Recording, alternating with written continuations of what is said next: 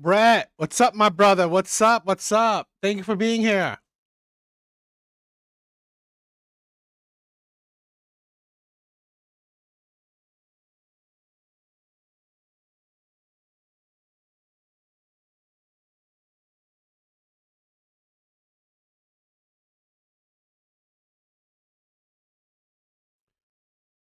How's everyone doing? How's everyone doing?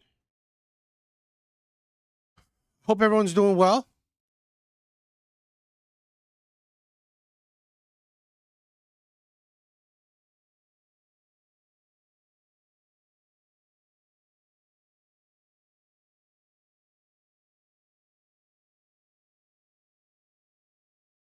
All right, we have a interesting video for tonight. Pretty long one, so I figured I'll start early.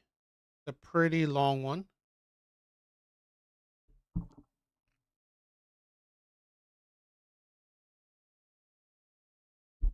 All right. Before I start it, I want to check out this clip because it will pretty much create or set the tone.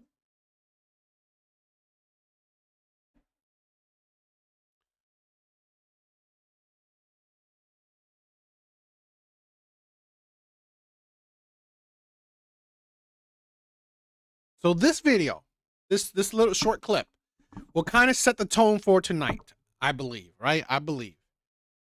Basically feminism, right? Basically feminism.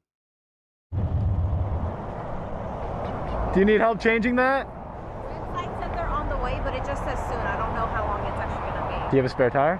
Yeah. I can help you change it. You sure? Yeah, I did 2 people's yesterday. I always try and pull over. I got the time. I appreciate that a lot. Yeah, no worries. Like, I have a general idea of how to, but I'm like on the side of 75. No, I trust in my abilities. I get it. I get it. If you mess this up, I mean, tire falls off, that's gonna suck.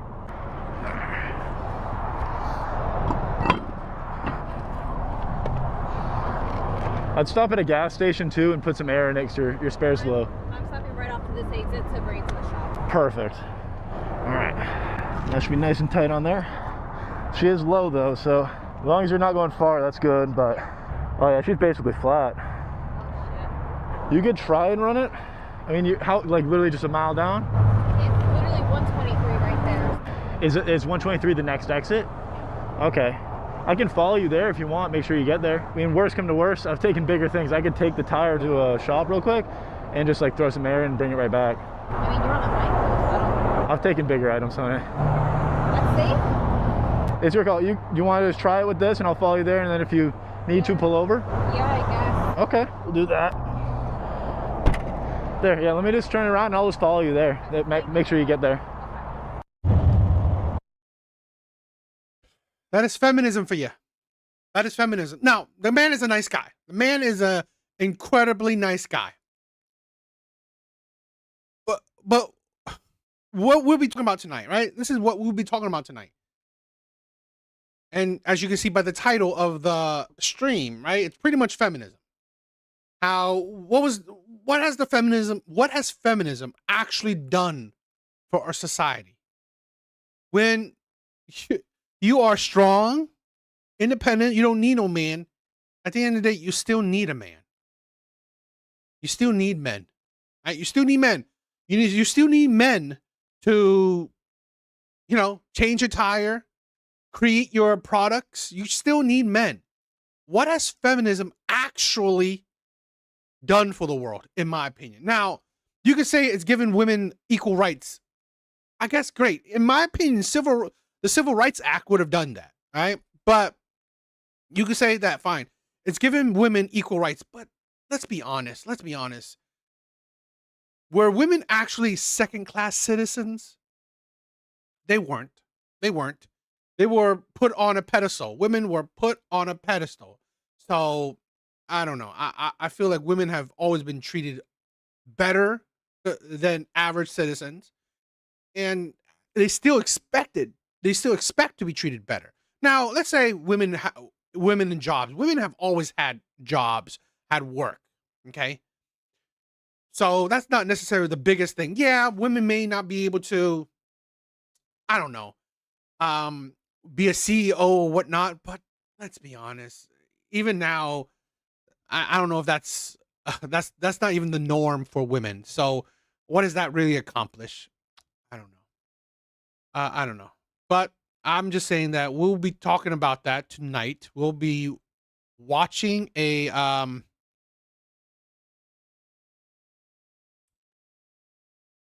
will be watching a video by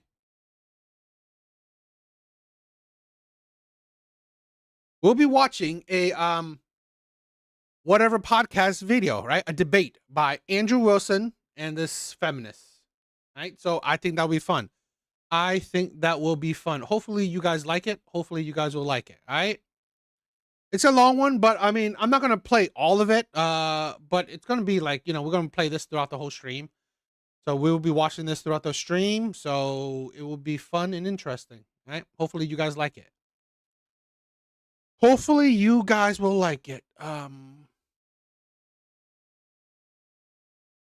Hope everyone has had a good Monday. Right? Hopefully you guys had a good Monday.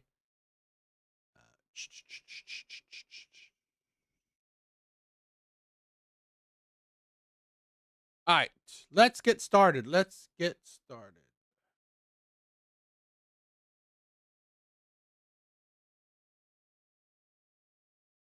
First, we ought to agree on some definitions.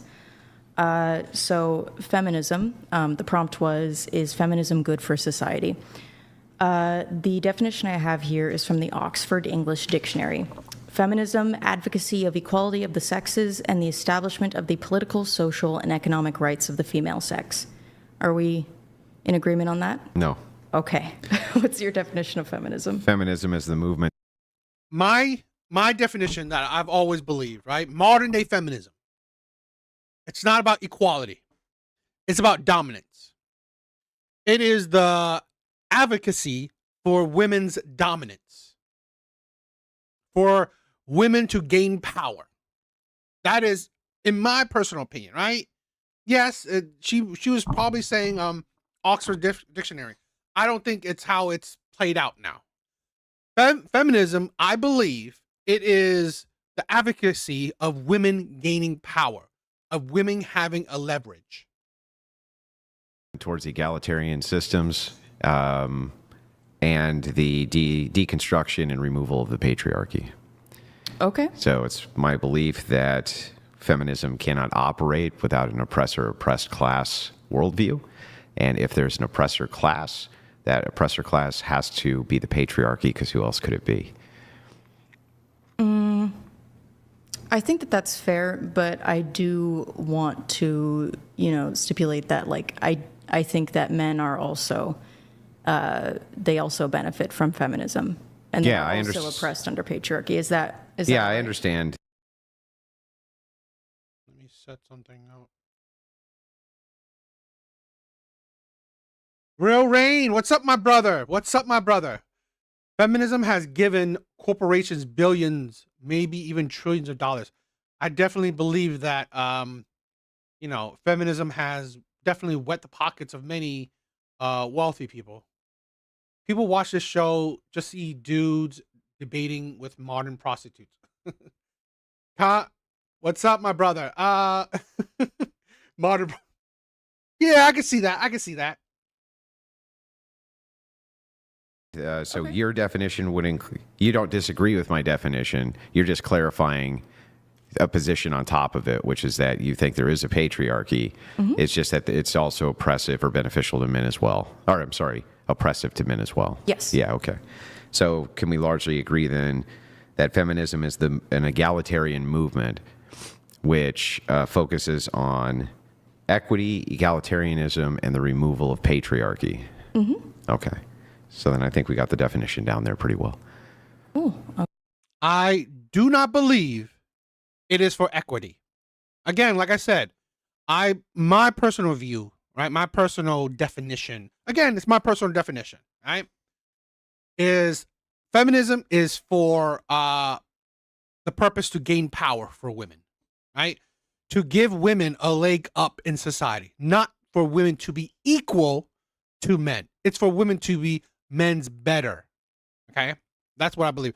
Feminism isn't advocating for men, right? It's not advocating for men, because if it was, they would, in my honest opinion, on the same token where women advocate for pro-choice, right?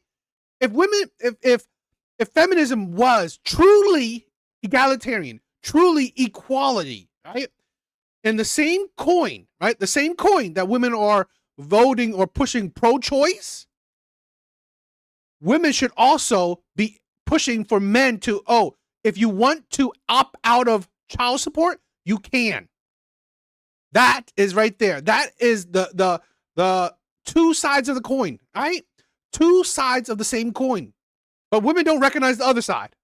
So if feminism was truly about egalitarian, truly about equality, when you are advocating for pro-choice,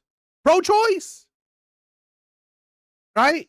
Then you should be advocating for men being able to opt out of, legally opt out of child support. No repercussion whatsoever, right?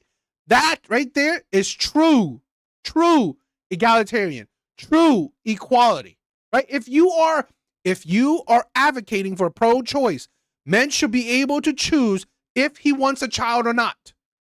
That is pro-choice. Okay. And then society, I mean, I think this one is pretty obvious, but society, this is from Merriam-Webster. I agree, Brett. If the patriarchy is real, why would it let women openly fight it with no? That's the thing. It's like, no, I mean, like, seriously, men allow all these shit to happen, but it is what it is. And yes, feminist is a virus. A community, nation, or broad grouping of people having common traditions, institutions, and collective activities and interests. When I say society, what I'm going to be referring to mainly is the United States. I'm going to refer to my country, my nation. Yeah. Is that acceptable? Sure. Yeah. Okay. So I don't have any issues with that definition.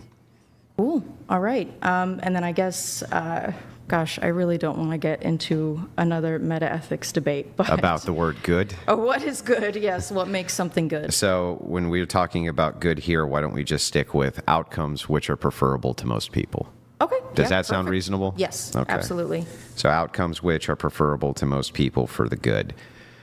So I understand that you and I have different viewpoints on what good is, but in like the good faith of not trying to bog the conversation down into 3 hours of meta-ethical jumping up and down, I'm fine with that too. Sure. Okay. Awesome. So I think we have our definitions down pretty well. Cool. Okay. So I'll let you open with whatever you want to say. All right. So I guess we didn't technically have opening statements, so I suppose I will ramble. Feminism is good for society because a society that allows people the freedom to choose the life that they wish is a happier society. I believe that hierarchies divide and weaken us. Okay. Controversially, okay, I do believe in freedom. I do believe in freedom. But here's the thing where let's be honest. People are stupid. Human beings are stupid. Human beings are stupid. If we allow people to do whatever they want, we would have a dystopian reality, right? We would be living in a dystopian world, right? So freedom should be very let's agree. Let's be honest. Freedom is very nuanced, and it's like it shouldn't be easily given, in my opinion. Because people are crazy, right? People are crazy. So the crux of your argument for feminism. Mr. GQ, what's up, my brother? Feminism has become a virus to the world. 100%. Nothing wrong with women to empower themselves to their natural purpose. What makes them valuable? Women compete with only women. Here's the thing. Feminism is pushing women to compete with men. Feminism is pretty much saying that women need to compete with men. And I think has been a detriment for women. is that it's good because it allows for more choice. Yes. Is that the crux? Am I Yes, getting that right? I would say so. Okay. I don't want to straw man it. So if you want to think about it for a second, make sure that that's what you mean by it, or if there's any addendums that you want to give to it. I think freedom of choice and egalitarianism. Freedom of choice Yes. and egalitarianism. Okay. All right. Choice, egalitarianism.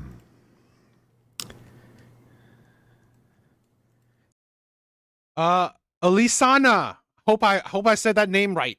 Thank you for being here, right, from Twitch.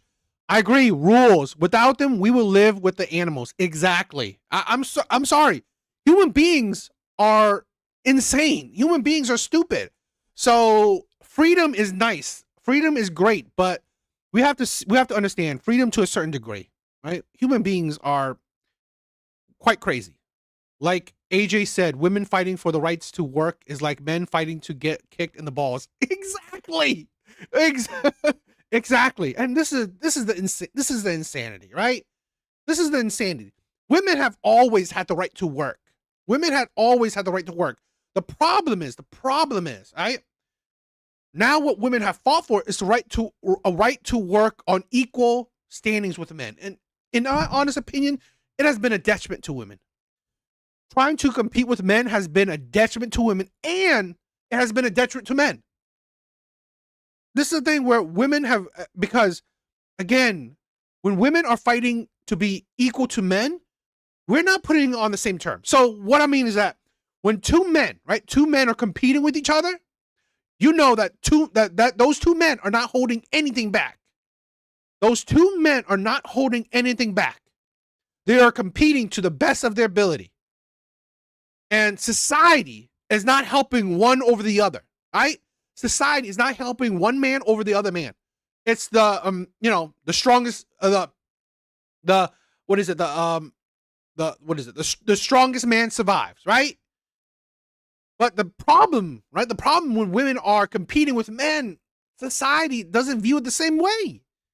Society will make things easier for women.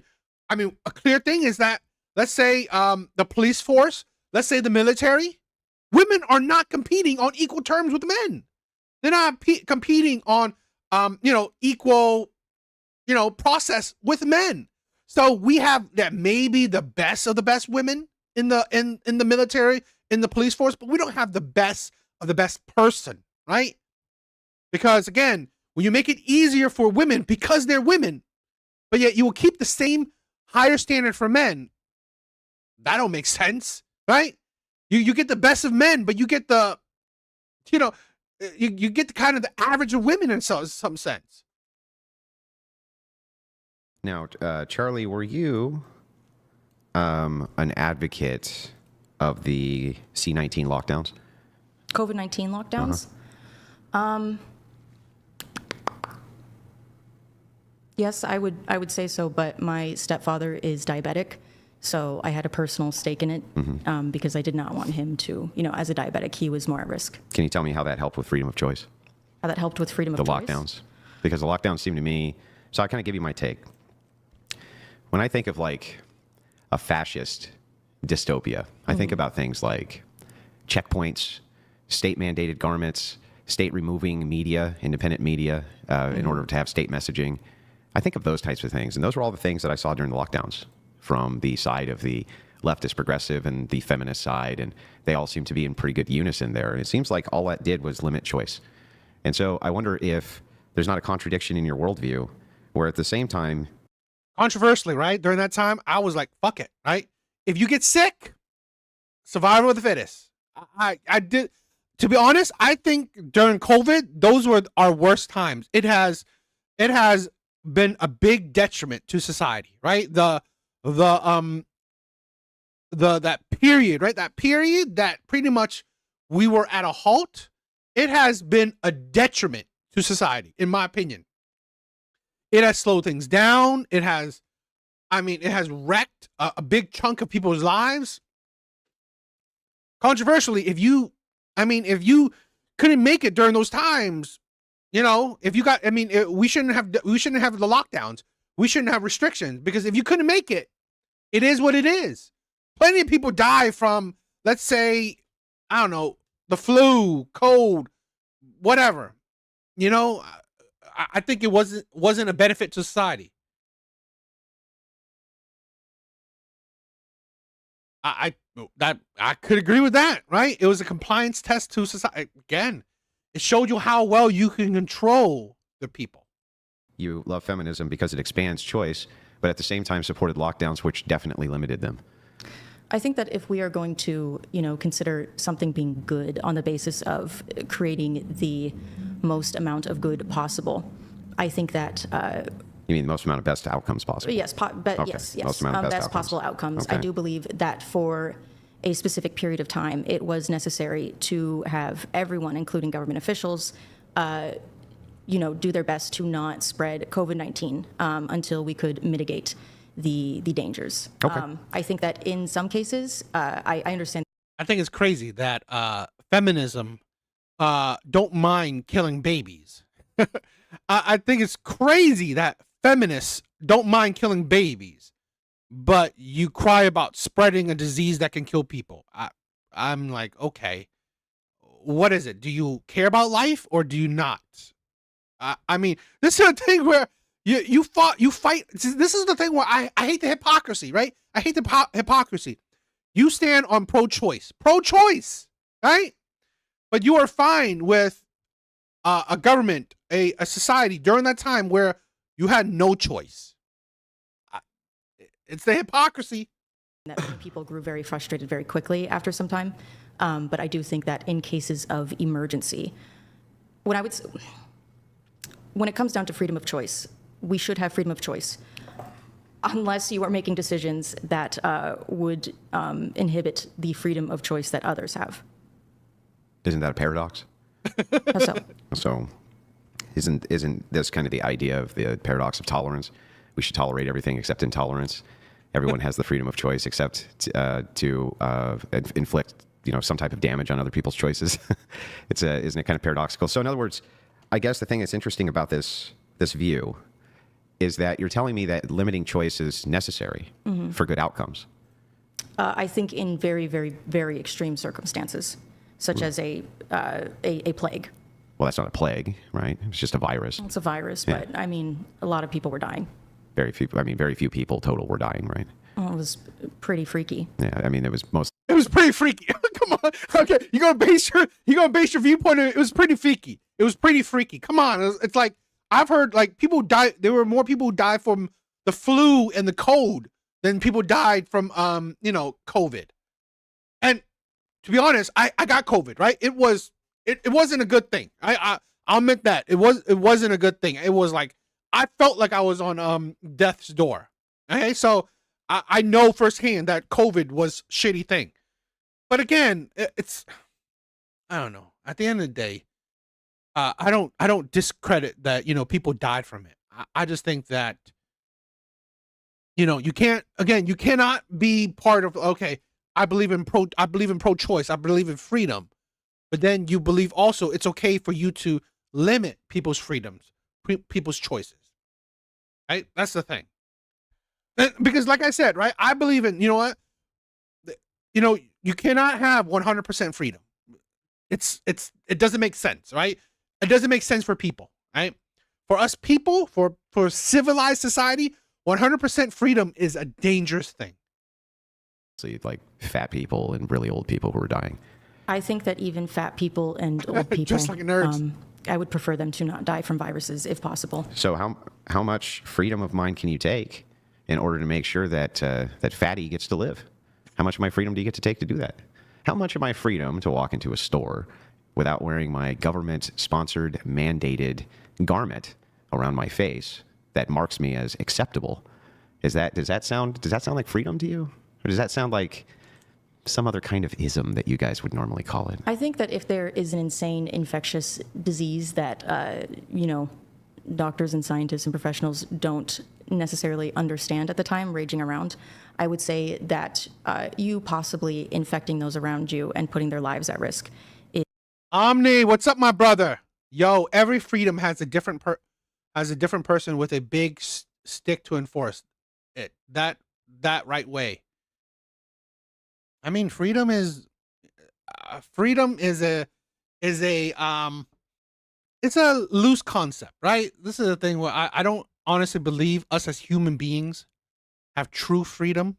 And to be honest, I don't necessarily think it's a good thing too. So I do think a time in which, freedom of choice should unfortunately be limited. For instance, it's like, like when someone is checked for weapons, like that is technically removing a freedom of choice if we don't allow someone to enter a building with weapons.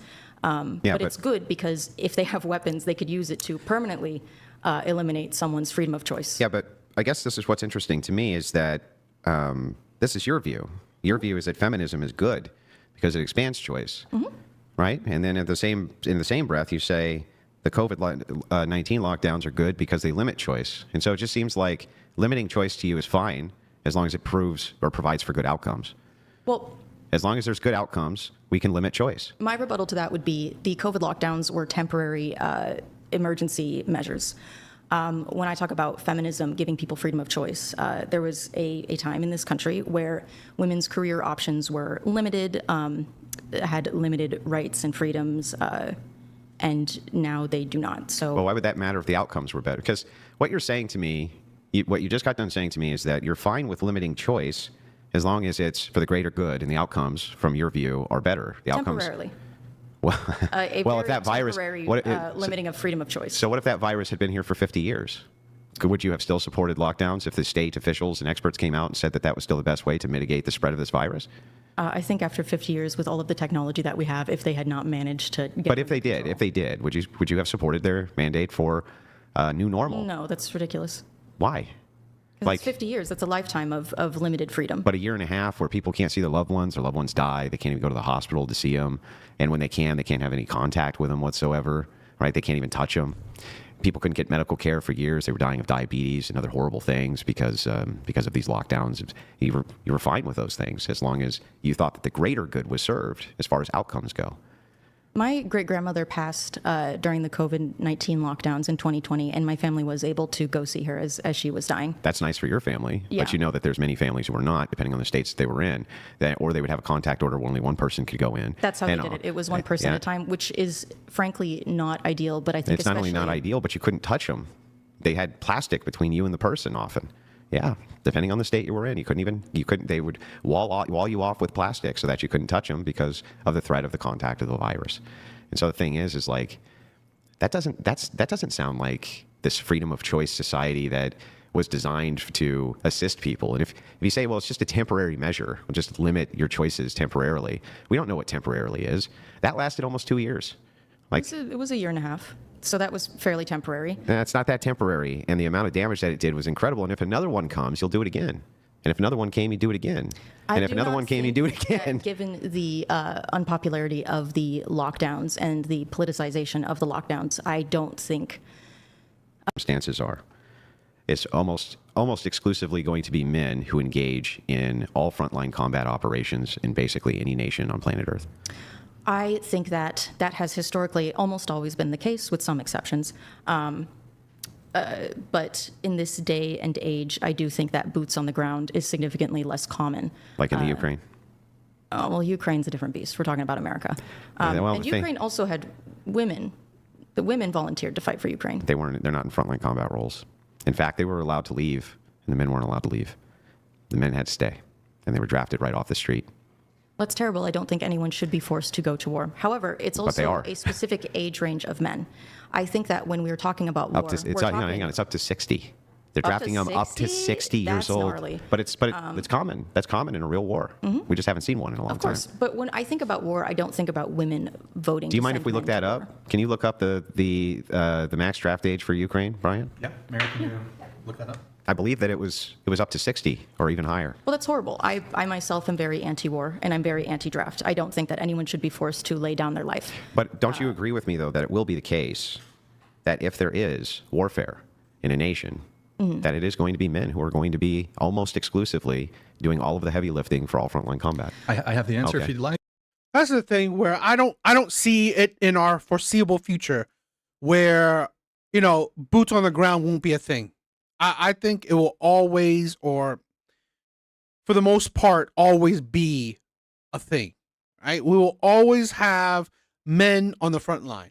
We will always. Now, we may add to it with drones and stuff, but again, the sad thing that feminism never put it into account is that when worse comes to worse, men will always be expendable. And women do not want to fight to be on equal terms to that, right? Women do not want to fight to be equal to that kind of notion. Women do not want themselves to be expendable. Now, men don't want it too, but that is how society has been, right? Where we use men as disposable labor. It has always been how it was, right? Men have always been disposable. Men, in my honest opinion, men is the number one resources, right? Even, let's say, even during slavery of all times, of all kind of nations, it's usually men. Men are predominantly the ones to be enslaved, not women. Men are. Men save women, including the feminist movement. Yeah, and the gratitude for that is solely lacking. This is the thing where I'm not going to take away accountability from men, because men push the feminism movement too. And here's the thing: I believe, conspiracy theory, I believe it's wealthy men. Wealthy men pushed the feminism movement because they wanted women to be a part of the workforce. Right? They wanted women to add to another workforce. They wanted women to be a part. What's up, Red Door? Steve, what's up, my brother? They wanted women to add to the taxes. They wanted women to add to the workforce. So the rich did what they had to do, right? They did what they did so they can make the money. So there's a bit of detail on it, but hide that, Mary. The maximum draft age for men in Ukraine is 25, though this age was 27 before April 2024. However, after completing their initial service, men become part of the reserve and can be recalled for mobilization until they reach 55 or 60 for officers. Yeah, that's also a system that we have in the U.S. My Yes. stepfather was Air Force Reserves Sure. until he got older. Sure. And if they need to, they'll raise the age more. But there's also women who are, in the reserves in the U.S. Yes, but they're not. The problem is with the idea of recall, even if you recall women from the reserves at 55 years old, they're not going to be doing any frontline combat. I do believe in 2014, women were. So Google said yes, thousands of women are fighting in the Ukraine armed forces, serving in a wide range of roles, including combat positions on the front line. They voluntarily joined to defend their country and hold high-ranking positions, with over 10,000 women on the front lines as of late 2023 and early 2024. Okay. But here's the thing where they weren't drafted, okay? Women had voluntarily joined the Ukraine armed forces. So the women weren't drafted.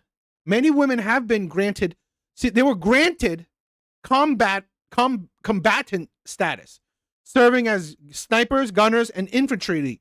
So I think it was like probably a little bit different. I mean, yes, correct. Women did join the front line, but they weren't drafted to be on the front line. So yeah, I would say stand corrected that women were part of the front line. But that's the women that wanted to be there, right? They wanted to be a part of the front line.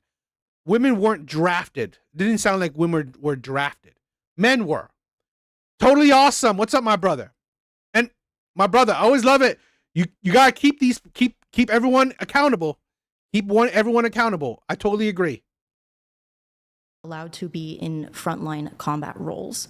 I also Even if we grant that some women will be in frontline combat roles, it will be majority men. it's correct. always going to Yes. be. Now, not when we say majority, I don't want to get this confused as to think it's Like 51%. 90%. Yes. Yeah. Okay. Yeah, Or higher. maybe higher. Much Yes, higher, correct. actually. Probably Correct. like 97, Yeah, yeah, yeah. 98, 99 probably. Absolutely. Okay, But so also the nature of warfare has changed. I think mostly boots on the ground is gone. I would like to point out, Whoa. however, that it is only a Laughing Man, what's up? What's up, my brother? Thank you everyone for being here. Please like the live. Please like the live. specific kind of men that are being sent to do these things. It's men without the means to wiggle their way out of the draft. She's bonker. Old rich men sending young working class men to die. Unless you need them. The thing is like, unless you need them. So in Germany, when the Soviets were invading Berlin, and after, they took every able-bodied man right off the street in order to fight. I mean, that's what they did. And of course, women were told to flee because they become a hindrance. And so I guess all I really need here is just the agreement that it will always be the case, no matter what, that it'll be heavily 98% or so of men who will be engaged in frontline combat operations. If that's the case, then they have the most to risk when it comes to warfare. And if it is the case that they have the most to risk during warfare, and it is, I think that it's a fundamental unfairness in society, not just an unfairness, but a great injustice that women are allowed to vote on policies for warfare that they then don't have to go fight. As much as it upsets me that Congress can make laws and exempt itself from them, it's just as much of an injustice to me that Congress can do that as it is an injustice to me that women can do this to men. I mean, so would you say that only able-bodied men under a certain age should be allowed to vote? No, because of what's called fighting potential. So the idea is just this. It may be extraordinarily rare that you ever need to get somebody who's disabled or very old or very infirm to fight in frontline combat. But if you do, it's going to be men. And the potential remains for men, and the potential is not there for women. Do you think that? Real Rain, my brother, thank you. Thank you for the donation. Feminism is so good. Most feminists looks angry. We will definitely be talking about this tonight, right? I believe feminism has been a danger to women because this is the thing, okay? Well, we will definitely be talking about the results of feminism. What has it done? It has broken families. It has made women more aggressive, more combative. It has made men weaker. It has made men less, it has made, honestly, men just more docile. Now, there could be, you can find goods or bad to it, but honestly, it hasn't been a net positive for the world. Feminism have not been a net positive for the world. And we'll be talking about, other things that come along with feminism, but that's my view. I don't think it's been a net positive. I think it has, in my honest opinion, have ruined society. It has made men less competitive. It has made men less competitive because a lot of men now, they just, okay, fine, we'll leave it to women. But that's a weak fucking that's a weak mentality. It's a weak mentality. So that's why I said that men cannot handle being leaders now. Men cannot handle being leaders. Men can't handle, taking charge and, being better. So definitely feminism has hurt men, and feminism have made women trying to be men. Men with significant disabilities would be better frontline combatants than women? It depends on how severe the disability is. All right, I guess it depends on how severe the disability is, but I still think that even if you have moderate disabilities, then they're probably still going to be better off. You're still probably going to be better off with men with moderate disabilities than you would women, yes. Is it not true that, I forget which kind of shooting competitions it is, but...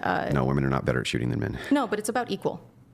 Yeah, well, and also, I would say that like frontline soldiers, what is the, I don't know if you could look this up, Brian, but how many bullets for how many people killed?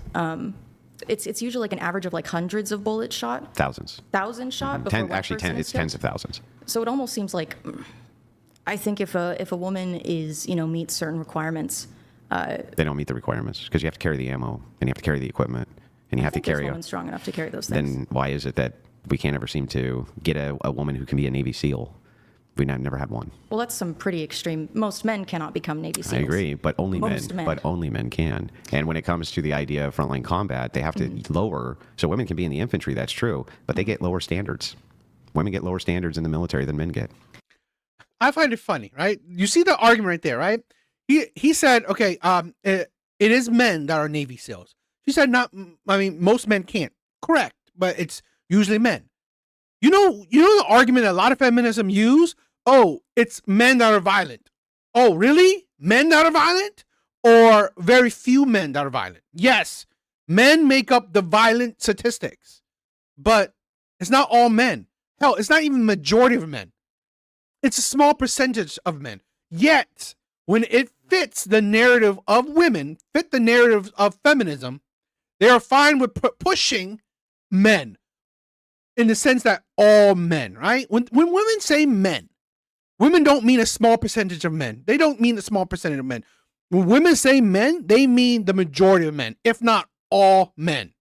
That's what women mean when they say men. So this is the thing where it's the hypocrisy here. Well, I think if you are, polling for whoever in defense of your country or homeland, you would take anyone who might But have even slightly if, lower standards. I guess even if I grant that we could have some very small percentage of women who are capable of doing this, and maybe we even field them, because the vast majority, the overwhelming majority, don't even have the potential.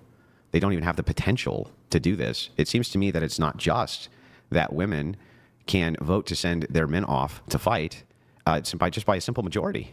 Just by a simple majority, they could do this by electing the politicians in office that have their pro-war stance, perhaps. And that's a fundamental unfairness in society. And it seems very obvious to me that that's very fundamentally unfair. But women are in the military. And in support they pass roles. The standards. No, they pass standards which are lesser than men's standards. In fact, I can have Brian pull it up if you'd like to see it, but they have a different... Sure, yeah. No, I'm fully aware Yeah. of that, but they're still competent, and support roles are still important. I agree. And That's also, you don't have to be on the front lines to be killing people. My aunt flew helicopters in the Army, and she was, participating in killing people. Well, there's another reason why you don't want them there. It's not just because of the capability of combat. Is It's- it resources? Nope. It's because your enemy will capture them and they'll essay them, and then they'll send them home pregnant in order to demoralize your population, which is what the Soviets did. So, and it's what they would do in Afghanistan, and unfortunately, many times it did happen where they captured American female soldiers, and that's exactly what they did. They essayed them. And Wartime rape is absolutely a thing, which is why... let's not say the R word because it's my YouTube. bad. Hey, Okay, yeah, you're my good. bad. Sorry. You're good. I forgot we have to TikTok policies. So the problem is not just one-fold, right? It's threefold. Problem one, 98%, and that's being very charitable, of women would never even have the potential to be involved in a war that they could vote for. And I strongly disagree with that. secondly, well, you could disagree, but the historic standard disagrees with you. And then secondly, the idea that... I love that, right? I love what Lisana said. Women provoke men, and if the man crashes out, she becomes the victim. I always love to use this statistic. I always love to bring up this statistics. 70% of one-way domestic violence, 70% of one-way domestic violence is committed by women against men. 70%, right? Most domestic violence are committed against each other. So most domestic violence is usually women and men abusing each other. It just so happens that, you see the results of men's crash outs.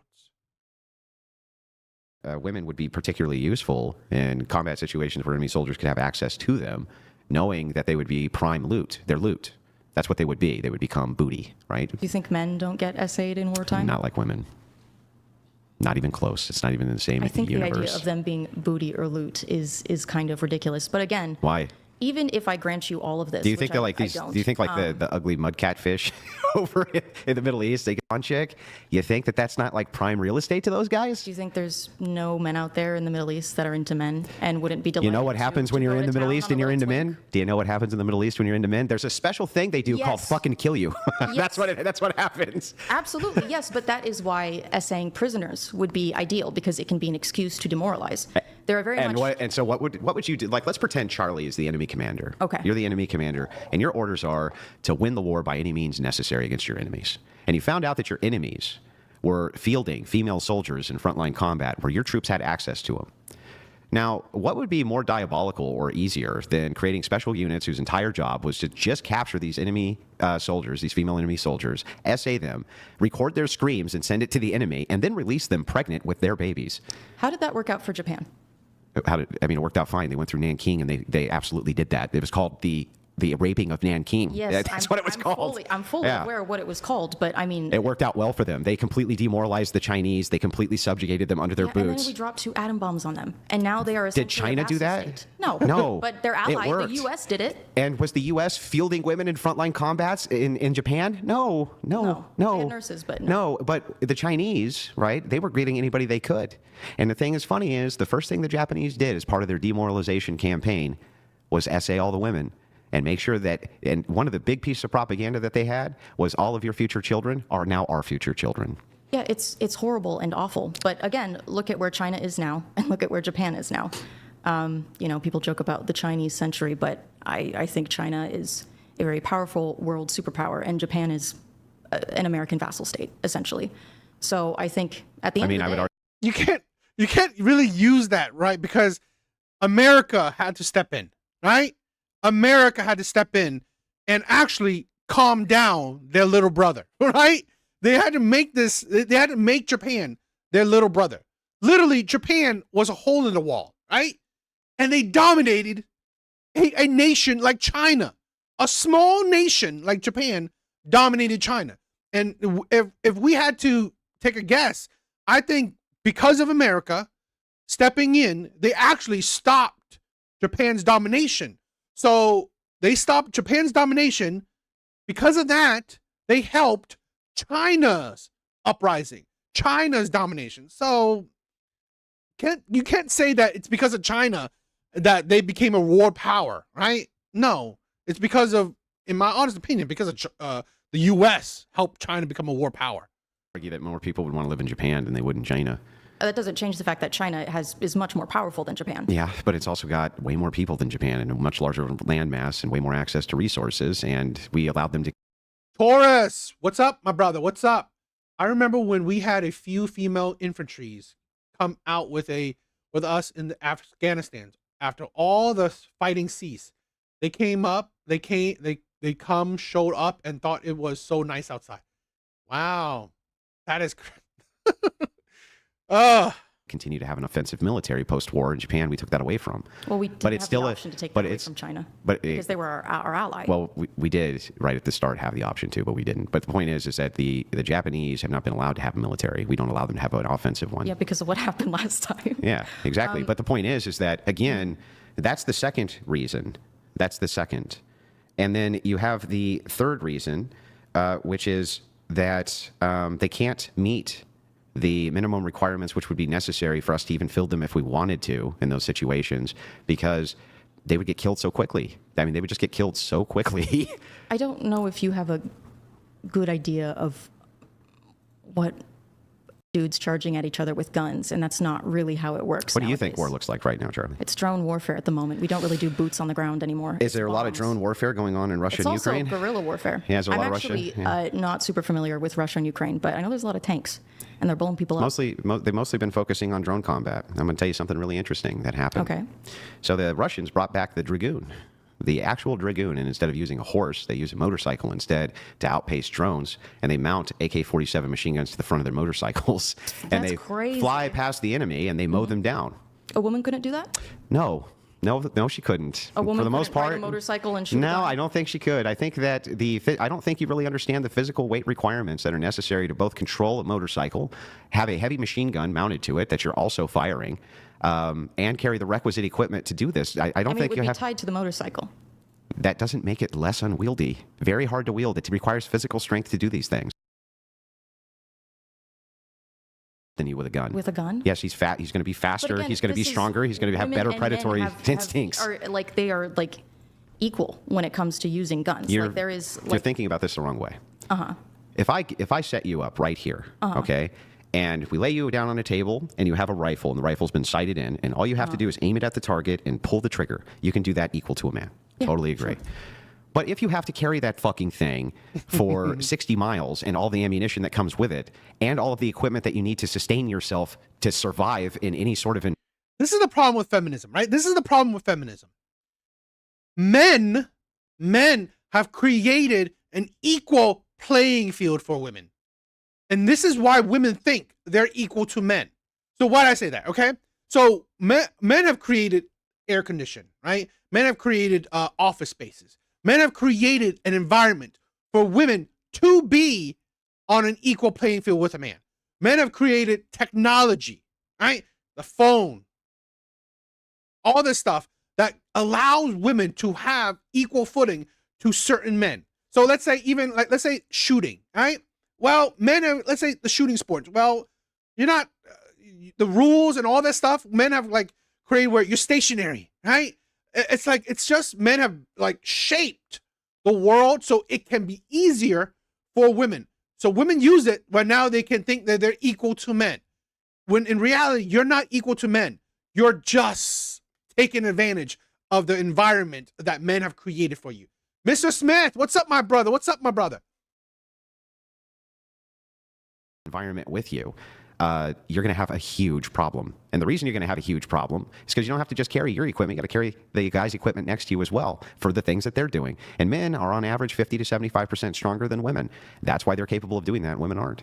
Well, the me of right now is perhaps, yes, not equipped to do that. But there are certainly women who, carry very heavy loads when they camp or hike. I agree. And travel far distances. Sure. There's also, there are I think some women that a woman who hunts regularly would be much, better equipped in that sort of scenario than, like, I don't know, a teenage boy who's never picked up a gun in his life. No, because it's a strength differential means so much. Not with a gun. With a gun. Well, here's the thing where it's been proven, right? Pro athlete, like soccer, right? It has been proven in soccer. These are athletes. These are Olympic or what is it? Pro soccer players, right? Female pro soccer players. There have been female pro WNBA players that have gone against high school boys, championship high school boys. Even some, maybe, I think even some cases, maybe not championship, boys, but again, still boys, top tier boys, and still lose. So no, right? I mean, to be honest, if you get like top tier women against top tier boys, right? Like teenagers, they have been shown to outcompete top tier women. It means a lot. You have to. Okay. I wish we had one here so I could demonstrate this for you, but I think I can at least express it for you. Okay. Do you agree with me that ammunition weighs a lot? Yeah. Okay. It weighs a lot. It weighs a lot. Okay. How would you feel about carrying 400 rounds of it on your chest? I would hate it. Yeah, along with full magazines and the rifle itself and your cleaning kit with it and your food for the day, your basic mess kit, your basic mess gear, your sleeping bag, everything else that you have. And then at the end of a long hike, you're expected to fight. I wonder, this is kind of an insane proposition. I do want to go back to, again, like women during warfare because, okay, let me actually not make a...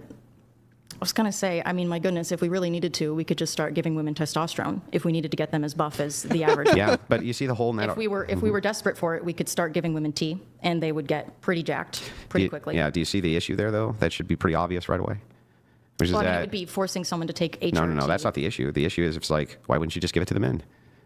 Because now testosterone in men just turns into estrogen, which is why people looking to transition to, have more male secondary sex characteristics, they have to be careful about the dosage of testosterone they take. Sure. Otherwise, it loops around and turns back into estrogen. Sure. But you could give it to older men with less testosterone. So they wouldn't, like, this is the thing. You can compensate it with older men. You give them TRT, give them a dose of testosterone. Older men, right? Older men with medical grade testosterone will still outcompete top tier women. Older men, right? Like, imagine this. Imagine if we have a world where, okay, younger men, teenage men can outdo top tier women. Now, if you give medical grade, testosterone, if you gave TRT to older men, they can also now even do better than top tier women. So really, you could just give it to men. You could just, focus on men, and you will still get a better result. But if it's the case you're looking for a strength differential, right? Most men are short on testosterone anyway, and you could give them TRT. Why not give it to them all? That's one. But two, for women, TRT and its effects and changes on your physical body would take years. It doesn't take weeks. It takes years for your muscles to start to increase. I know quite a bit about this. It Go doesn't. ahead. It does. It doesn't. It definitely does. I have very personal experience with this. It doesn't. You became 50% stronger using TRT. You became equivalent in strength to the average man using TRT. I mean, my muscles immediately grew. Yes. Yeah, your muscles will immediately grow. But They so what? immediately grew, and I also wasn't even working out. They would Like, need if I to- started, what they would if need I to do, started yeah. working out while I was on T, I would be jacked out of my mind. Sure. I would be stronger. And you would than still be most weaker men. than no, you wouldn't be stronger than most men. That's the problem. I think I would want to see for that reason, a study on if FTM people are like. That in the military itself, the SA rates for women are really high. Just being in the military, period. Yes. They're not good for women anyway. They No, they're probably not. shouldn't be in the military anyway because they're constantly SA'd anyway. I don't have any thoughts on that because that is a very significant issue. Huge issue that would It's that would a go very away. significant issue. It would go away if women weren't in the military. I think different units could be better for that. However, I do. You're want going to have the Charlie all-female fighting force. I mean, yeah, didn't the You know what I would do if I didn't were the to- Soviets have so an dumb. all-female sniper? They had an They're all-female 20. sniper I'm going to I hate units. to. Did they not? Yeah, I hate to be the person to. That is true, right? Steroids help with fast recovery. So this is why, athletes use it. Okay. So it doesn't necessarily make you stronger, but this is what athletes use where they can recover from workouts, from training, and go back to training some more. So again, it still goes back to you have to train. It doesn't make you stronger than regular men because your muscles have grown. No, it doesn't make you stronger. That's why, strong men competitions, they're fat men. They're not like big, like ripped men. Fat men competitions, those men are stronger than bodybuilders. So your muscles being bigger, more defined, doesn't really help you necessarily with strength. Because it's like telling a kid that there's no such thing as Santa Claus. But the female super soldier snipers from the Soviet Union were propaganda. They didn't exist. They weren't real. Well, I'd have to look into that. Yeah, but look into it. But Okay. the big female ass kicking chicks, 99% propaganda. And by the way, for the men it was too. 99% propaganda. They had outrageous kill counts, 7, 8, 900. Give me a fucking break. Yeah, right. Not even close. But what are you going to say? That your enemy comes out with a report that says that their sniper killed 120 of yours? Is your report going to say that you only killed 10 of theirs? No, of course not. You match propaganda with propaganda. Well, yeah, it's also World War II. It's not like we can really And verify what's going on. It was How do the men in Ukraine feel about it? Because I do think that there are often men with very, strong ideas about chivalry who would say, that's my duty. sure. Totally and agree. to carry on our Oh, country. yeah, I completely agree. Women need to go because Yeah. that's very much. But a what would thing. that have to There's do a- with the justice of it all or the injustice of it all? Well, there's no justice in that. That's not. Yeah, it's not just. And so the thing is, But is also, that when who is for the allowing practical, these sorts of votes to pass? Is it a woman in power that is making these things happen? well, in a democracy, yes. Aren't all women in power? Yeah. No. No, you don't have the power to vote. Oh, I can vote, but the people who are deciding what I can Then vote you have on- equal power to men. Certainly, yes, the men of my status, but not the lawmakers, not the politicians. You're in charge of the politicians that you get put into office. Hardly. I think that's a. You and the collection of voters, yes, and you vote for collective interests, just like we vote for collective interests. We try to, but do you think that American politicians and lawmakers largely reflect the interests of the people? Interestingly enough, I think now they do. I think that the truth is that when I talk to the average progressive, yeah, I think they do. I think that we're getting exactly what we paid for and what we vote for. So yeah, I do. I think that we have an immoral government because we have an immoral populace, and I think that that's always that. I mean, we've had this case happens a lot. Mondani was one, right? I mean, like I believe, correct me if I'm wrong, but it is women who predominantly voted for him, right? It was women that voted for him. And I believe, again, don't negate how, the power of the vote. I mean, women vote, for these people. Generally tends to be the case. Now, not always, but I think generally, yeah, we have exactly the government we deserve, which is a bunch of incompetent fucking assholes who are out there to fuck us over, right? That's very bleak. But I can't say I disagree with you there Yeah. on that. However, my point is that we typically don't get a say oftentimes in what we vote on, what laws are passed. I mean, we can try our best, when the midterms come up. I don't know how democracy works in Ukraine. I am woefully uneducated on Ukraine and Russia. But again, I feel like you would want to turn to the politicians and lawmakers that are allowing these injustices to occur. Well, I guess before we get to that, can we just start with agreeing that that's it's an unjust and non-equitable system Correct, that women yes. can vote to send men to wars they don't have to fight?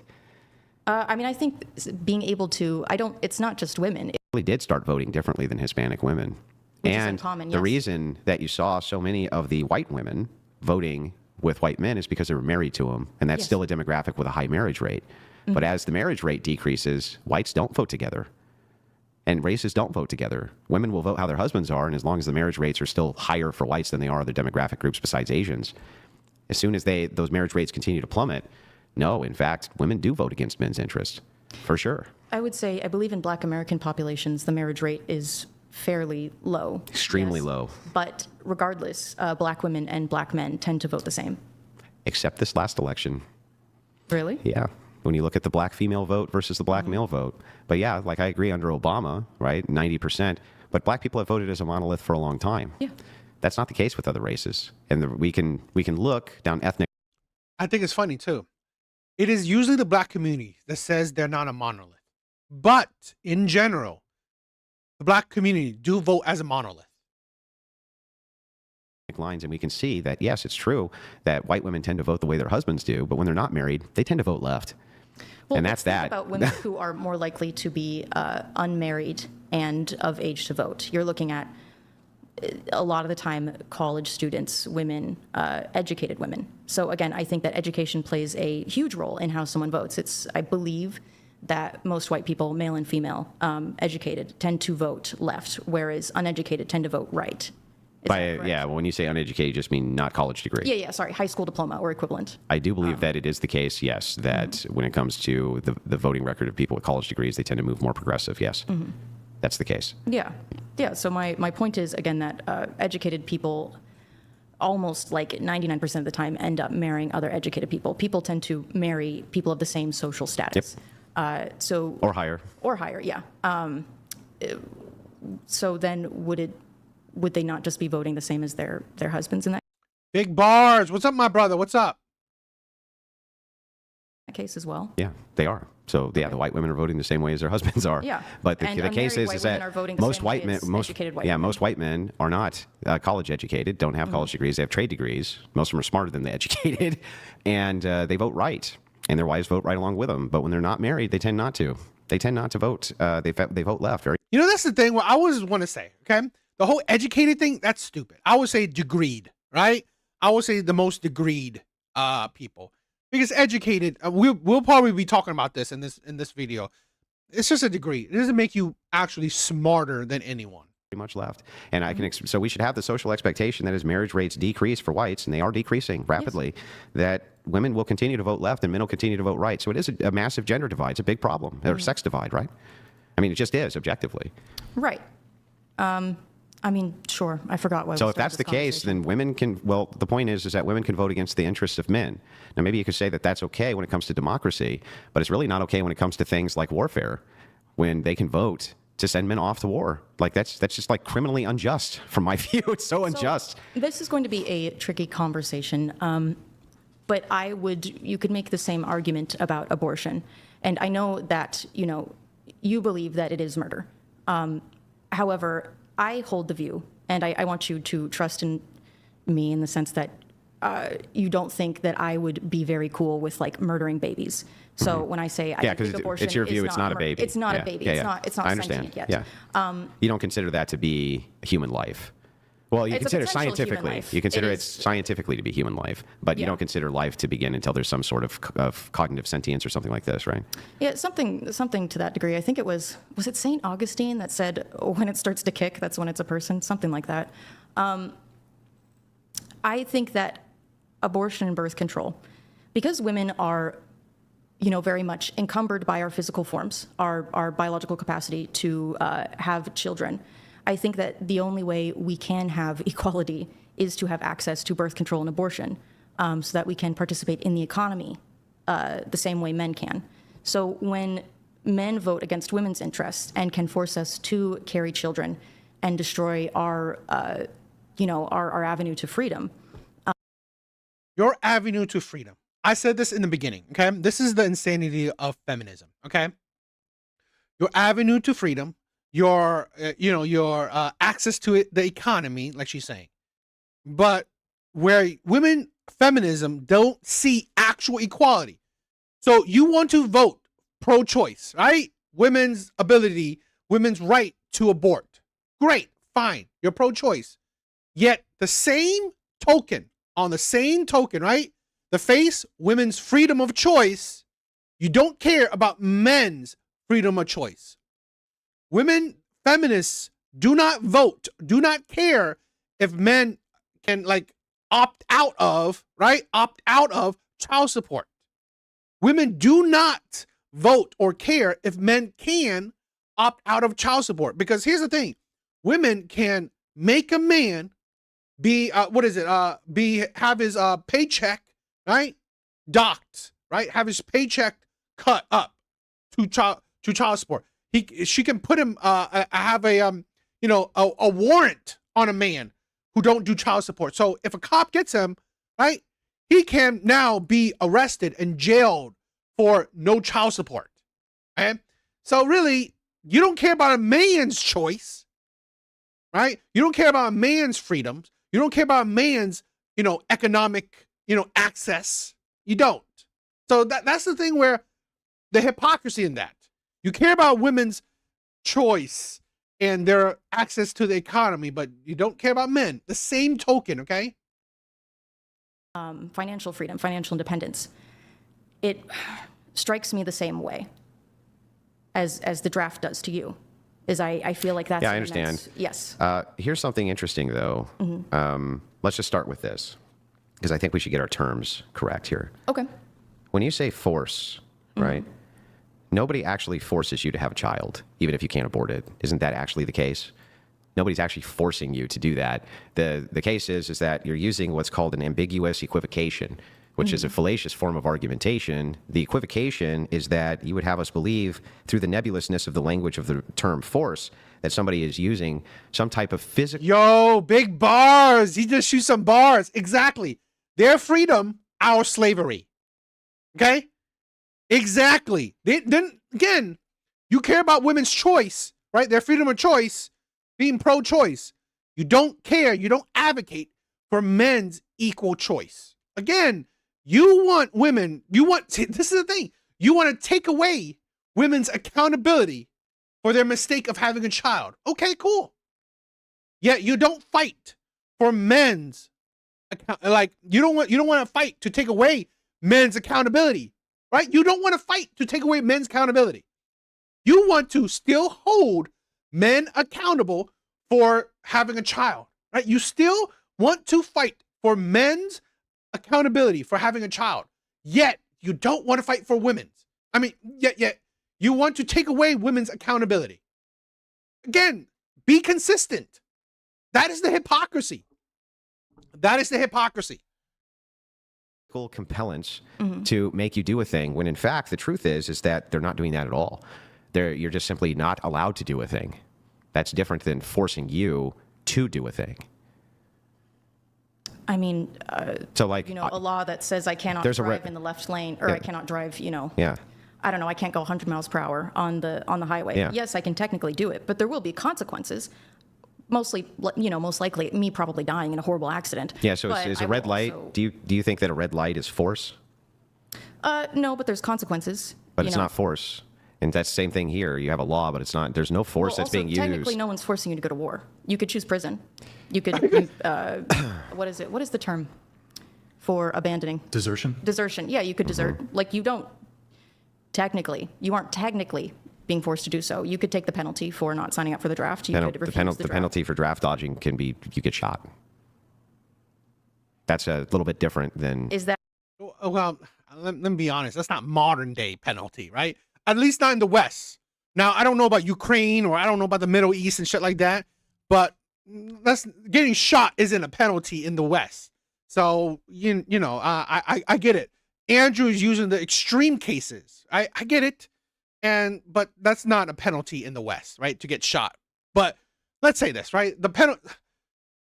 Here's the thing, right? The penalty for refusing to be drafted, okay, is being jailed or fined, okay? That's terrible. The penalty for not allowing you to abort is having your child. That's not equal footing, okay? Right? Being forced to keep the child you made is different than being forced to be put into prison for not wanting to be drafted. It's not the same thing, okay? Those are not equivalent, right? They're not equal. Is that the case? That's the case, yeah. Because there were a lot of people that dodged the draft. And they were given immunity, basically, from the government. They pardoned them. But it's not just imprisonment. If you do desertion, for instance, you can be shot. And they shot people for desertion all the time. People were shot for deserting their post. Well, you're still not being forced to do it. My search here, just on this topic, in the USA, desertion is a serious offense, and the penalty for desertion during a time of war can be death, though other punishments like imprisonment are possible. Okay, what about draft dodging? And what happens if you refuse to sign up for the draft? You can't vote? Is that essentially? You can't vote. You can't buy a gun. There's other penalties associated with it too, which have to do with tax filing. You're not being forced to do it. There will be severe consequences, but you technically don't have to sign up for the draft. No one's forcing you to. No one's holding a gun to your head and saying you must sign it. Do you want the penalties for draft dodging? Yes. It can include federal felonies like fines up to $250,000 and/or up to 5 years in prison for failing to register. Other consequences like state-level restrictions on things like college eligibility or driver's licenses can occur. Again, you can't compare, right, the consequences of men that are inflicted on men if they, don't agree to being drafted, to women having to keep the child they made. And I believe there's some preclusion from receiving federal student loans and preclusion also from certain federal jobs. Yeah, so I understand the argument you're making. The argument for equivalency here is, wait a second, nobody's forcing you to do this, to go off to war or something like this, right? I guess my argument there would be pretty easy, which is that this is outside of your control. Drafting is outside of your control. Yeah. Having a child is not outside of your control for almost any woman who's ever been pregnant. They're almost always pregnant, and that's within their control. Yes. And so I don't think that men, given the punitive punishment of years in prison for felonies or potentially being shot for desertion, even if they do go, or having the penalty raised for draft avoidance if we needed men, which would probably be, again, you'd probably get shot. I don't think that these are equivalent statements because, one, you are being voted and force is to be used in order to compel you to do these things. Nobody's compelling you to get pregnant. Nobody ever forces you to get pregnant. Well, unless it's SA, right? But the thing is it does, but it doesn't account for the majority of cases, the overwhelming majority of cases. And if it were the case that you argue to me, but in the case that I am forced, right? What about then? I think that you would be able to negotiate that out with the other side. I think they would be willing to say, in cases of SA, of incest, of things where force and compellence was used, they have said many times that they would be willing to negotiate that out if it stopped all of their abortions. Right. But the left, so that's not really your argument because you want women to have that regardless. Well, the issue with that is that getting someone charged with SA, I'm sure you would agree, is a tedious and can be a very long process. So how would that work? If, let's say, I was SA'd and I became pregnant, and I showed up to Planned Parenthood in a state where, well, I guess they're closing the Planned Parenthoods, and I said, I need an abortion, I was SA'd, and they go, okay, we need the paperwork to prove that you were SA'd. I could potentially be looking at months, maybe even years, of trying to prove that I was SA'd, and in the meantime, I would be pregnant, and then I would reach a point where an abortion would not make any sense. Well, let's even assume that you were able to negotiate this out in such a way where if you just made the claim that you were SA'd and named whoever the victimizer was, and you were in the process of that, then you could still get the shmishmortion. But if it was determined that you were lying or made it up, then there was some sort of criminal penalty towards you. But what happens, do you think that every time a charge is dismissed, that means that the accused is innocent? No. Because I think a lot of the time people who do things by like that same argument, then I have reason to doubt the SA standards, because do you think that if a person is convicted, that means that they're guilty? No. Well, then if that's There's the case, absolutely scenarios then we where have, people- so all we can do there's then is mistrial. go off of go off of data unless it's questionable data, right? What else can we do?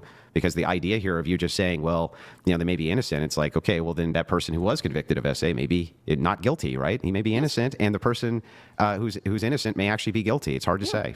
But in this case, if you went and you filed this, right, let's just say somehow we got it to where you could actually move through the system very quickly in order to get this abortion if it was proven that it was due specifically to rape, right? Great, got that.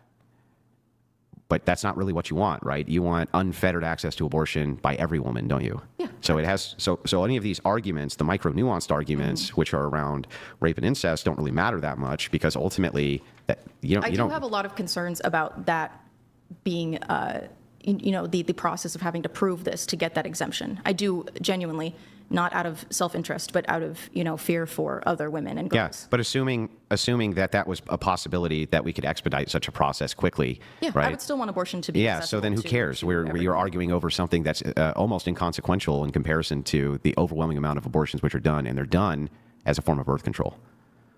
I mean, they're not frequently done. Yeah, they're frequently done. They're not rare.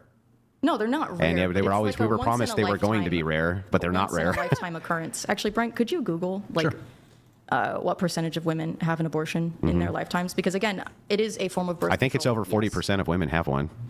Yeah, but are they having abortions every year or are they having one? I have it. According to that doesn't matter. An estimated 24.7% of women in the United States will have an abortion by the time they're 45. Okay. And that translates to approximately 1 in 4 women. Okay. Okay. Yeah. So not quite it's- as high as I thought. Yeah. But 1 in 4 is still fucking high. But it's I don't think that most people get repeat abortions. It's usually the cases of that I think are fairly rare. Brian, I don't know if you can fact check. But why does frequency here matter? Well, it's still being used as a form of birth control. That's the truth. If we're talking about a birth control, and we're thinking about, like birth control is typically something you have to use every time you engage in intercourse, or it is some sort of hormonal thing that you are, using all the time. What I'm saying is that abortion, it's Again, this is a thing where we negate it. Okay, I would like the stats on mental health issues between women who had abortions. This is a thing where, in my honest, right, it shows you that you having freedoms to do certain things doesn't necessarily mean it's a benefit. Okay, and let's say again, if we take away certain freedoms, well, hopefully the outcome that most people want, okay, for taking away abortions is that you will hopefully date people, have sex with people you actually want a child with. That is the point. Stop. Yo, Artie, what's up, my brother? What's up? So you're not just giving your body to every Tom, Dick, and Harry out there. So you're not having a roster of men. So you're not like dating every new man every day. I literally, there was a TikTok, right? A TikTok video of a man he was talking about his dating, right? He's talking about he went on a date with a woman. He went on a date with a woman. He said that the date was fun. He said the date was fun. They were hitting it off. She came back to his place. The first date, the first night, right? She had sex with him. The first night they met, the first date, she had sex with him. Okay? The next time that they were planning a date, he couldn't go on a date. He said he got sick. And so what he did is he asked her, could she bring him a plate of food? Could she get him some food, right? Could she, a woman he had sex with, could she get him some food? She said no. It's like, why would I do girlfriend activities with you? He was, are you kidding me? You had sex with me, right? That is okay. It's okay for you to have sex with me. But it's having sex with you is not girlfriend activity. But you bringing me a plate of food, right? You bringing me some food, right? Maybe $5, $10, $20, right? That is girlfriend activity. And that is a no, right? And women in his comment sections were saying, what are you talking about? Of course, why would she bring you food? Sex is nothing important, right? Who cares if a woman have sex with you? Who cares if a woman she could probably just be horny. Who cares if she has sex with you the first time she saw you? Bringing you food is girlfriend activity, girlfriend duty. but having sex with you, who cares? I'm like, are you crazy?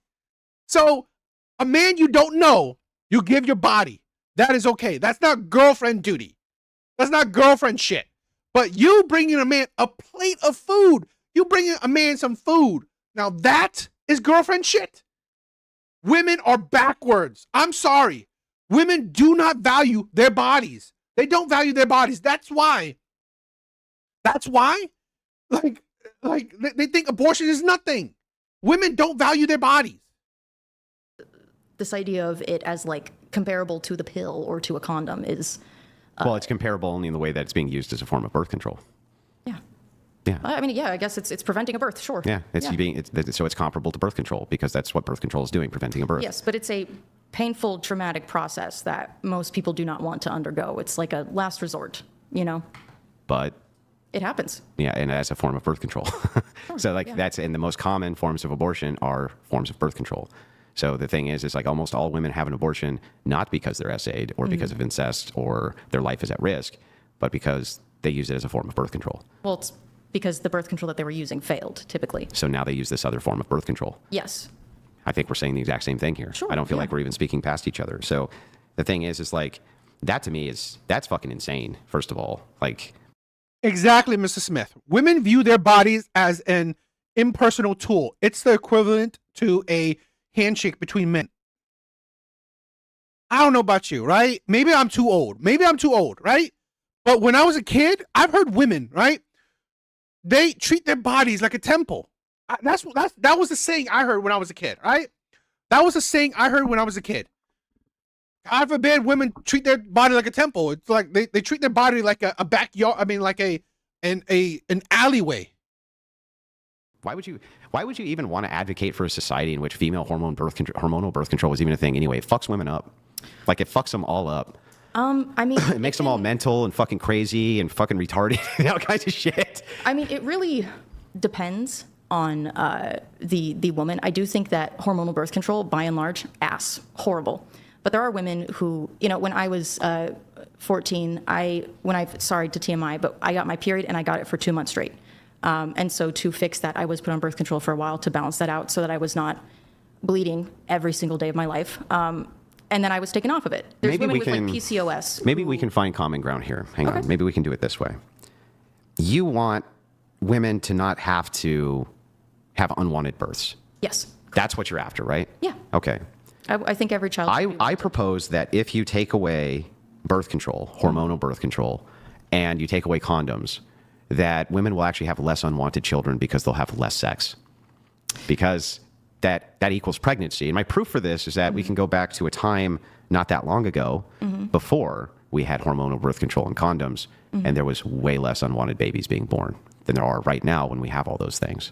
That was also, I think society expected you to have a child. However, I will concede. So I did a debate, like I think last. Society expected you to have a child with the man you wanted to have a child with. That's what society expected.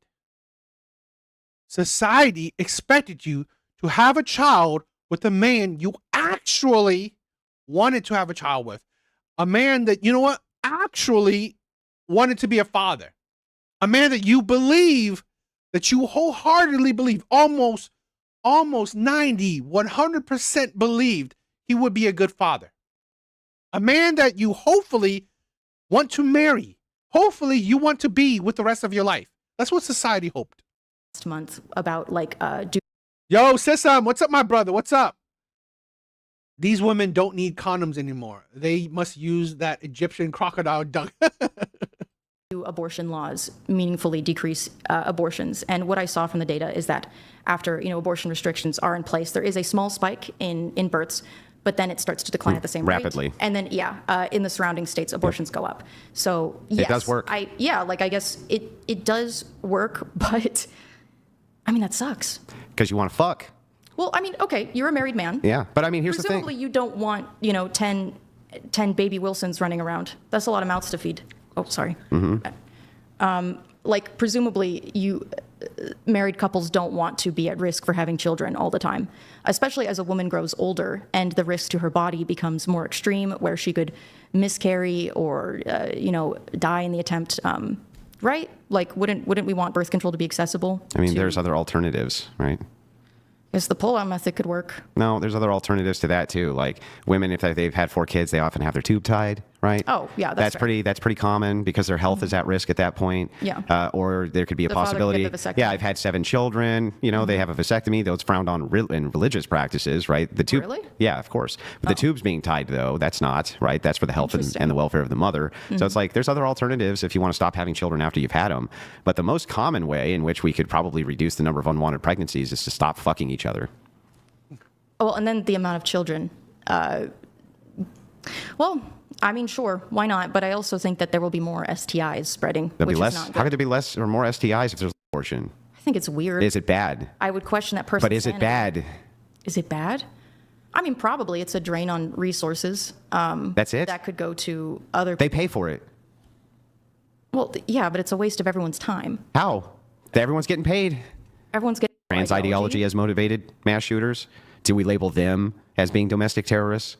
No, I think, No. no, We don't. but that's different. That's like an identity rather than a problem to be solved. I think that... Wait, what? No, it's a problem to be solved, or else they wouldn't become trans to begin with. They have a problem, and they're trying to solve it. It's not just a matter of identity. Well, it's a yeah, matter but of with, problem like, solution. medication and surgery and whatnot. Whereas, like, involuntary celibates, I just feel like... Involuntary celibates also, if it's a problem to be solved, they get buff and fuck a chick. And it's the same shit, right? You have a problem, you're solving it. They're just like the trans are having a problem, they're solving it. That's, from your view, isn't that the same thing? Then why are all the men on the internet complaining that they are loveless and can't find women? And So no one are wants women. them, and They they're just do it at a different age. See, women in their 20s, they don't complain too much because, if you go right now and you show a picture of your ass on the internet, you're going to have 20,000 guys who go, oh my God, my lady, it's the greatest thing ever.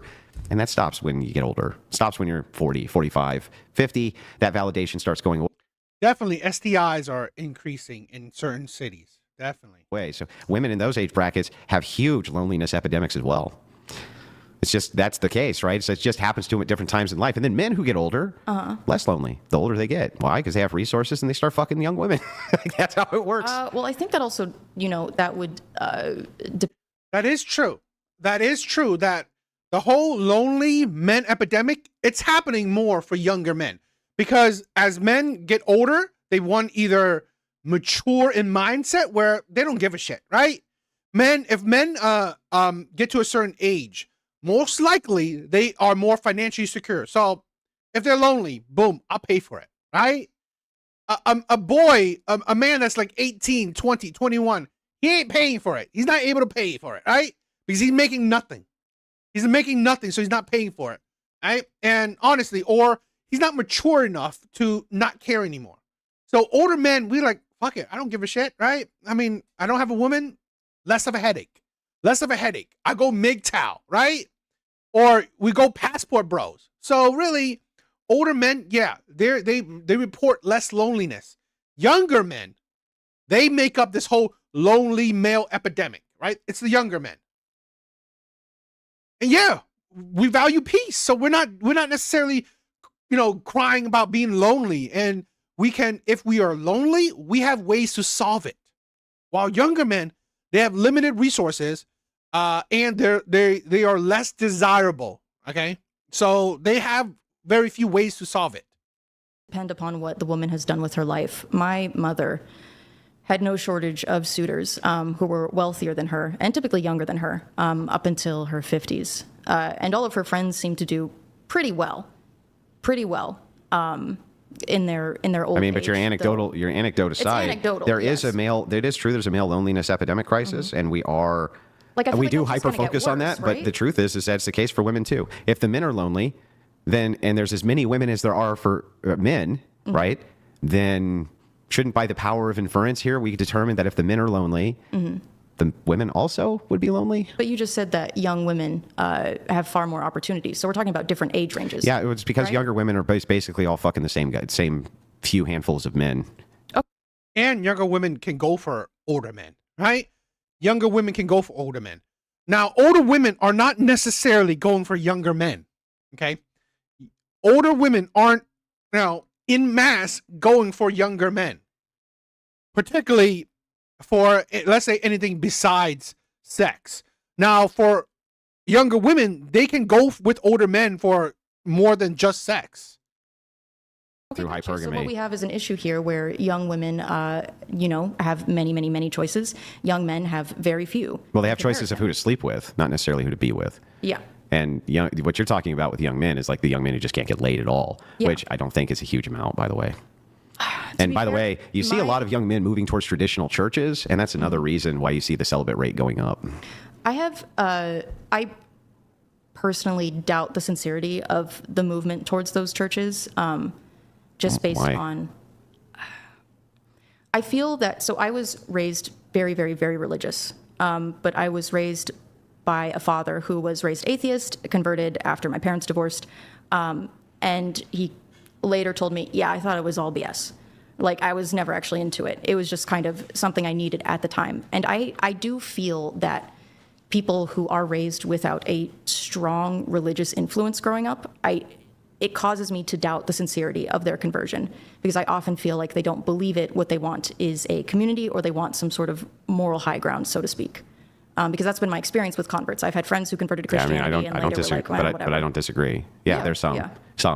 Yeah. I'm not. And if they're not abiding, look, I don't think that's the. I don't think the majority of people are converting over to Christianity, especially rigorous traditional churches, just for the community. I think that some may be doing that, but it doesn't seem likely that it would be the vast majority of them. It's just it's an attitude that I've seen encountered in a lot of younger men, where they'll kind of lionize Christianity and traditional churches, but the way that they live is not Christ-like at all. Maybe it's a good time for super chats, Brian. I'll have a smoke, and then we can get trans ideology as motivated. Mash. Which is weird, right? I mean, I was side-eyeing that too. That was a weird statement, that her dad was an atheist and she grew up religious. That was weird. Shooters. Do we label them as being domestic terrorists? No, I think no. No, we don't. But that's different. That's like an identity rather than a problem to be solved. I think that. Wait, what? No, it's a problem to be solved, or else they wouldn't become trending anyway. I like to have at least a little bit of a voice in a country that I am paying taxes to and intend to spend the rest of my life in. So it is about power, personal power. Yes, I would like to have as much say if I'm putting as much into society as someone else. I guess it does matter, to contradict your earlier point that voting didn't really matter when it came to war. It appears that you think it does, because I said a small amount of power. Well, a small amount of power collectively. Small amount of power collectively over a gender can mean a large amount of power. We don't vote to send people to war. We're not given the vote. The president decides. You get to vote for the president. Well, yes, but I mean, we can't necessarily trust that every president who says we're not going to send someone to war. It's not the president, it's Congress who gets to authorize war. But the president himself, yes, he has a lot of power to mobilize troops for police actions and things like that. But that aside, what's the next issue? Birth control and Roe v. Wade. Obviously, we talked about that. I want the freedom to, I suppose, like someone who has glasses, I want the freedom to have my the things about my body that potentially inhibit my ability to participate in society. I want to be able to mitigate those things with medicine and technology. And then Equal Pay Act, I want to be paid the same as someone who's doing the same work. I think that's a positive. Do you think that, well, first of all, how much do you think the difference is? The difference is between, even if we were really charitable to the idea of a wage gap. Really? Artie, you think he's goofy? I mean, to be honest, I mean, like, again, I'm not religious, right? I'm not religious. So the part that Andrew, when it comes to religion, I don't agree with, but I think I think I like the guy, right? I really like the guy. The guy is one of the best debaters I've ever seen. I don't see many, but he has made the best arguments overall in a lot of things. Again, like I said, when his basis is religious, I don't really care for. But a lot of he can do a lot of arguments without a religious basis. So I do like a lot of the things he said. I don't necessarily view the guy as goofy or the goofiest person, but. What do you think the difference really is between wages? Well, I mean, there's a law against that. a law that was passed, so that's what I'm referring to. However, the wage gap isn't based on, like, it's not like you work at a company and, I don't know, you're employee one, I'm employee two, we both started working at the same time. They're not like, oh, because you're a lady, you make 71 cents on his dollar. I do believe that the wage gap refers to the difference in like the average salary. Yeah, so we're not talking about a wage gap. We're talking about you want legislation which equalizes wages. Yeah, equalizes wages if you're doing the same job with the same amount of experience. You know, it's equality. So doesn't that limit the freedom and authority of the owner of the business? To screw people over? Yeah. Again, I think No, that wait. when it How comes could you be to- screwing someone over if you make an agreement with me for the amount that I'm willing to pay you for a job? How are you being screwed over? I mean, I think if you're, making that decision. Yeah, I mean, like I actually really like Andrew. I really like Andrew. He's sharp, focused, he knows his stuff, and he's a good debater. Exactly. Like I said, I mean, I never agree with any one person 100%. So I definitely don't agree with Andrew on things when it comes to religious, because I don't really believe it. But yeah, I don't agree with anyone 100%, and I recommend nobody to do that, because that's sheepish. Good day, y'all. Yes. Sism, my brother. On the basis of someone's immutable quality. I mean, again, yes, maybe a lot of his things is religious in basis, but he has plenty of times, right? I've seen Andrew's stuff. He's plenty of times said that, okay, I can give you a non-religious basis, right? A non-religious argument, and he has done that. I've seen it. So yeah, I mean, CGA, I don't know who that one is, right? Oh, Coach Greg Adams. Yes, correct. Coach Greg Adams did what I saw about it. I didn't see everything about it, but yes, you're right. When it comes to religious topics, I don't believe he wins, right? And here's the thing. Andrew himself has said that he knows that he cannot give any good reasonings to marriage, right? Any non-religious good reasonings to marriage. So Andrew himself has admitted that he could not give a good non-religious non-religious argument to anyone who's not religious. So he has admitted himself that he couldn't do it. So again, but like I said, you cannot agree with any one person 100%. Such as sex or race, I think that's pretty. Is that not unjust? No. Why is that unjust? Why Because can't they're doing the same work. Yeah, so what? Why can't business owners have preferences about what they want? So, like, for instance, let's say you had a business owner who's like, yeah, I don't want to hire you just because you're a woman. Like, why isn't that their business? Because I don't think that people should have the freedom to screw over other people. You're not screwing them over. They're asking you for your resources. That is funny, because we have women's only gyms, women only clubs, women only spaces, right? So you're literally able to do that right now. Okay. You have to change the reasonings or change the basis, but women can do that now. So there are companies literally where they only want to hire women. So it happens. Yeah, I mean, yeah, it's only religious based. Again, Andrew himself has said that he could not argue, marriage to anybody. He couldn't give a good logical argument to anybody who's not religious when it comes to marriage.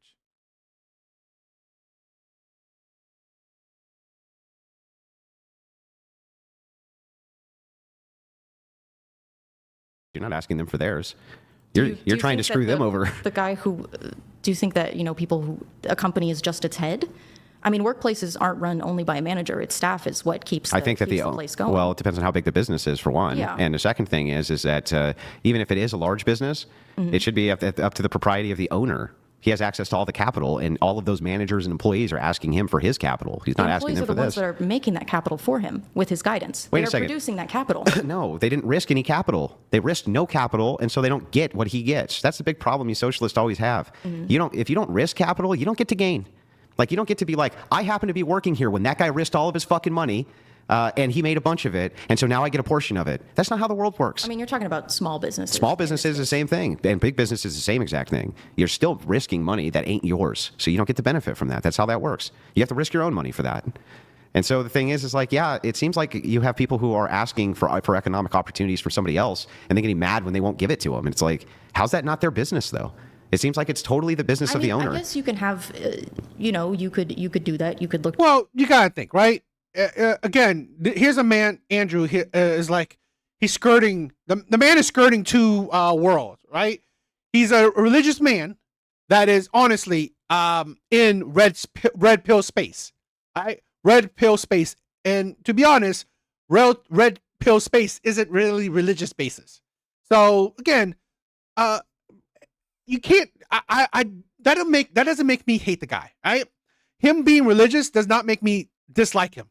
It's just, I'm fine with not agreeing with someone 100%. So that's how I look at it.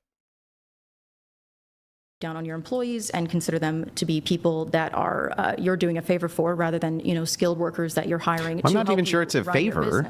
I think that's the wrong wording. Like, it's not a favor. Because someone can open a business, but if they don't have anyone to work in it, like what is the business then? Yes, they risk the money. Well, people have small businesses all the time, and just they run it. It's only them. And then most often when they hire an employee, that employee doesn't have anywhere near the responsibility or risk that the owner has. No, of course, I'm not saying they make the same amount. But, a fair wage for the same amount of work. But that should be determined by the employer, what that fair wage is, not by the state. The state, by the way, the state can't even do it anyway. They don't have any understanding of markets at all. So the thing is like, just saying, like, I'm trying to figure this out. A woman comes in, or even better, right? A Christian comes in and a Muslim. And I say, okay, well, I'll hire you because you're a Christian and not you because you're a Muslim. What's actually the immoral proposition here? Why is that actually wrong to do? I've never understood that argument. It's always seemed to me like it's fine. They're both asking me, the person, for something. Why can't I tell them to go fuck themselves? And I only want you because I prefer you and don't prefer you. And it is based on an immutable characteristic. And who cares? Fuck your immutable character. I don't like it. So get it out of here. Well, I would like to work towards a world in which our immutable characteristics don't determine how much we value someone. But let's see. This is the thing, right? This is the problem with a lot of women, right? There's no where so many women, particularly feminism, why there's no logic in that, because that's not how the world works. That's not how humans are. We all have some biases. We all have some some preferences. I mean, like, again, I've literally seen black people have said that they would not go in a restaurant where there's only white people in it. It's just how it is. Okay, people are very tribal. People, it's like, you would think that out of any country in the world, right? Any country in the world, like America, we are so diverse. We are so diverse. And I mean diverse in the sense that there are so many groups of people that look differently, different skin tone, different ideology, everything about them is different, right? Different languages, different religions, everything about them is different. Okay? Yet we live in we try to put a more diverse blanket on us, and then also try to make it more unity, but we don't unify. We as a nation, we don't unify. We just separate each other. Usually black people hang out with black people, white people hang out with white people, Christians hang out with Christians. It's like we don't mix. It's just, so at the end of the day, people are very tribal. It shows that people are very tribal, which is sad, okay? Which is sad that I would love it, right? Love it that we were more unified, but we're not. To be honest, that's not human nature. I see it, right? Humans are very tribal.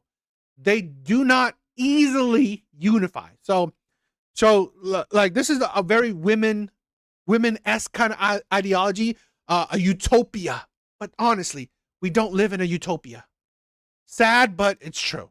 I mean, but that's just pie in the sky bullshit, isn't it? Like, if you have a humpback, I think we've done a good job at working. No, we haven't. My God, if you look at where America was when we were founded, I mean, there was Black Americans were enslaved, and now we are, legally equal. That is certainly a lot better. That is certainly a lot of progress made. Yeah, but we're talking about two different things. I'm not talking about the proposition of slavery. I mean, the proposition of being able to hire who you want and allocate your resources to people with whom you want to. Like, for instance, you're not going to hire a hunchback, or a person who has like super bad arthritis to solder things. Probably not going to hire them. You're probably going to stay away from those people. And you're like, there's physical requirements for jobs right. sometimes. But the thing is like, that's still, when you break it down, you start getting into these micro preferences, right? Like, if it's the case that you just don't like a person because they just offend your delicate sensibilities in some way. Well, technically, you don't have to hire them. You just can't be like, hey, I didn't hire Andrew because he's a white guy. Like, you just have to just lie about it? So you just lie about it? That's what they do. Yeah. So that's what they do. So then doesn't it just sound like it's just an unenforceable virtue signal? Just unenforceable nonsense? So like I could be like, look, I only have a male staff because those are the most qualified people. I think that if you can prove that you were being discriminated against on an immutable quality, this is for workers to be able to, bring this to court, which I think that if you can prove that, you should be able to bring it. Yeah, but why? Like, what's the actual proposition here? You own a business. You have all of those resources. They all belong to you. All of them belong to you. I think it's funny for this feminist who, at the beginning, right, she promotes feminism as freedom of choice, right? Egalitarian, freedom, right? Equal. Yet here is the thing where now you are talking about a business owner. You don't have the freedom to hire whoever you want, right? You shouldn't have the freedom to hire whoever you want. You shouldn't hire based on whatever you're thinking. No, that's the hypocrisy I find. I know a rat when I see one. He's a man who speaks from both sides of the argument while saying he's right. I mean, again, right?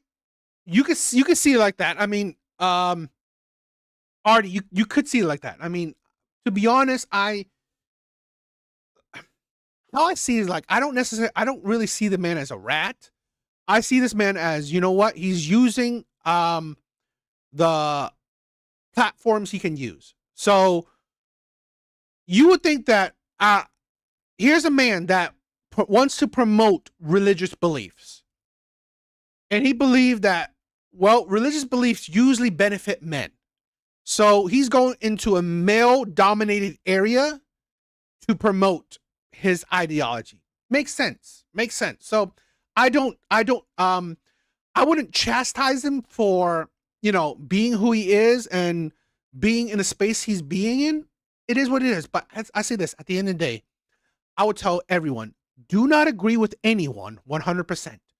Take the information you hear and interpret it yourself. Process it yourself. Yeah, Red Door. My husband hired one woman and never again. I mean, hey.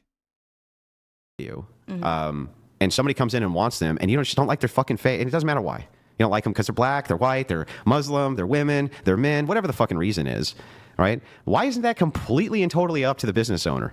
Why shouldn't that be completely left up to them, who they want to hire and who they don't want to hire? Well, I think that many... Exactly. I mean, I have no problem with him. Again, I have no problem with him pushing his religious belief because that's what he believes, right? I will say this, right? I will only see the hypocrisy, right? If you are a hypocrite, for me, Andrew has yet to be shown that he's a hypocrite. That's my thing. Okay. Unlike this feminist, she has shown that, her beliefs is pure hypocrisy. Many businesses take out loans from the state, correct? Like PPE loans. No, most of it's private equity. All right. Well, I think if you're going to take out loans, as in a lot of the No, I mean, yo, Artie, I love it that, like I said, no echo chambers, right? Do not listen to anyone 100%. So I support it that if you don't believe him, you don't trust in him, you don't like him, I would support that because again, do not follow anyone like a sheep. I put nobody on a pedestal. I don't put like Fresh and Fit on a pedestal. I love Kevin Samuels, but I don't put him on a pedestal. So I put nobody on a pedestal. There's no one I listen to 100%. Time use other people's money. I think a lot of people would be upset if the money that they loaned you was not, They don't give a shit. Lenders just want their money back in the interest. They don't care about your practice. They don't care. But I think you need to adhere to the law if you're borrowing money. Otherwise, then it's I'm saying that I want to repeal the law. I think it's an immoral proposition to tell people what they can do with their money. I think that that's immoral. So I'm giving you the proposition, right? My worldview, it's completely immoral to tell business owners that they have to serve people that they don't want to serve and that they're not allowed to have the hiring practices that they want. Like it's totally their Well, business. this isn't even about hiring practices. This is about wages. This is paying. That would someone the all same be amount. hiring practices, right? Right. Because Don't you get a salary on being hired? I mean, it depends. You could have minimum wage or a salary. Like, I don't. That would still be your salary, would then be minimum wage. But at being hired, your hiring practice would be the salary negotiation, right? Yeah. So the thing is like, I've never, again, I claim, I make the counterclaim. The law comes from the fact that, like, you know, employers would pay women less to do the same amount of work. But I'm fine with that. Okay. And I'm fine with it being the opposite. I actually see that as the more moral proposition. If it's the case that it's yours. Yo, exactly, Mr. Smith. Exactly. Feminists suffer from a strong case of internalized hypocrisy. Freedom for me, but not for you. Privileges for me and duties for you. 100%. I already said her hypocrisy when it comes to pro-choice. Right there. Right? Big ass hypocrisy right there. You get to do what the fuck you want with it because it's. I agree, right? Andrew is a Christian ethicist, right? Not a red pill, 100%. He's not a red pill guy, right? It's yours.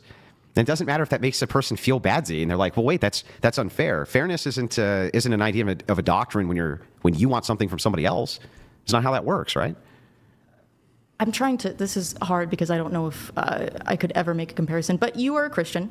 Yeah. Does it not make you feel some type of way whenever people discount you or disregard you or exclude you on the basis of your religion? Oh, sure. Yeah. Right. Like, it feels bad. Or they call me a bad Christian, or they call me this. Yeah, it feels bad. Sure. It feels bad. And you're like, that's just my beliefs in my religion. It's not harming anyone. I'm just a Christian. Like, it's the same feeling for race and gender. It's like, I'm a competent worker. Why am I not being paid the same amount? Like, the difference is that it doesn't matter if it hurts my feelings that a Muslim says he won't hire me because I'm a Christian, right? Again, this is the mindset of women. The world is unfair. The world is unfair. Like, literally, there are young men suffering. There are men suffering. Nobody cares. It's just part of. This is the thing where, like, why I'm trying to create my brotherhood. Why I'm trying to create the community I'm trying to create. Okay, because honestly, the world doesn't care. It don't. Even if I'm trying to care, at the end of the day, it will still be a hard life for men. Right? It will still be a hard life for men. I cannot cure men's hardship. I can't. Now, you can show support. You can help. But again, I would be disingenuous to think that, okay, I'm going to solve it. I'm going to solve it, make the world better for men, make the world easier for men. That's fucking stupid. Okay? And to be honest, I also believe that when life is too easy, it makes you weak. Right? I hope that men experience hard life, but they can persevere. They can push through it. And I've been there. Living a hard life, it wasn't easy, but if you come out of it, you'll be stronger for it. Because it's me who wants the thing from him, right? Now you could say there's mutual. He wants something from me too, but if he really wanted something from me, then he would hire me, right? And he's not. Well, he's hiring you for less. Well, he's just not hiring me at all. Yeah. Right. But personally, very personally, thank you very much. Very into education.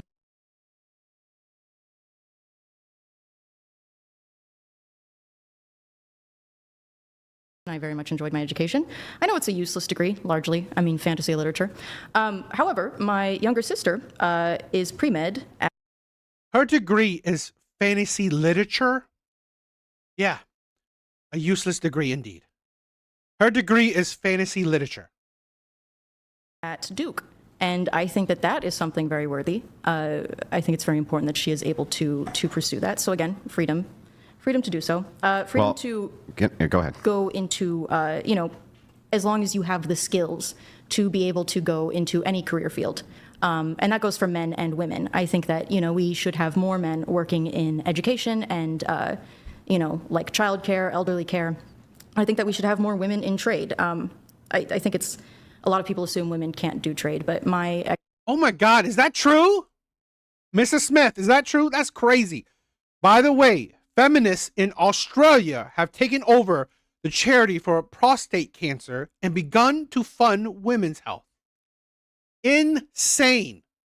If that's true, right? If that's true, crazy. That is some crazy ass shit. What is fantasy literature? Again, a useless degree. I mean, like, I've done I've done videos on women's crazy ass, stupid ass degrees. This is what the freedom women want? To get useless degrees, to get debt, to get useless degrees, and then complain about capitalism, that you can't get a job because you got a fucking useless degree? Great. Ex-girlfriend who was 90 pounds, 5'1", became a welder. So I think ladies can manage most of the trades. They can't. Well, they can weld. Yeah, well, weld well. What kind of welding did she do? Into the mic, by the way. Oh, I don't remember. We broke up ages ago, but she was starting her apprenticeship. She was starting her apprenticeship. She's a lesbian too. God, she's fucking typical. She's a typical feminist. According to my mom, who kept up with her, she finished it. But I never Does she work as a welder? I don't know. I haven't talked to her in years. Yeah, I think that that's a bit of pie in the sky. I guess my counter argument to all of these is that basically every proposition you give me for what you think is expansion of freedom, which according to your definition is what feminism is for. Can we read the definition again that we agreed on real quick? I think it was feminism equal egalitarian equity and the removal of patriarchy. That's just what I wrote down. Mm-hmm. And you think that the point of feminism, though, from your view also, is to expand freedom for people. That was what? Yes. Yeah. Not to have the freedom to do the things you don't like. No, to take other people's freedoms. Well, you're not taking anybody's freedom by not hiring them. I think that you are creating an environment in which people's immutable qualities impact how much money they can actually make. Yeah, but that's freedom. You know, freedom for who? It's freedom for both parties. Freedom for employers, but not for workers. They're free too. Well, how are they not free? What are they not free to do? To tell you what you have to do with your money? To tell you what you have to do with your resources?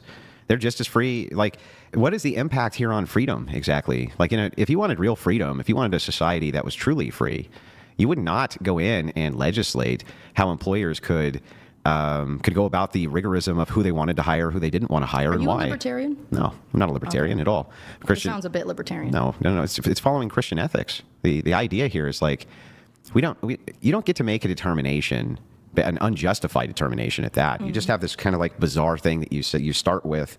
People shouldn't be discriminated against based on immutable characteristics, and it's like, why the fuck not? If it's the case that they want resources from you that are yours and you don't want to give them to them, why the fuck not? Why can't you discriminate? What about that is justified from your view? Did Jesus discriminate against anyone on the basis of their immutable characteristics? Well, based on immutable characteristics, I'm not sure. Like, I'm not sure that he did. No.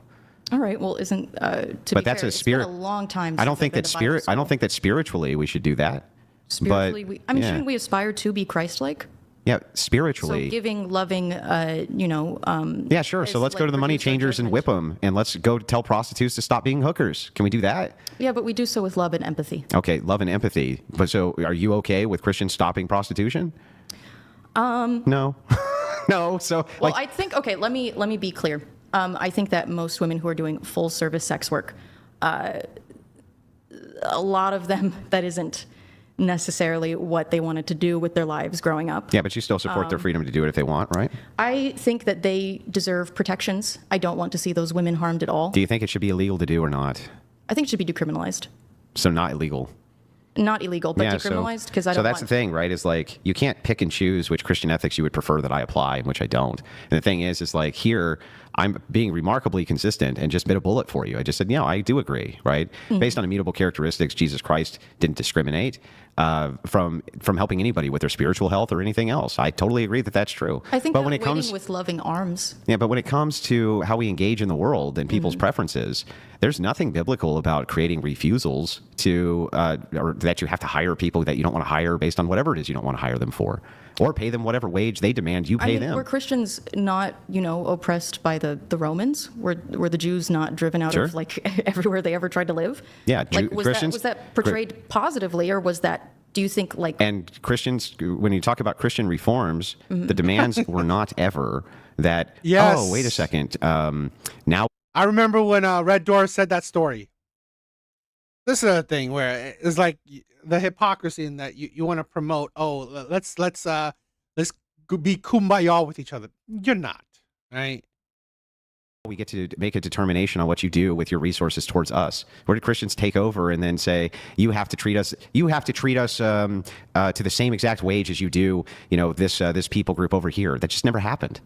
It wasn't a factual case. And so it's like, It's because Rome was deeply unequal. well, no, just life is deeply unequal. So the course, but I question think that the we question can- just becomes like, where are we getting this grounded ethic that it's okay to tell people what they can do with their stuff? It's theirs. I mean, no one is saying it's just equal opportunity and trying to not make judgments on someone on the basis of. But I think it's fine for people to make judgments. Of course, like if I am walking down the street at night and I see a large group of rowdy 20-something men, I'm going to be like a little bit like anxious. I'm going to be like, well, they're rowdy young men. That could be potentially dangerous. Is it bad if I do that with black people? I think that highly depends upon the context. In the same context. I just see a group of Of rowdy young men? yeah, or just rowdy black people. And I cross the street. Is that racist? If it's just because they're black on the basis that you think they're going to jump you. Yeah. Do you think that happens often? Do you think that if it was just a bunch of men and you cross the street and you call that sexist or not sexist, then how would that be racist the other way? Well, because I think we have to consider which one is coming, on the basis of like. I love that. This is the thing, right? That right there is when you can you can destroy their arguments. Okay? Feminists will always tiptoe that shit. They don't want to seem like, oh, racist, right? But they're fine with being sexist. Yo, I love it when you dismantle their arguments like that. Because then it doesn't make sense. Right? I mean, like, it is okay that I will pick the bear over a man, right? It's okay that I will pick a bear over a man. So is it the same thing is it okay for you to pick the bear over a black person? Is that okay? Oh, that's racist? That's not okay? But it's okay for you to be sexist towards men. That's where your logic falls. This is why feminist logic is like it's weak. It doesn't apply. You cannot be consistent when it comes to feminist logic. They're not consistent. So that's why their logic falls. Yo, Evil Eddie, my brother. Good to see you. Good to see you. Personal experience versus like, I mean, how often have you been like harassed at night by rowdy black people? Like a crowd. If you go around rowdy black people, yeah, they're probably going to harass you if you're white. I used to walk through the Tenderloin at night by myself. This was when I was very butch. So mind you, I walk at through. a glance. You're gonna walk through South Central by yourself. I don't know where South Central is. The point is, though, I'm is talking that about like San Francisco, the Tenderloin is a heavily black area. you're informing your judgment that the rowdy group of young men may do bad thing to you. Historically, they do bother. And this would be the same information that a young white man or a young white woman would have if they're talking about. Hang on. again, Let me make the point, and then you can respond. Right. Is it not the case that young white men also have the exact same justification that you would have? That historically, now at least in their lifetime. I agree. I mean, like, seriously, as a man, I would, like, if I see a group of men, right? If I see a group of rowdy men, I will walk the other way as well. So really, it's not because again, it's not because of not because of anything. I understand that logic, but you're not consistent. You're not consistent. It does seem like whites are disproportionately attacked by black men. That white men are disproportionately attacked. The stats on and that. we can pull them up. But again, let's just look at interracial dynamics of violence, black on white versus white on black. I think depending on where you are, sure. If you're in an area it's not where you are. Racial it's everywhere. tensions are high. It's everywhere. Okay, well, I'm just saying. It's everywhere. I used to walk through the Tenderloin in San Francisco at night by myself. That is a heavily black area, and I was. This is also a problem with feminism. They use anecdotal experience. Okay, great for you. Great for you. I mean, like, then I could say that, I've walked, around men. I didn't get beaten up or, harassed. I mean, so it's like, so what, right? Anecdotal experience does not necessarily make, or really don't make, it right for as the whole. That's why when we talk in general, because honestly, anecdotal experience does not, it doesn't cover for the masses. The worst thing that ever happened was a guy tried to sell me weed. That was the worst thing that happened, and it was okay. And I looked again, like. But if you're informing, if a young woman is walking down the street and she's never been assaulted by young men before ever, and she's walking by a group of young, rowdy-looking men, right? And she just knows from hearing stories and from her observations, and statistics and things like this, that she could be in some trouble there, and she crosses the street. Would you say that that's sexist? I would say technically yes, that is sexism, but I think that So she does need to keep, in order to not be a sexist, she needs to keep walking through that crowd. You would advise her to do that? I think that you can make some assumptions. Oh. Yeah. Would it technically be sexist? So would you Sure, recommend but in it's that? on the basis of like this. So would you recommend she was sexist in that instance then? If you were going to give her advice, would you be like, be sexist? Yeah, no, I in would that say instance? don't get hurt. but if she crosses the street based on her preconceived How would you notions, say- even though these things haven't actually happened to her, How would you solve don't get hurt? and you were the advice giver, would you go ahead and advise her to cross the street? Yeah, if it was my little sister, absolutely. Of course. And so you would advise her to be sexist. Mm-hmm. So then why wouldn't that apply to race? I don't know how to say this other than I think you only get harangued by black people as a white person if you're being real weird. Like, I think you have to be like, What? what reason would a group of rowdy black people have to bother a young white guy?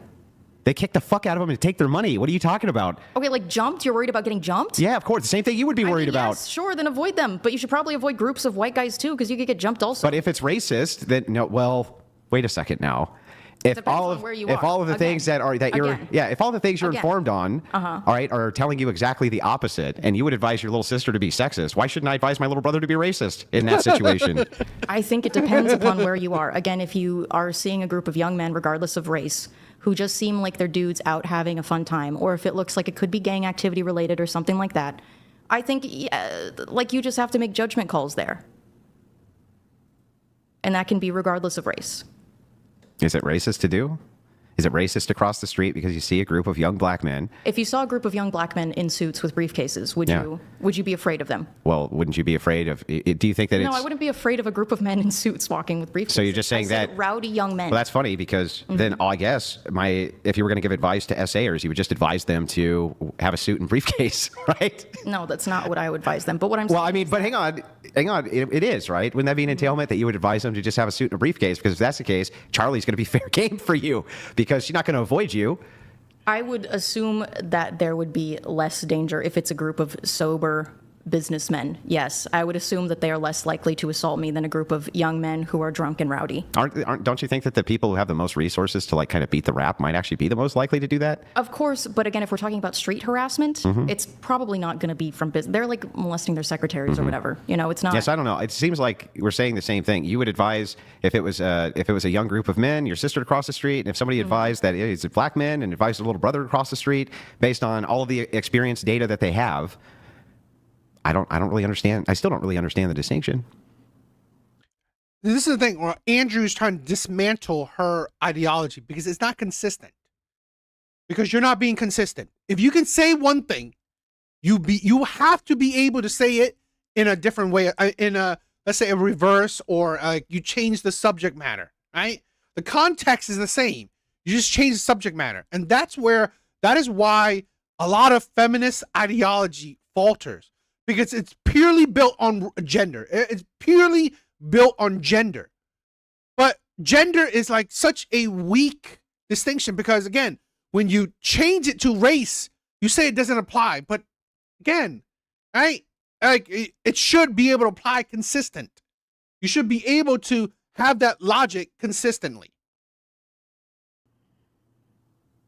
Because one is based on the fact that women get sexually harassed fairly frequently. I don't know. And the many other one white is guys- based on the fact that I there's don't know interracial many- violence fairly frequently. Okay, 13% of the American population is black. And regardless of how far we've advanced, most populations are not mixed. Most areas are still fairly segregated. What are the chances of white guys experiencing being assaulted by black men to the same degree as women being assaulted by men? Why would it need to be the same degree? Because I think if it's a low chance, something that's probably not going to happen, that's different from something. Well, that how low happens of a all the chance? time. How low of a chance before I'm not racist when I cross the street? Does it need to be? Like, how low of a chance does it need to be before I'm not racist for crossing the street? Like 1%. But even then, I don't think like that'd be 1 in 100 times you Your see chances black of guys out getting in your public. chances. Yo, Artie, my email address is on my channel, right? It's you could go to where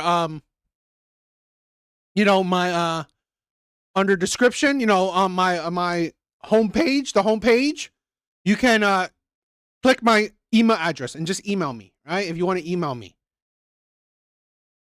Or you could just like, you could just check my Instagram, right? You want to DM me?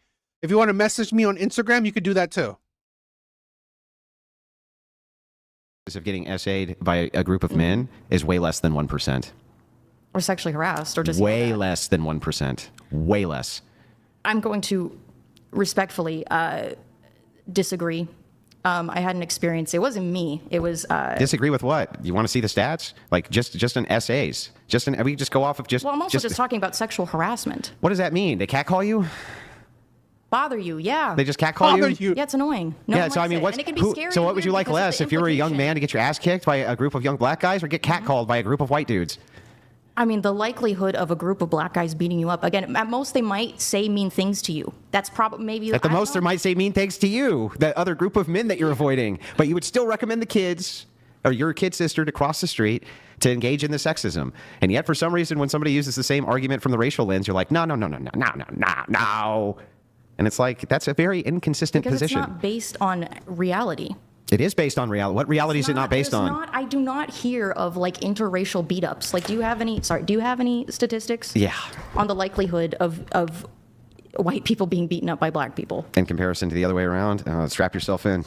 I was trying to find something earlier, but it wasn't coming up. But so basically, you guys just want me to look for white on black crime versus black on white crime. Yeah. Okay. Or at least Assaults. Give me a few moments to find it. And look at the essay stats, the interracial essay stats, and then you tell me. Why interracial essay Well, stats? because then I would think that in order to be consistent, you would bite the bullet that you would tell your little sister if it was a group of young black men to cross the street over if it was a group of young white men, just based purely on the statistics of which one's more likely to assault you, right? Well, women are most likely to be victimized by men of their own race. Which is why we're looking at what data point here? Interracial. Okay, well, why are we looking at interracial? Because if sexual one assaults? is much more likely I'm to talking assault about you men than of the any other. race, a woman of any race and a group of men of any race, versus you talking about a white person. Yeah. Versus Do you know a group what? Of black Can you tell me people. what per capita means, Charlie? No. No. Okay. I didn't think so. But anyway, let's move back to this. So it's pretty simple. Okay. Do you want to tell me? Yeah, per capita is just when you isolate for a segment in order to adjust for the percentage against the whole. So it'd be something akin to this. Or Artie, you could always message me on Discord, right?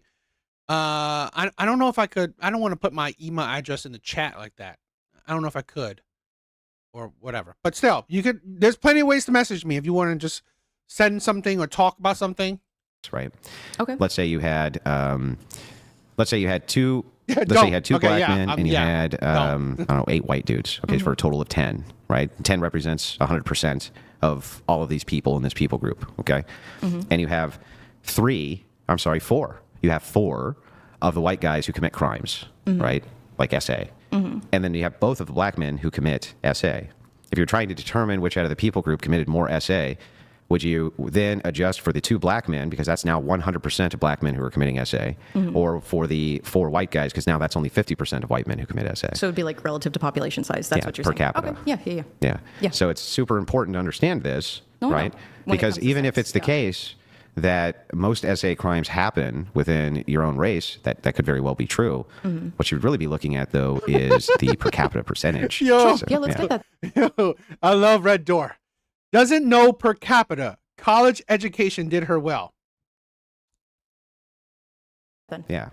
particularly for a feminist, right? This is a thing where, particularly for a feminist who is very active socially, right? I mean, feminist is very active, politically. So you should know these types of terms when you're very active politically. Still working on it. I'm not finding any. But if it were the case, I just want to know, if it were the case that interracially they attacked white women far more than white men attacked black women, then wouldn't you give the advice to your little sister to cross the street? Yeah, if that was a thing that was happening, where sure, like black men are just out there hunting white women like animals, I guess I would. You see, hang on. Did you see how you just characterized that with a terrible straw man? Did I say anything about black men hunting down white people like animals? Essaying. Did I say anything You about said them hunting? Essaying white women. Did I say anything about them doing that? No, but the No, so you just made, no, there's no implication of that either. Just an implication, the implication is of that the black high. men are sexual predators. No, the and- implication and is only uniquely violent. What? Okay, how is that implied? If it's the case that more black people do commit more R crimes than white people do, how is that anything other than a fact? It's not a fact. It is a fact. It's not. Are you And sure? we also have to test for, we have to consider convicted for. Oh, Like it's you even said, like I said earlier. it's even worse. Like I said earlier. It's so much worse, Charlie, than you think. It's so People much. going innocent or- Charlie, it's worse than you could ever imagine. What do you mean? You're about to find out when Brian pulls up the stats. It's worse than you could ever imagine. Okay, well, will you concede that not all convicted sex criminals are guilty of what they have done? Of course. Okay. But Is will it you not true concede that we have a justice system? Wait, hang on. But will you concede that most of the people who are convicted of the crimes that they committed those crimes?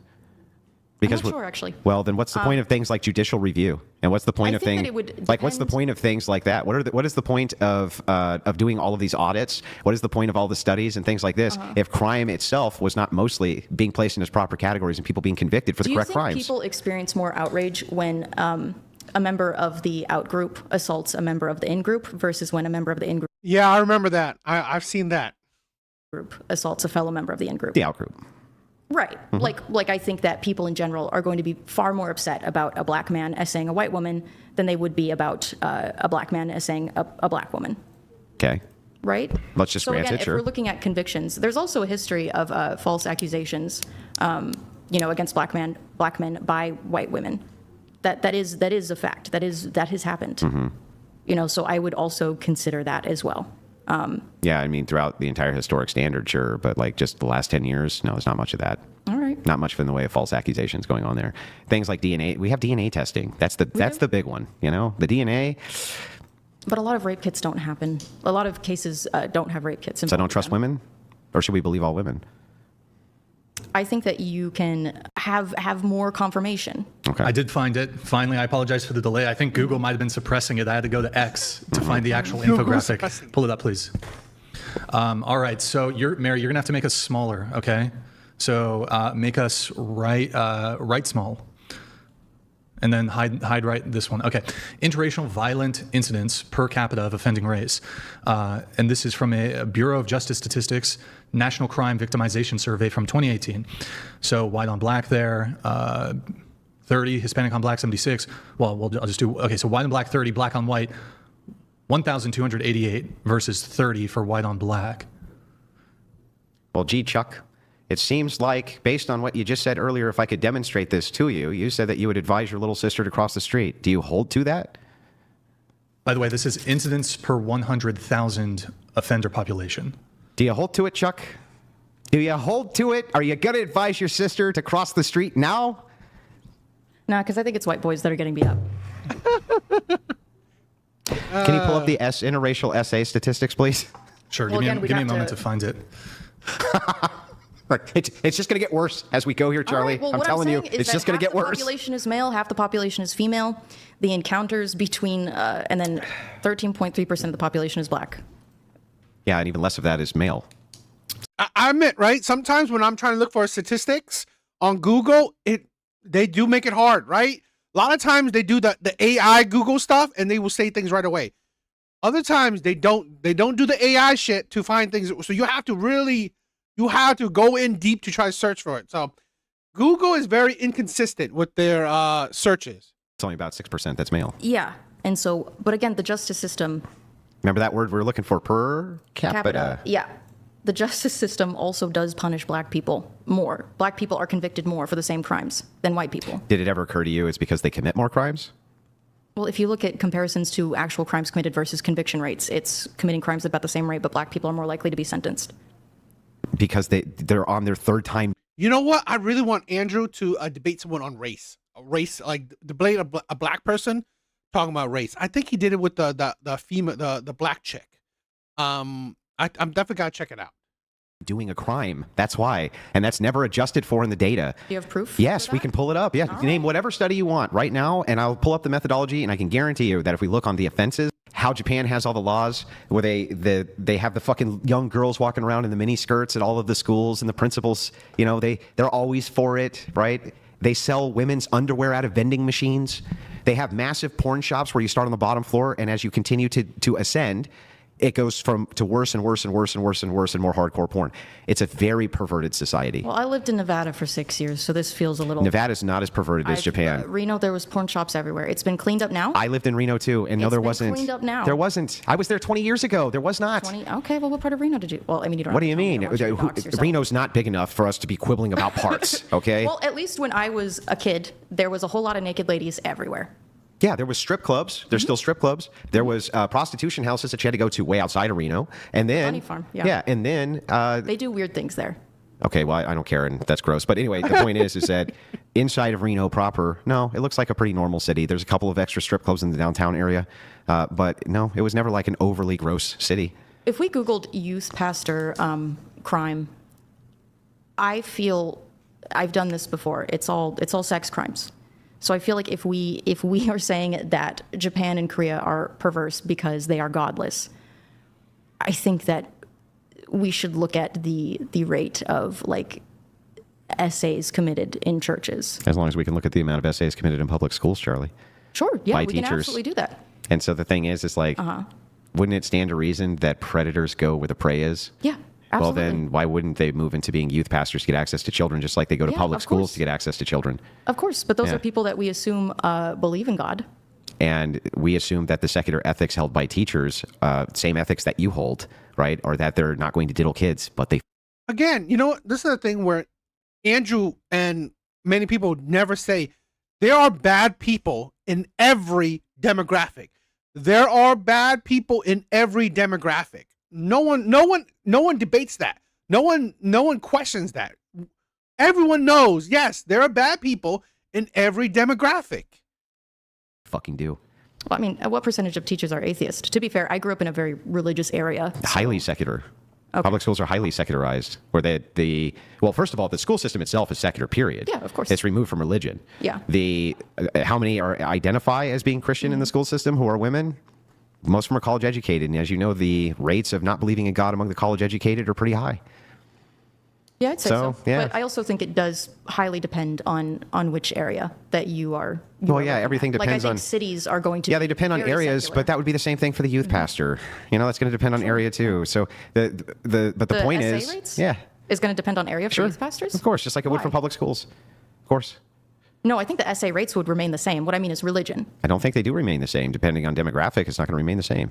Like, for instance, I would say that in minority schools, the chances of molestations probably increase. Yeah.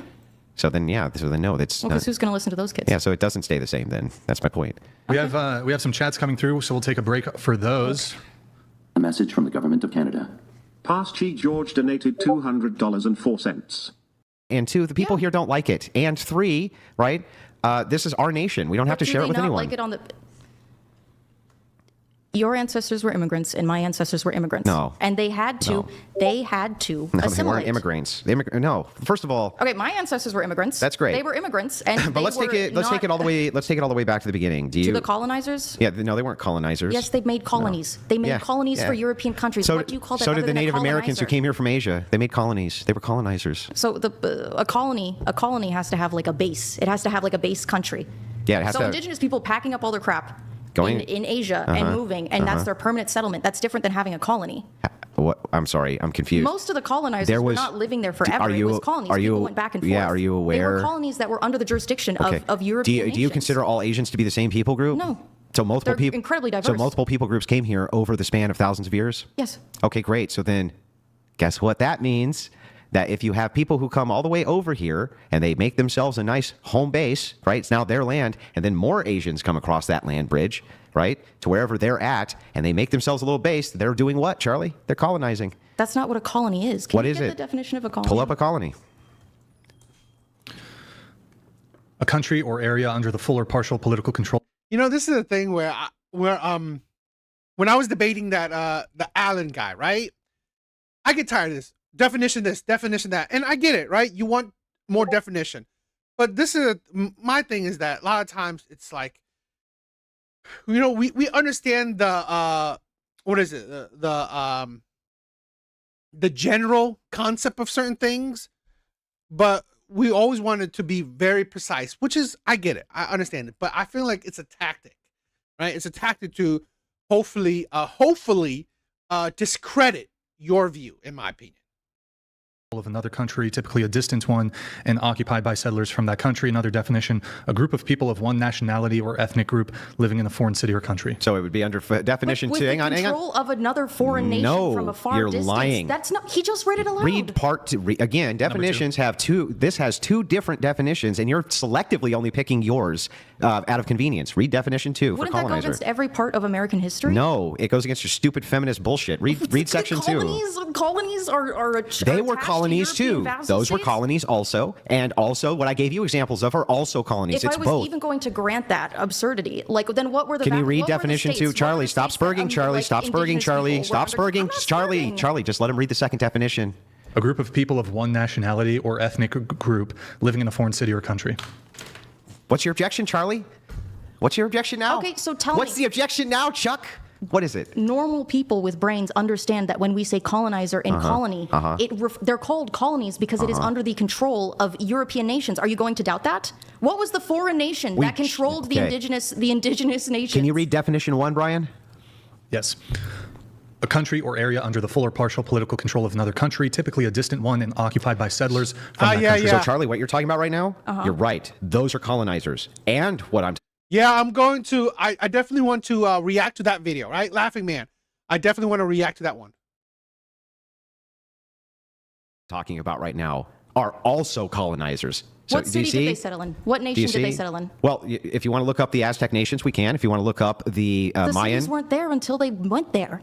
And then other people came after and settled in those areas and built colonies. And they were not within foreign nations or foreign cities. Yes, they were foreign to them. Yes, of course. Those were not settled areas. They were settled areas. So this land bridge existed between yes, Asia. I know that there were various, but they were not colonizing foreign nations. Well, according to the definition that we just read, unless you can tell me why that definition. And also, I think she's, in my opinion, I think she's misconstruing nations, right?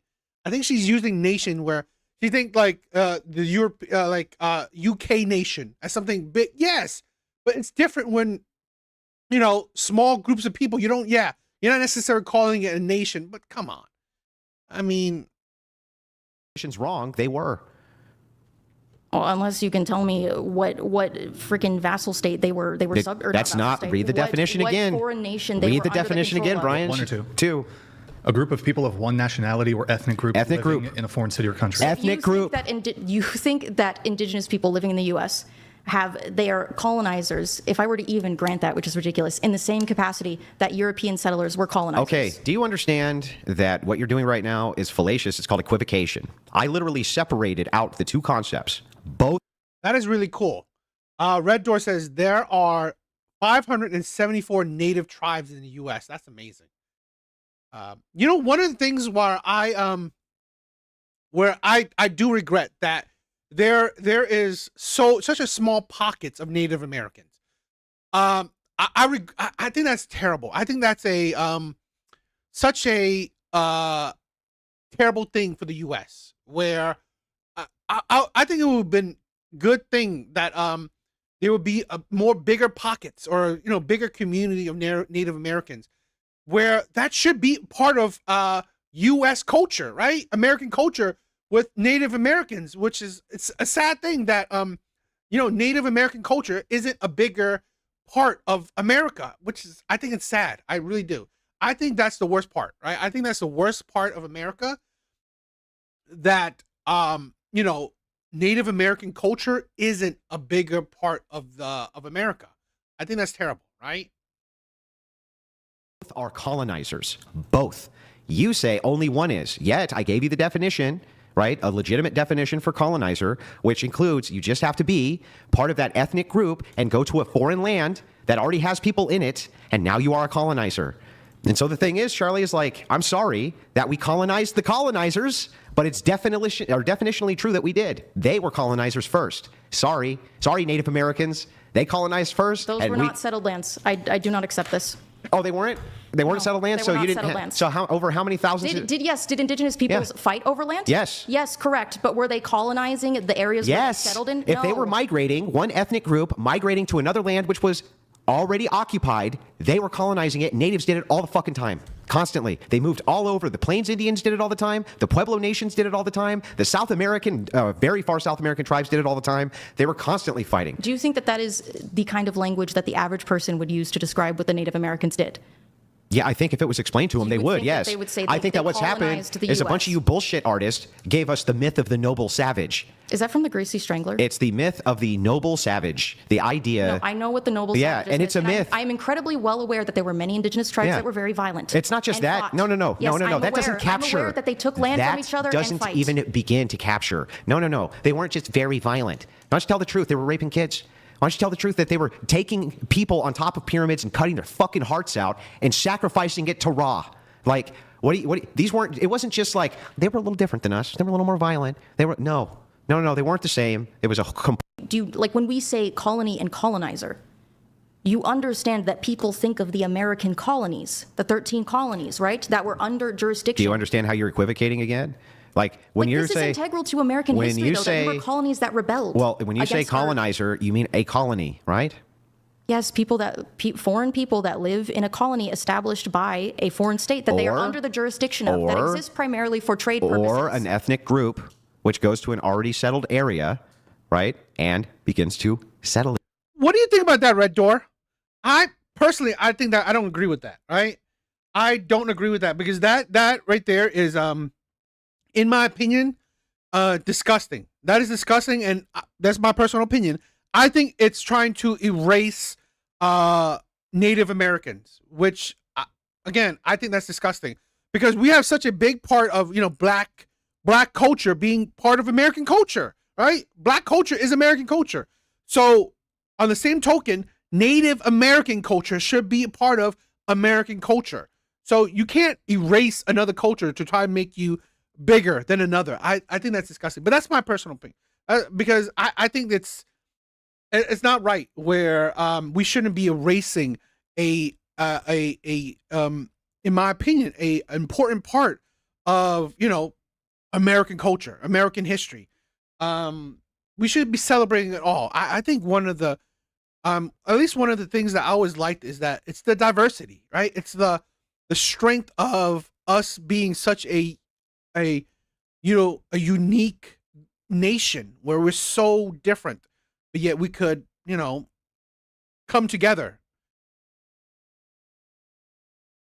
But I think we should not be erasing Native Americans. I think that should be a bigger part of American culture. I really do. Against the will of the people in the settled area. There's the suggestion of trade and of a foreign nation being in control of that area. It doesn't have to be. That's not definitionally true. I mean, I guess very technically, but that's not how people would use it. It's not how you leftists use it because you want to pretend. You want to pretend that the natives weren't colonizers themselves when they were. Because they were. I think it's referring to a very specific historical context. No, I think that it's just trying to say white people are bad because they came and took the Indians' land. It's like meanie heads. On the basis of how those colonies functioned. They were under the jurisdiction of foreign nations, and they rebelled against them and established the United States of America. I agree. And were no longer colonies. Like it's not me being a annoying leftist. Yes, I agree with basic American history. I don't understand your point though. When you call us colonizers, is that meant to like be nice to us, or is that meant? Is it meant to be disparaging? It's a fact. Well, okay, if you're talking about me disagreeing with blacks claiming that they are the original Native Americans, that I disagree with it based on logic because honestly, they're not. They weren't here. It's like, again, Native Americans, white Europeans, and then, black, the black people, Africans coming here. So there's an order to it. They're not the. To say that Native Americans were just black people, you might as well say that Native Americans were Asian people. That makes more sense because, like Andrew said, they came from Asian countries over the land bridge. So you might as well say they're more Asian than they're blacks, right? Than they're African Americans, right? Than they're Africans. So there's no logic to that. Only 2% of blacks have Native American DNA. Wow, 58% have European DNA. That's interesting. That is interesting. Is it meant to be disparaging? Yes, it's clearly meant to be disparaging. Not in every context. Are you going to Are you really going to try to sit here and fucking gaslight me? That when you call us colonizers, that's not meant to be just fucking gaslight me, Charlie. Go ahead. I'm listening. Gaslight it's me. a fact. If I call my ancestors colonizers, that's what they were. Some of them were, some of them weren't. Yeah, and it's not. Is that meant to be disparaging though? Isn't it? It's a fact. Is it meant to be? I'm not asking you what's factual. I'm asking. Yo, I think that I love that. That's crazy. That's the thing where, you know what? Controversially, right? Controversially, Asian people were the original. It's like, oh shit. Asian people were the original Americans. Oh shit. That's like, that's controversial, right? That's quite controversial. Asian people are the original, Americans. Yo, that's crazy. But that is really interesting. And that, that's the shit that Red Doors, that's shit that I said this before. I love black community. I love the black community. I think they're amazing people. But what I said is that I really hate that out of any community that's truly deserves our attention, any community that truly deserves our attention, okay, truly deserves reparation, right, truly deserves to have America focused on, is Native Americans. Okay, why isn't our textbooks filled more with Native American history? Right, Native American. It's like there's more Black history than there is Native American history, and I think it's sad. I do think it's sad because I'm not saying tone down Black history. I'm saying, why aren't we including Native American history into it? And I think that's sad. If it's saying meant to be in a negative or positive If I way? go over to an ugly fat chick and I say, "Hey, you ugly fat bitch," right? That's factual, right? I mean, do you say Hang on, Charlie, is that factual? well, we don't know if she's a bitch. Okay, well, is it factual that she's ugly? If I just say, "Hey, ugly fat lady," is that factual? Oh, beauty is subjective. Oh, Fat, okay. maybe. Fat could be factual. Is that Sure. meant to be nice? No, it's mean. So it's disparaging. So again, now that we know that you know what that fucking word means, I'm not asking you for the truth of the matter. I'm not asking if it's factual. When you say colonizer, is it meant to be disparaging or not? I'm not saying it's disparaging. Oh, God. I'm not saying it in a It's like, it's so obvious to the onlooker. Like, you realize that, right? Like, from my side, it's so obvious to us when your side calls us colonizers and shit like that, that it's anti-white rhetoric, and it's always been anti-white I know what you guys rhetoric. think about it. I'm well aware. Isn't it? I mean, you have the shit-eating grin because you know it's true, though, right? Like, you're just gaslighting. Isn't the whole thing designed as anti-white rhetoric? I feel like you are taking me making a distinction between the 13 colonies, which were under the jurisdiction of a foreign nation, farther than it's meant to go. Yeah, I don't think so. Because when I see you crazy ass leftists all over TikTok and all over these places talking about colonizer, the last time I saw this in depth, we were watching on the Crucible. There were I don't know how many was with us. Maybe at the time like 9,000 live viewers with me at the time as we were watching. People in front of Portland who were trying to resist our nation's laws. And one of the Hispanics who was there was going person to person and calling us colonizers, calling white people colonizers. You need to get the fuck, stop ICE right now, you colonizer. You came here and colonized. We have the right to be here. We have the right to be here because you're colonizers.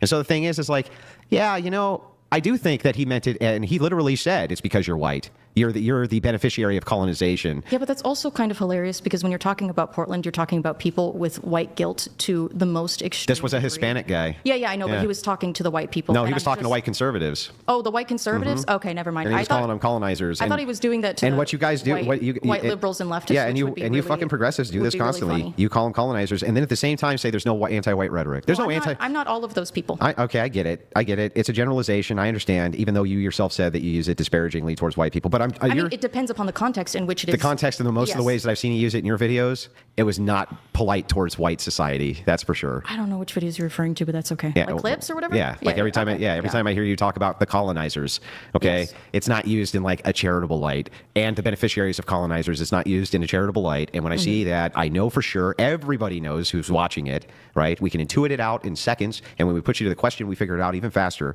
that it's anti-white rhetoric masked as being historically accurate. And it's like, it's really not either of those things. It really is just a way for progressives to utilize anti-white rhetoric and pretend that they're not being a bunch of fucking racist assholes. That's what I think. That's what I think is going on. But those things happened. Yeah, but when I tell you about things that happened, right, with Native Americans, you're very quick to make excuses for it. And yet, here, when it comes to colonization, the idea that you had a clash of cultures, and anytime two cultures clash, this is what happens. Anytime. When you have a disparage between technology, yes, it's always the case. I believe it. Again, my point on the colony just has to do with the foreign state, jurisdiction of a foreign state. Yeah, that's one definition of colonizing. I agree that these were colonies. Okay. I agree that they were beholden to a state. And then they fought for freedom and formed a new state. So then they were no longer colonizers. They were born on this land. They were settlers. Well, no, at that point, they weren't even settlers. It was their land, right? It was theirs. They fought for it. They got it. I guess by, European standards, they had claimed the land. Correct. By all standards. Who has a standard that if you fight and take the land, it's not yours? What culture has that standard? All I was of them thinking do. more about boundaries. I mean, it could be fought back. They could say, this is our land, we'll take it back, but Yeah. I think All right. indigenous people would disagree. We have A message from the government of Canada. probably about 7 or 8 Past Chief that I need to George let through. donated $200 They're going to be and 4 cents. out of order. When debating with Andrew, it's best to know a message that benefits some. See, that's what I think. I think Pat's right. Like, that's what I think we've been able to infer from this. That's what I inferred from it. It's like, nope, that ideological message, it's really only that one definition that matters because that's the definition that reinforces the worldview. Would you like to respond to Andrew or the question? I don't or think statement? Pat or Andrew is going to believe me when I say I just feel strongly that a colony requires in its common usage, is going to require a foreign government to have jurisdiction over it. That is just, again, in common usage. That is how the word is used. But it's just such an appeal to emotion, especially when you say like you feel that is the case. When we had a definition for it. Any other way? Okay, well let me just ask you this: would you reject definition 2 that we gave you for colony? Would you reject it? Like you can just not accept the definition as being true.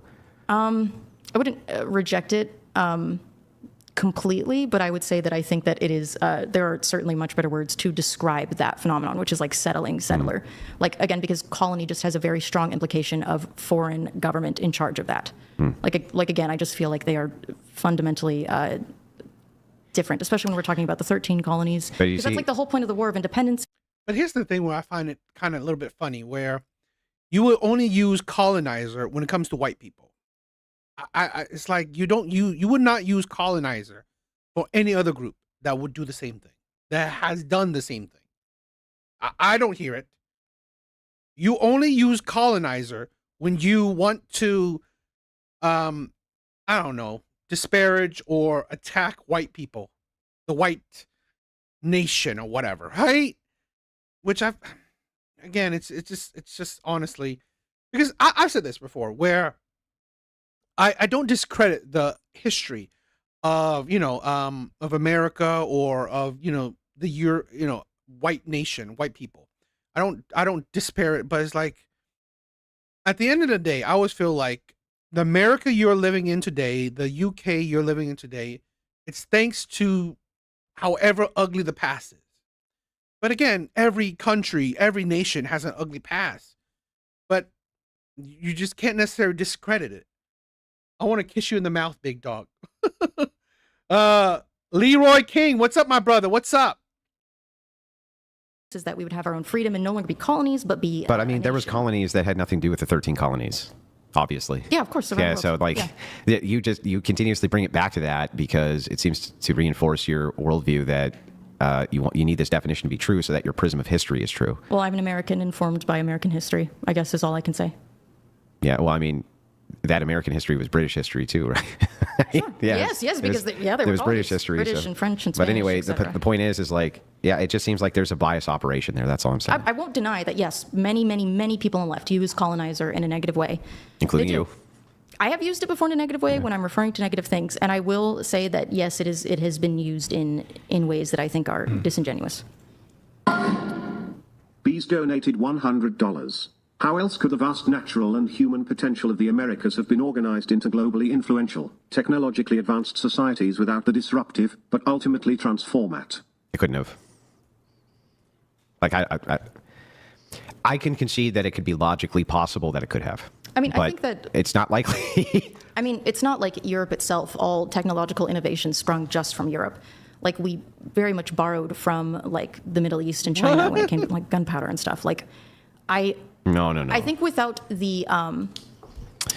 No. First of all, like, if you talk about the origin of a chemical, in a chemical compound, or in this case, a powder compound of gunpowder, probably, fuck, I don't know. I don't even want to hazard a guess. I would. Yeah, I don't think I would. Here's my thing, where I don't want to strip women's rights away. That's not my thing. I would never agree to that. Because I don't think that's reality. To be honest, you know what? My point of view, right, is nowadays that I want women to have as equal rights as they can have. I really do. You'd be surprised. I really want women to have as equal rights as they can have, and we'll see how the world turns with women being equal to men, because we're seeing this more and more, right? People are having less kids, marriage is declining, population is declining. So I've said this before, right? The world after feminism, it is the world that women have shaped. So what I've always said is that, you know what, men, I only say that, you know, we can only be accountable for what we do, right? Ourselves, individually. So I always promote men, you know, we walk away, we watch the world that women created, women shaped. We'll see what happens. Guess that 99% of all technology based around gunpowder has been European. Sure, yeah. Probably 99%, or I mean, maybe like 99.9. But I mean, the innovations around gunpowder from Europeans, fucking, it's insane. It's incredible. I mean, I'd want to read up on that, but I also think it's like. No, I mean, I agree that, I mean, we're not equal, and, you know, we're not really equal, and but, you know, women have fought women are claiming to be equal. So it's more like, where I'm going about is like more of a social experiment where, okay, you want equality. We'll see how the world turns out when we're giving you that equality. Yeah, you're right. Well, rights and legals equal. Yeah. Unfortunately, we did bring disease to the Americas, which I think would have really heavily impacted our ability to trade properly. But because of animal husbandry. Yes. Yeah. I think that it is possible. Well, and also we had Europeans had immunities built up that Native Americans didn't. Because of animal husbandry. Yeah, because of animal husbandry. Yeah.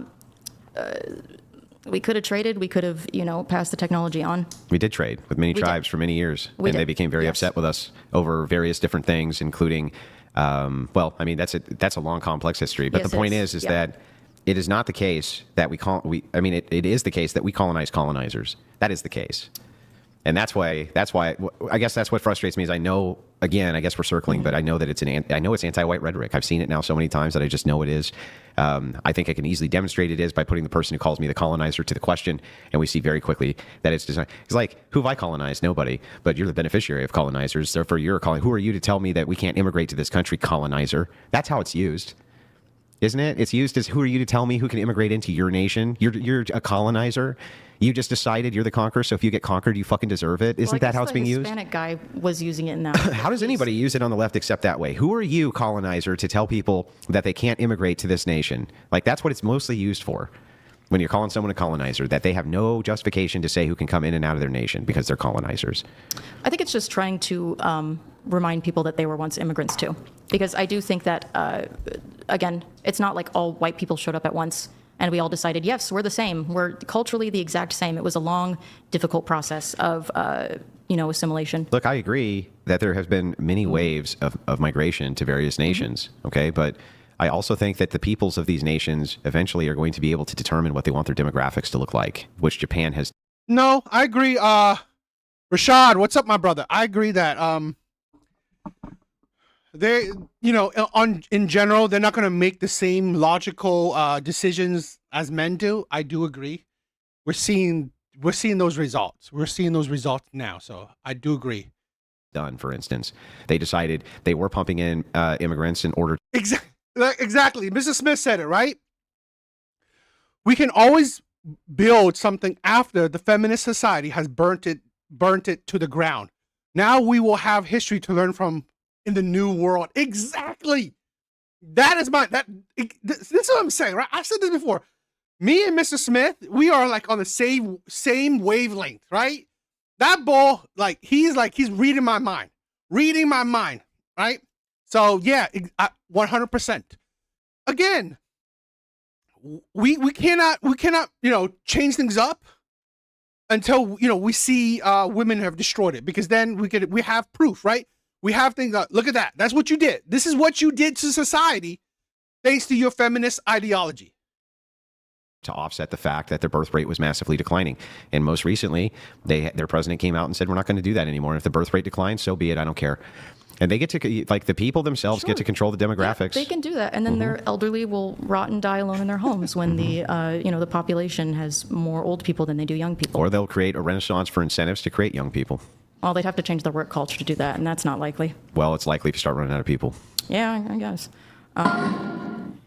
Hassan Piker is not Zeus donated $100. Charlie, heard a rumor you and Hassan had a little tryst. Is it true? If not, would you date the shitlib? What do you think about the whole dog shock thing?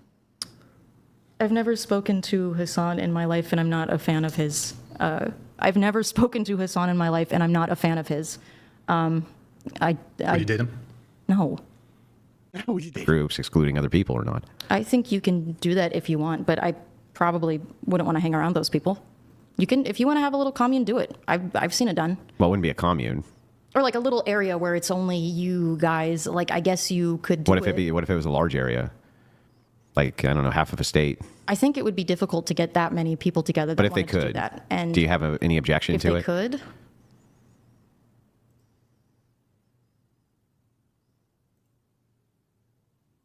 I can't articulate any opposition to it right now, but I don't like it. I don't even think people of, like, black people, Hispanic people, Asian people, I don't even think that they should do that. I think that that's weird. So, like, forced integration should be the order of the day? I mean, I guess if people are just really, really, really interested in only living around their race, sure, they could all get together with a bunch of people and say, hey, we're all going to buy houses here and buy land here, and hopefully they could do it. But they don't want to just do that. They want to do that and then exclude other people from coming in. I think you'd have to be very careful about how you did it, because there are housing laws, I think, housing discrimination laws. But places do that all the time. There's plenty of neighborhoods that will intentionally. So you don't have any actual objections to it? I would find those people to be morally reprehensible. Based on what? What are they doing that's morally wrong? I think that isolating yourself is... morally reprehensible? Yeah, I think it's backwards. It's morally reprehensible to isolate yourself? I had for a time... So the Papua New Guinea people, they're just morally reprehensible because they isolate themselves? I think if you've lived in a very diverse society that is integrated and then you decide you want to isolate yourself... Listen, I visited women's land once, and I thought that those people were deranged. I thought it was deranged to, be like, hey, only lesbians here, only forever, because I just thought it was weird. I thought it was weird. I feel like it's hiding from reality. So that's how I feel about it. Yeah, but that's a different statement, saying it's weird and it's morally reprehensible. I found it morally reprehensible. Well, I find lesbians morally reprehensible, but I don't understand how... Well, I didn't think they were morally reprehensible. Well, right, I know. That's why I'm saying, like, I don't understand, though, where you get from... People make their own social orders and their own hierarchies, and they decide that they only want to live among one people group. What about that is actually morally reprehensible? Because it would necessitate that they have hateful views about other people, even if it's people. You know what, Mrs. Smith? I think I kind of agree too. I have to admit, I don't mind a Mad Max transition period after society collapses. Road Warrior, baby. I mean, come on. I'll tell you this, right? I mean, this is the thing where it will go back to a very men-centric society. People of color doing it, they probably what do you think? Well, what do you dislike think? And distrust other races. And What do you think hate means? To strongly dislike, to have intense prejudice towards. Okay, so strongly dislike. Yes, I don't know how you would define hate. I think strongly dislike seems reasonable to me. So strongly dislike means hate. So couldn't you want to do this because you just strongly like those people, but don't strongly dislike any other people? White people aren't all the same. Black people aren't all the same. I'm not saying that they are. I mean, but again, if you are talking about such a large, broad group, like what do I'm from Northern California originally. If you had a preference to live among a single people group, which I assume you have preferences to live among people groups, your family, extended family, a dog, I don't, whatever it is, you have preferences for that. If somebody had a preference that they wanted to live in a whites only or blacks only community, that was their preference. Why does that entail that there's hatred? I don't even understand that. I think that I would describe it as biological and race essentialism, in the sense that because someone is of a certain race, they act the same way. I feel that. Yo, Evil Eddie, I think you, I can see you have a type. I see Evil Eddie has a type. I have more common. Wait a second. That you have more. There's no biological essentialism there. The idea is not you're only going to act this way because you're white, right? But you could make a determination on a group of people that on average you act a different way than another group of people. You could at least do that, right? Without giving the caveat of the monolith that all of them operate this way. I guess, but like, again, if you just really didn't also, like, I am also from, California is a very diverse state, and while I'm from a very red part of California originally, I still feel that the Hispanic kids I grew up with, I have a lot more in common culturally with than like a white person from the South. I'm not disputing like any of those that. are people more like me, even if they look different. I totally get it, but that really doesn't answer to the question of strongly dislike. Why can't you strongly like one group and not strongly dislike another? Like if I strongly like white people, I have some preference for it. I admit, I did it live. I think white women are honestly modern day, they are modern day dangerous. White women are destroying the world. Because here's the thing, white women are the ones who are spreading feminism, in my opinion. White women are spreading the hate. White women are spreading the gender divide, the racial divide. I think white women are doing it. All right. Why would that entail that I strongly dislike anybody else? Just because I strongly like. Do you strongly like white people? Yeah, sure. What about white people? Yeah. Well, like what about white people? Oh, I don't know. It's just a preference I have. Sure. But like if you had to think about like what you really like about white people, like, okay, I have a strong like for LGBT people. And if you were to ask me why I like them, I would say. Isn't it because you're one of them? Yes. But also more fun.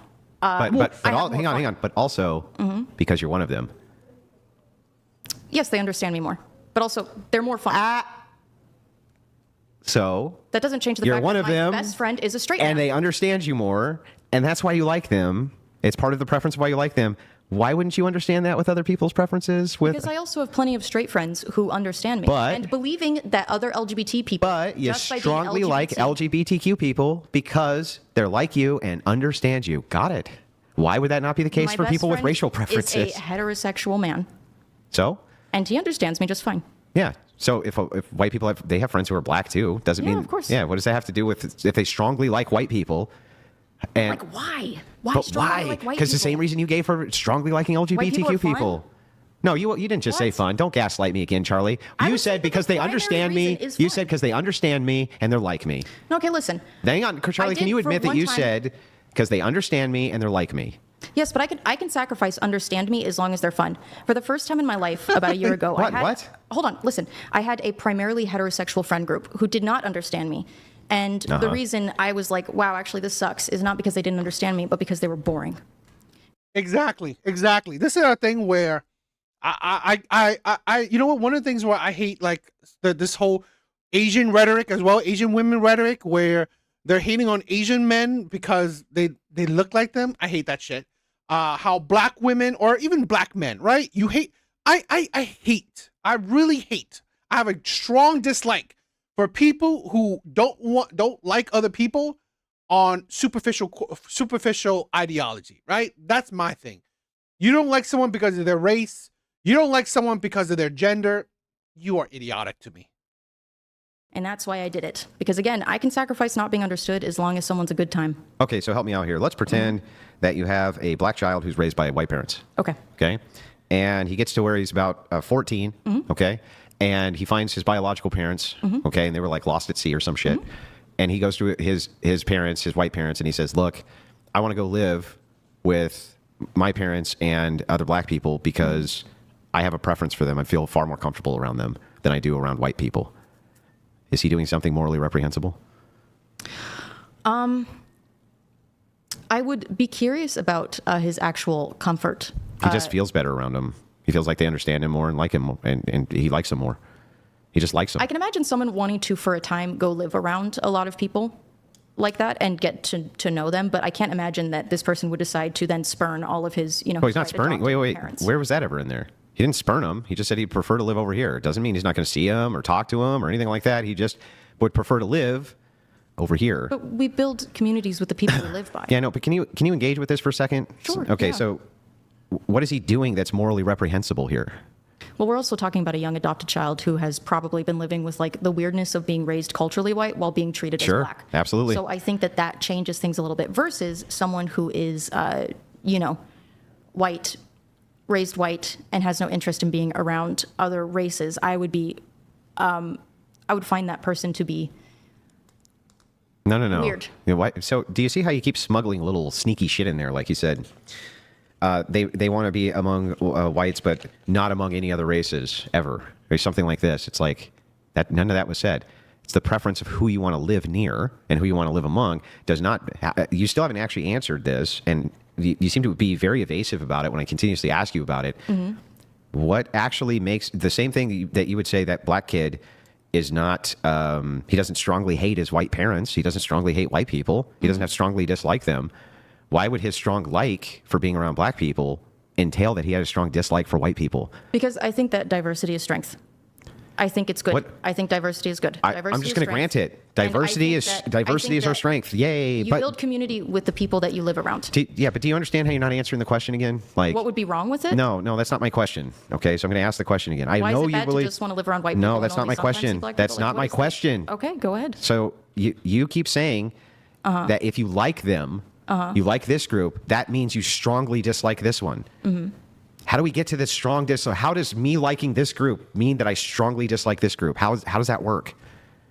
Because you would have assumptions about them that make you not want to live with them. That doesn't mean you dislike them. Essentializing them into all one type of person and behavior. I have on the basis of their race, which I don't think is. I have a sister, and she's really fucking annoying. Okay, she really. Well, she's not. She can be fucking annoying, and I wouldn't want to live with her. Does that mean I strongly dislike her? Would you never live with anyone who's ever been a sister in their entire life? Does your wife have siblings? Yeah, I wouldn't live with them either. Okay, yeah, but she is a sister. Yeah, but what does that have to do with anything? Because the point is, it's not just your sister is kind of annoying sometimes. Right. It's because of who she is. So I have a preference to not live around her, right? It's because of who she is as a person, not the immutable quality of being your sister. Yeah, but even if it was the case, even if I just grant this, how would that infer that I disliked anybody? Anybody else because I had a preference to live with this group? How do we get from that to that means you dislike this group or have a strong dislike for them?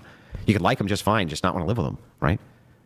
I think that isn't that the not in my backyard kind of dealio is like the hypocrisy of being like, yeah, I'll tolerate them, but I don't want them in my backyard. I don't want them near me. Like I just don't think that. I think it's racist. She has the misconception of, okay, if you don't allow something or if you don't want something, you must want the opposite, right? So if you don't want to live near black people, you must not like black people. But here's the thing where we have to understand that, like I said, people are very tribal, right? However it is, women are tribal with other women. Black people are tribal with other black people. White people are tribal with other white people.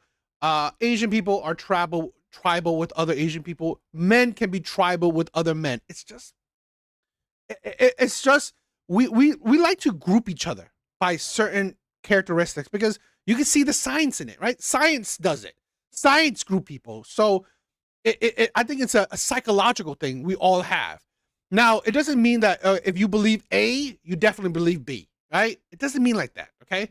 So it's like me having only dated, let's say, black women doesn't mean that I automatically hate Asian women. No. So it's just like, it's just things that happen, right? It's just like, it doesn't mean like two things can be true at once, right? Two things can be true at once. I love that quote. I love that logic where, well, you can want to live with just white people, but it doesn't mean that you hate black people. It could be two things can be true at once. like even said, right? I only live near other genders. My God, that would be hell. I mean, that's the thing, right? The more Charlie talks, the more I realize that atheists were kind of right when they said women are meant to be seen, not heard. Athenians. I don't like it. But to be honest, I would prefer people like that do go off and live in their own communities because I don't want to be around them. Because you dislike them? Yes. Okay, see, that's on see, the basis now of here, their weirdness about race. Now here we've gotten to it. I do Okay. believe this, that you strongly dislike those people who want to go live with like an all white or all black community or whatever. I agree that you dislike they're them. probably lame. The problem is like you have not made an argument that would be convincing to anybody on planet Earth that they dislike you. I agree that you dislike them. That I agree with. That they dislike me? Yeah. I'm white. Why would they hate me? Exactly. Why would they hate you? I'm white. They're also white. They want to live around the white people. They don't hate. Okay, wait. Why wouldn't people who you hate you? What? Why wouldn't people who you hate you? Wouldn't people you hate you? Oh, I mean, if I said I hate you, but like, look. You just said that you have strong dislikes for them. But I don't think that any of those people that you claim that you would have a strong dislike for would say that they had any feelings about you one way or the other. Yeah, I don't think that they would either because I'm Caucasian. I think that they would, if they saw me walking down there all white. What would if you were Hispanic right now? What would change here? What would change if they were like, I don't have any opinions about her one way or the other. I wish her a great life. It's because they wouldn't allow me to live next door to them if I was Hispanic. Well, that's true, I guess. Yeah, it's like not wanting to be around people. It's not wanting people in your proximity. It's the same. That doesn't mean that they hate you, though.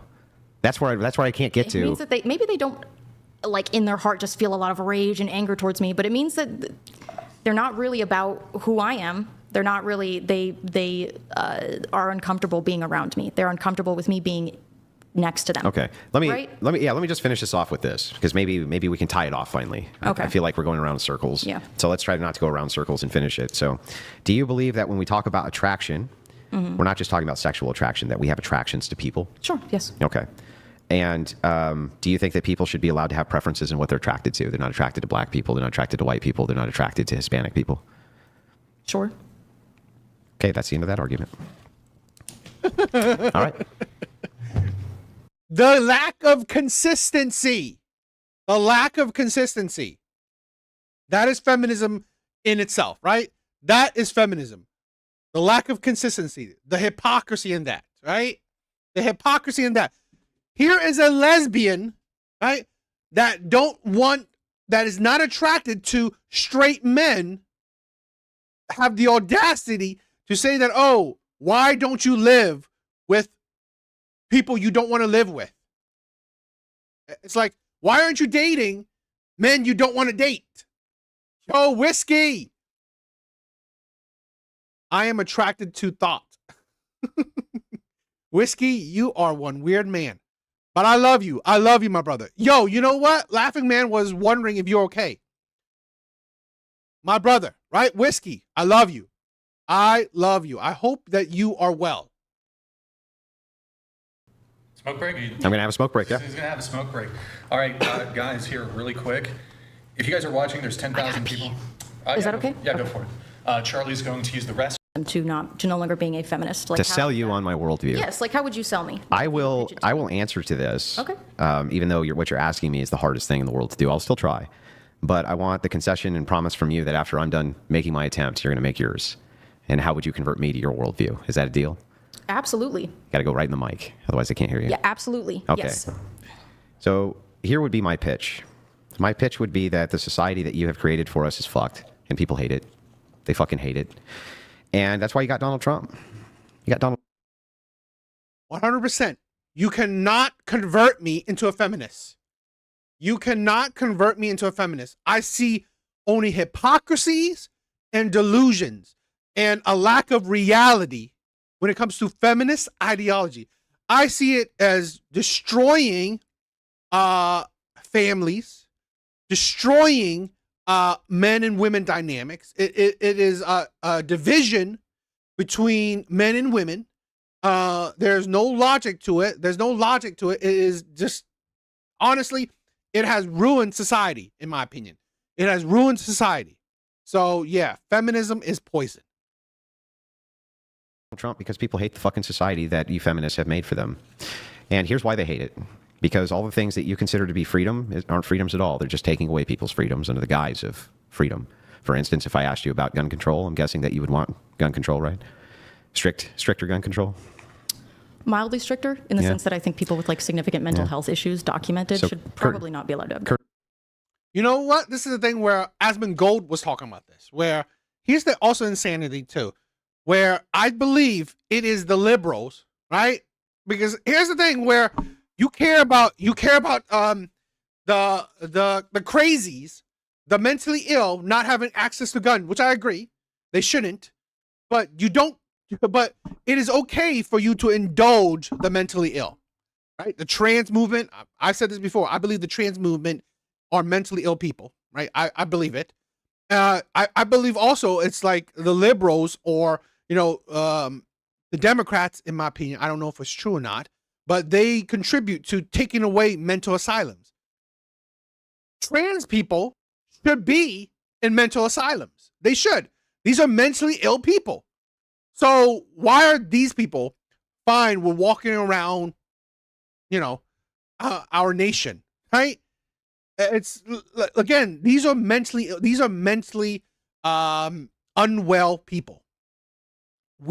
You're not taking the time to treat the mentally unwell, right? But you know that they're dangerous, right? You know they're dangerous. You don't want them to have ownership to guns, which I agree, but yet you don't want them to be treated. You don't want them to, honestly, not be a part of society, which they shouldn't be. Curtailing gun control, okay, curtailing freedom on the Second Amendment. On the First Amendment, during C-19, did you think that the government, it was appropriate for them to go in and remove what they considered misinformation for the good of the public? Yeah. I don't have a solid opinion on that one. Well, earlier you did, and it seemed like you said removing misinformation, like going through and yeah, they worked with tech companies to remove what they considered misinformation. Well, that's not what we talked about earlier. That's what they did. It's different. I know, it's not different. It's different than, we were talking about shutdowns, were we not? Yeah, but the part of the lockdowns was that they were depersoning people because of what they considered to be misinformation, and the government was working with the technocracy in order to do that for the good of all people. And it's like, I guarantee you at the time, if I go back and look at whatever content you were making, if you were making content at that time, I don't know. Well, but I can promise that whatever social media you had, you were probably very much in the we need to get rid of misinformation camp. Because all of you guys were. And so it's like under the First Amendment, it seems like, the feminist and the progressive movement, which is basically a part of the feminist movement, does what it can do to curtail freedom there too. And it doesn't seem like you really want there to be much personal freedom, even if people say, look, I just want to live among a people group that I'm familiar with and I have a preference for and an attraction to. And you're like, no, that's unacceptable. And you're a bad person for even wanting to do that.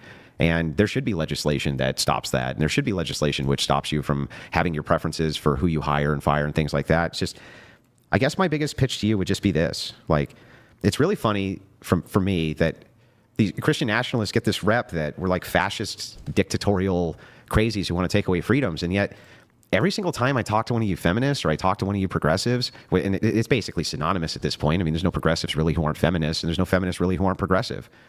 It just seems to me like the totalitarian nature of everything that I've seen has come from you guys.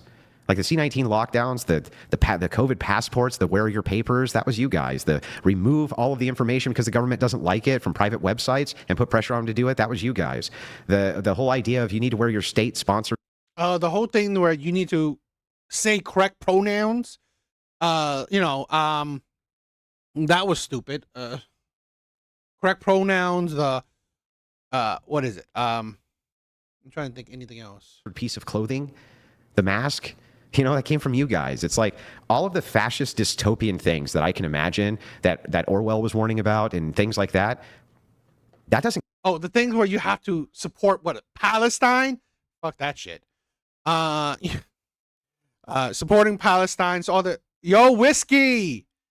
Thank you, my brother. I love you.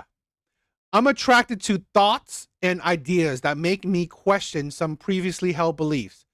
It's why I like art, philosophy, and literature. Just pure thought. I love that. I love that. I love that. And I agree, right? That is this is why I've always said I promote being open-minded. I promote being open-minded. I promote never agreeing with anyone 100%. Never agreeing with any one person 100%, because honestly, that keeps you closed-minded. Come from us. That always seems to come from you guys. The people who are the fascist hunters seem to be the very worst at real freedom. Here by any chance? Well, hang on. Let me finish my pitch before you ask me questions about it, right?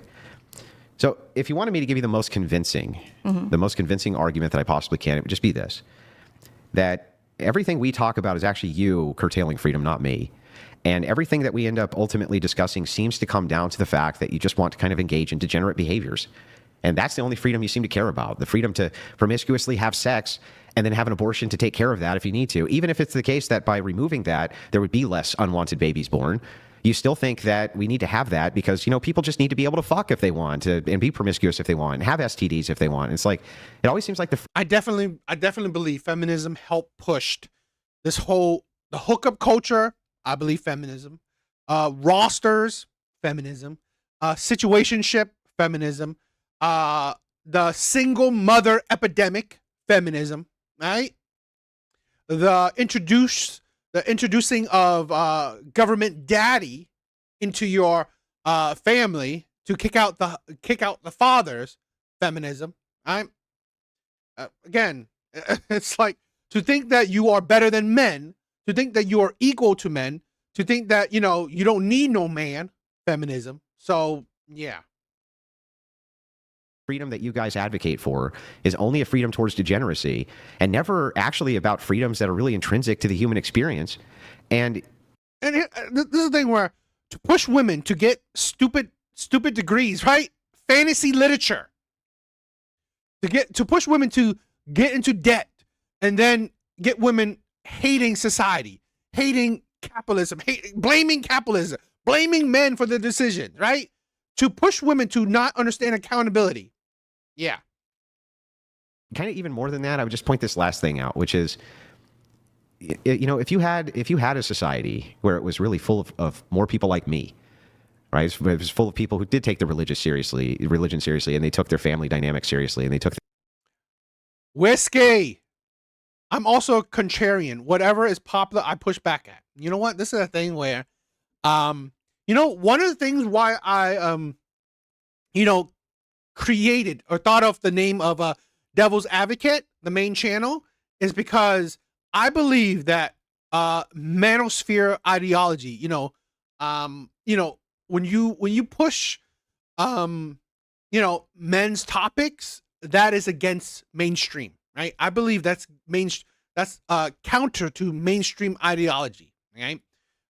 Trying to push men to be better, trying to focus on men's issue, I believe that's counter to mainstream ideology. I always feel like that's a contrarian to, the modern day narrative. So that's why I thought, Devil's Advocate was more made sense for me, because again, it's to push the difference, right?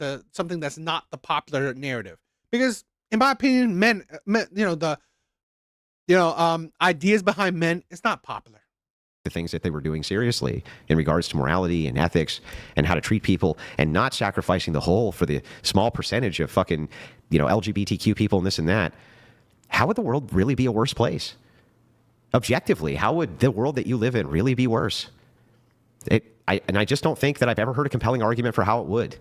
And so I think that I would try to make for you, instead of logical appeals, I would just make a purely emotional appeal that, like, the world for you would actually be a much better place if there was more Christian nationalists like me and less Charlies with your worldview. Well, I wouldn't be able to go to school if that was, people's women. Listen, because again, it was indeed feminism that, Yeah, you wouldn't be able to go to school to gain your debt and get your fantasy literature degree. Amazing, right? Amazing. So you wouldn't. So you trade family, a loving husband, kids that you love, stability, for you to gain that feminist freedom, for you to get debt, for you to get your fantasy literature degree. That's feminism for you. Great. Amazing. How does that help women? How's that, to be honest, women being more educated than ever, how has it really helped women? In my honest opinion, even today, right? I've shown hundreds, if not thousands of videos of women still demanding money from men, right? Women still expecting men to provide. Women still expecting men to hold the door, be gentlemen, be leaders, be like, this is a thing where it's like, okay, you want to go to school to do what?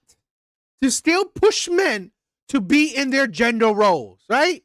You still, like, I believe 60% of women still choose to be stay-at-home moms. Like, literally, look at this, right?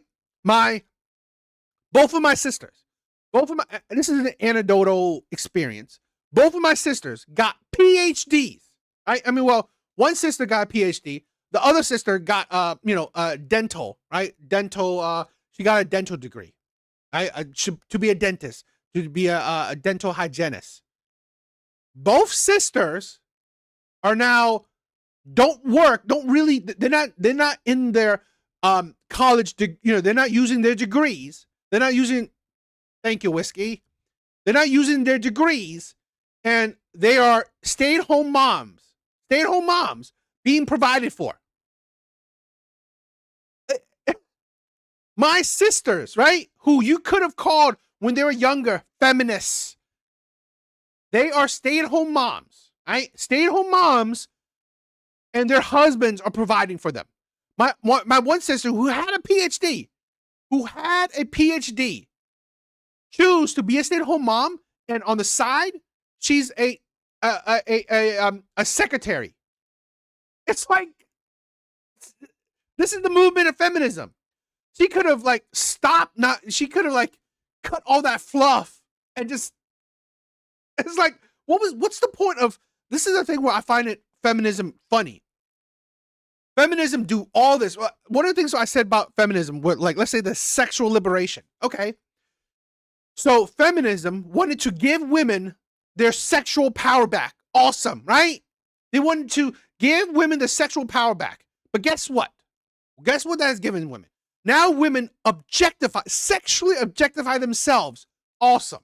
Now women are, more women than ever, right? More women than ever are in the sex industry. Do you know that there's over 1 million women in doing OF?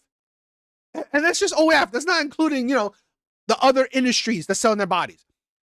More women than ever are sexually free, giving men their bodies, situationships, friends with benefits, rosters, right? Hookup culture.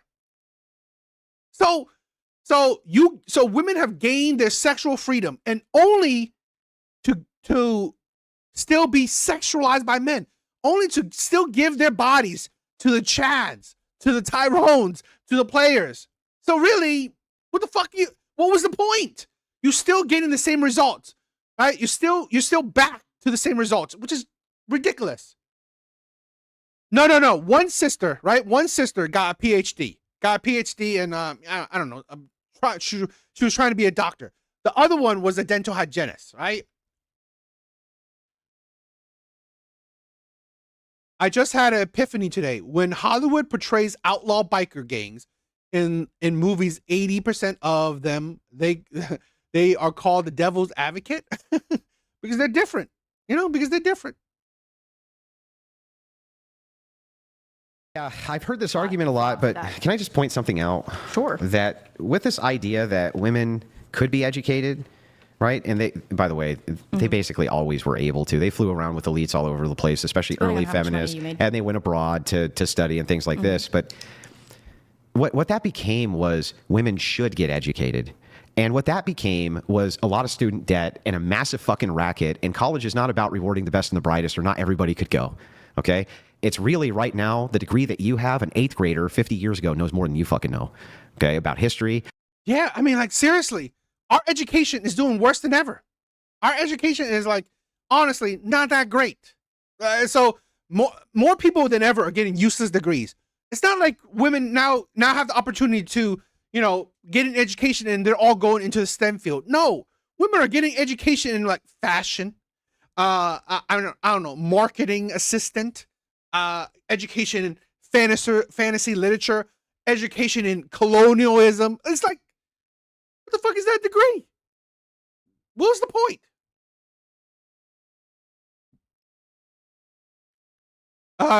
Okay. Rashad said, my ex is with a guy who allows her to have a second dude, and she wanted me to be it. That is feminism, right? Feminism is a pipeline to just hedonism, right? It's just indulging in lust, indulging in debauchery. Again, it's like, what is it doing for women? Feminism is just allowing women, right? It's just allowing women to freely be with the top percent men, or freely be with men. Like, and honestly, it hasn't helped women, in my opinion. About math, about social sciences. An 8th grader 60 years ago knows more than you do right now. Is And that it's really like, what you think? yeah, not only do I think it, I think that if I gave you a test that an 8th grader would have 60 years ago, you would fail it with your college degree. And the reason for that is because you didn't get any fucking education at school. You got a lot of student debt at school. Yeah, that's what you ended up with, because it's become a giant racket. And if it was really about the best and the brightest, then not everybody could go. And maybe everyone shouldn't go, because it's really for most of it. And that's the thing where I said this before. I believe more men should be doing blue collar jobs, right? More men should be going into trades, because here's the thing: AI is taking over these white collar jobs. So there's not enough men. There's not enough people doing white collar jobs, HVAC jobs, carpentry, construction work. I mean, like, plumbing, all this stuff. Those AI cannot take those jobs up, right? AI is not able to take those jobs up. And we shouldn't be giving those jobs to illegal immigrants, right? We shouldn't be giving those jobs to illegal immigrants. More men should be taking up blue collar jobs instead of getting useless degrees. Hell, more women should be doing it, but women aren't doing it. The so-called, freedom that women are doing, what are they doing? They're using that freedom for. What are they using that freedom for? To get useless degrees. A degree in, like, underwater basket weaving. Great, right? Great. Useless. And like I said, I gave you the thing about my two sisters. They got degrees, and they're not even using it. The stuff that you learn in high school, right? Why is it that every high school educated person I come across seemingly is just as intelligent as every college person I come across? That's an interesting perspective. I haven't had a similar experience in my lifetime. Yeah, well, you have a bias preference, and I don't. Like, you're biased towards elites, right? Elitism. I do, I grew up in an educated household, but I was also primarily raised by a very conservative father who was also a doctor. So was my grandfather. And was your conservative father a dummy? No. Then why was he conservative? Because it benefits him personally. So he was just immoral. For pursuing his own ends, I don't know if I would say that. You're not sure if your own father was immoral or not?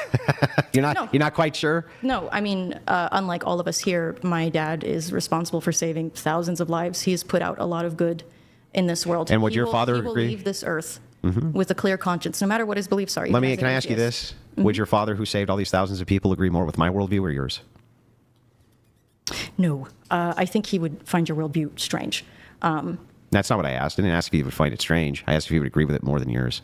Why would your conservative father find a conservative man's worldview wrong? What? I don't know enough about your worldview, I think, to agree or disagree, but I think that he'd be... How about his political alignment? Would his political alignment line up more with mine or yours? What is your alignment politically? Like, what do you want the government to far right wing? Like? Yeah, far right wing conservative. You could say my political alignment would be something more akin to limiting suffrage, to people who getting it back towards what our founders had. Some other things would be like fiscal conservatism. I have a belief in that. I have a very strong dislike for socialism. Have a very strong dislike for communism. Have a very strong dislike for eliminating people's access to capital, which I know brings more people out of poverty than any other single system on planet Earth. Like, would he agree more with that type of stuff? I have a strong preference against mass migration, and I think the government should be doing more about it. I think that we should lock up our southern border. I think that we should do a lot more when it comes to deregulating gun control. I think, like, stuff like that. Would he be more in line with that? I think that my dad is he skews libertarian more than anything. And I think libertarians are definitely going to like that more than your view. I think your proposal to limit suffrage, I think, would libertarians love that idea generally. Limiting access to voting? Limiting people's individual freedoms? Well, wait a second. That's not limiting their freedom. What it's doing is stopping... Taking away the right to vote? No, it's stopping you fuckers from collectivizing and becoming tyrants. And that's what you've done with the vote. You've collectivized and become fucking tyrants, a tyrant of the majority. a tyranny of the majority, a slight majority, and you become fucking tyrants, just like you were during COVID-19. That's not you. You didn't free anybody. Who are you freeing with your fucking policies? Like, What how are would you making our call lives the power better? that the executive branch has now? I mean, like the executive branch is the strongest it's been in ages. Like, what do you? No, think it's about not. It tyrants? has less power than it did under Jackson. Significantly Okay, less I power said than it did. And this is the thing where I always think like, what is feminism freeing, right? How are you freeing women from what? I never understand that you are freeing them from what? So essentially you're freeing them from men. Okay. So feminism is freeing women from men. Yet let's see the results of feminism, right? We see the results of feminism where 60% of women, right? 60% of women who are, who become mothers, they themselves want to be stay-at-home moms. So, well, you didn't solve that, right? You didn't solve that. You didn't solve that. And now you're freeing them from men, yet majority of women are working, guess what? Under a male boss. So you free them from potentially loving husbands, right? You're freeing women from potentially loving husbands where the husbands will take care of women's financial burdens. No. You want to free them from that to push women under the control of male bosses who don't give a shit about you. That's great. That's great freedom, right? I don't see that feminism has actually made women's lives better. I don't see it, right? In my honest opinion, it has made women worse. It had made women's life worse. Under Jackson. And by the way, can I just point this out, right? When you're talking about Donald Trump, he has the same exact powers that the president Joe Biden had before him. The same ones. He doesn't have a single additional power. Not a single one. What about the bullshit that the Supreme Court ruled that he cannot be held responsible for specific illegal acts that he committed? Yeah. Well, look, this was early understanding of case law with the president is that you're not going to be able to allow states to prosecute the president of the United States or else a state who was just upset. Tyranny. No, it's not. It's the opposite. Tyranny. A state that's upset at the president could bring him in for bullshit, trumped up charges. And he's Whiskey isn't, no, Andrew is not Canadian. He's American. Andrew's not Canadian. He's American. the federal executive. That would create a constitutional crisis. Literally overnight, it would create a constitutional crisis. We have diplomatic immunity for diplomats. They come in and commit a crime, we can't put them in jail. Even though they committed a crime, we can't put them in jail. They have diplomatic immunity. Our own president doesn't have immunity from state prosecution. Yeah, he kind of has to. Otherwise, California Governor Newsom right now, Newsom, would bring him up on charges of treason if he could, and would try him in California under the state code if he could. He would do that. Love that. I hope he does. Okay, well then guess what? If that's the case, then why shouldn't the president have the ability to do that to Gavin Newsom? He could. If he wanted to, you know, I don't know, start a case against Gavin Newsom. No, I'm saying, why does the federal authority not give him the purview to do that? For the same reason. To charge him on a state level? To charge him at a federal level. He can't just be like, oh, he committed treason and go charge him. You can't have the state charging the executive branch. You can't have them doing that. I think you can. No, well, not only can you not, the Supreme Court even ruled you can't. I think you should be able to. I think that's ridiculous. I think we need to be able to hold our leaders accountable and not put too much power in their hands, because I am against authoritarianism. Okay, so let's say California does that. They say, hey, we're going to go ahead and bring up Donald Trump and he needs to appear in court. How does California enforce that? In this day and age, I don't know. That gets tricky. I wouldn't trust Donald Trump to. Are they going to send California agents to arrest the president of the United States, do you think? We could send the National Guard and start a civil war. Our National Guard, the California National Guard. But that would be treason. So I'll try to rephrase this. I'm going to reframe, and I'm just going to be totally honest with you. I will never be able to convince you of my worldview. You won't. I know. But the reason is not because I'm not a great orator, or I don't make good points, or I haven't said things which should be compelling to a person. But Charlie, I just think, honestly, you're too fucking stupid to understand them. So, Andrew, can I sell you on my worldview? Yes. This is... oh, shit. Here's the thing where I think I don't disagree. She's stupid. I don't disagree. What I would say is that comes along with that stupidity is irrationality, right? Feminism is built on emotion. Emotion, not logic. It's not built on logic. So because feminists are too emotional, their logic is purely based on emotion, how you feel. Feminist logic is based on how you feel, not based on actual logic, on good, good train of thoughts, good logical facts, stats and statistics. No, it's not based on good arguments, not based on consistent arguments. No, it's based on how you feel. So yes, she is too stupid, but she's also too emotional to see logic. She can't.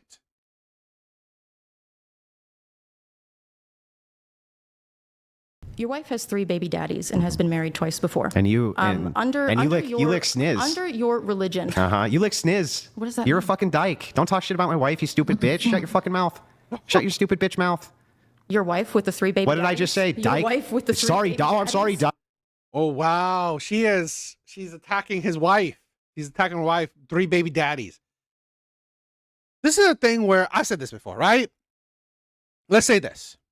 One, Andrew is a Christian, or he's religious, not a red pillar, right? He is religious, not a red pillar.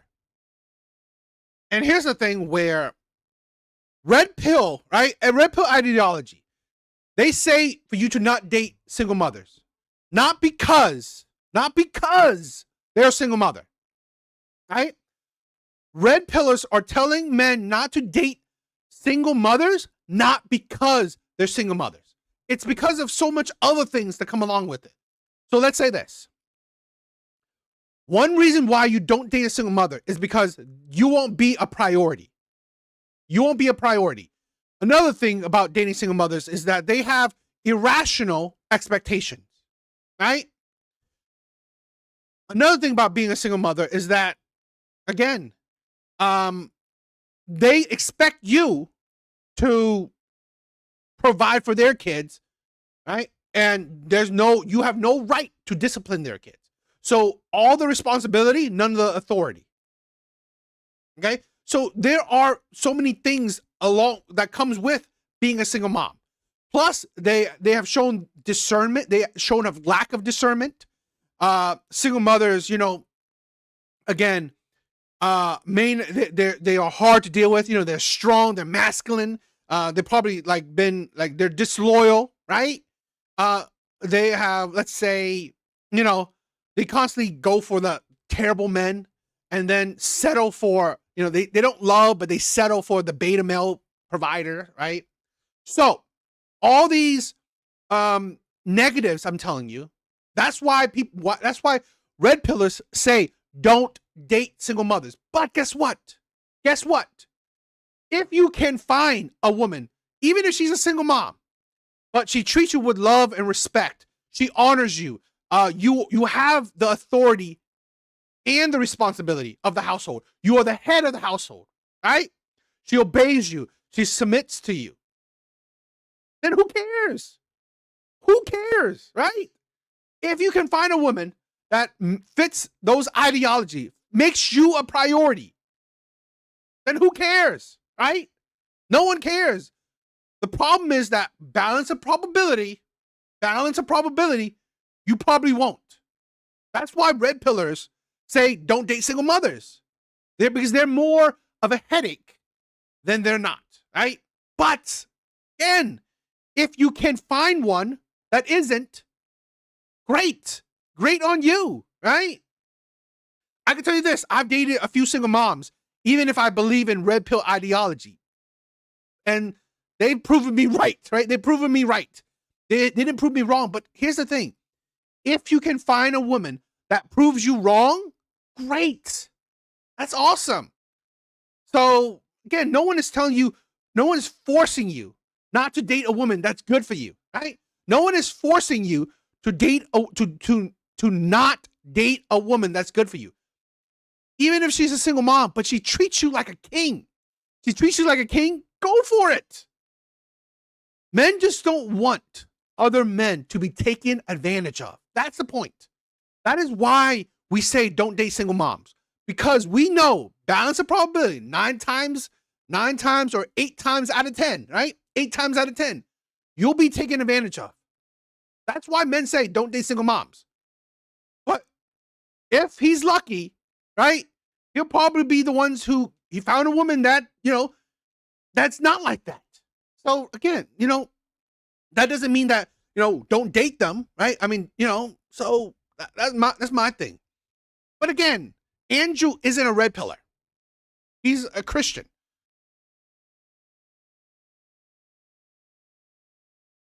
Whiskey, I love you, my brother. At least once a day, I thank God for the blessings he has given me. Most importantly, I thank him for bringing Gracie, my hound, into my life. Amazing, my brother, right? But I'm going to tell you this.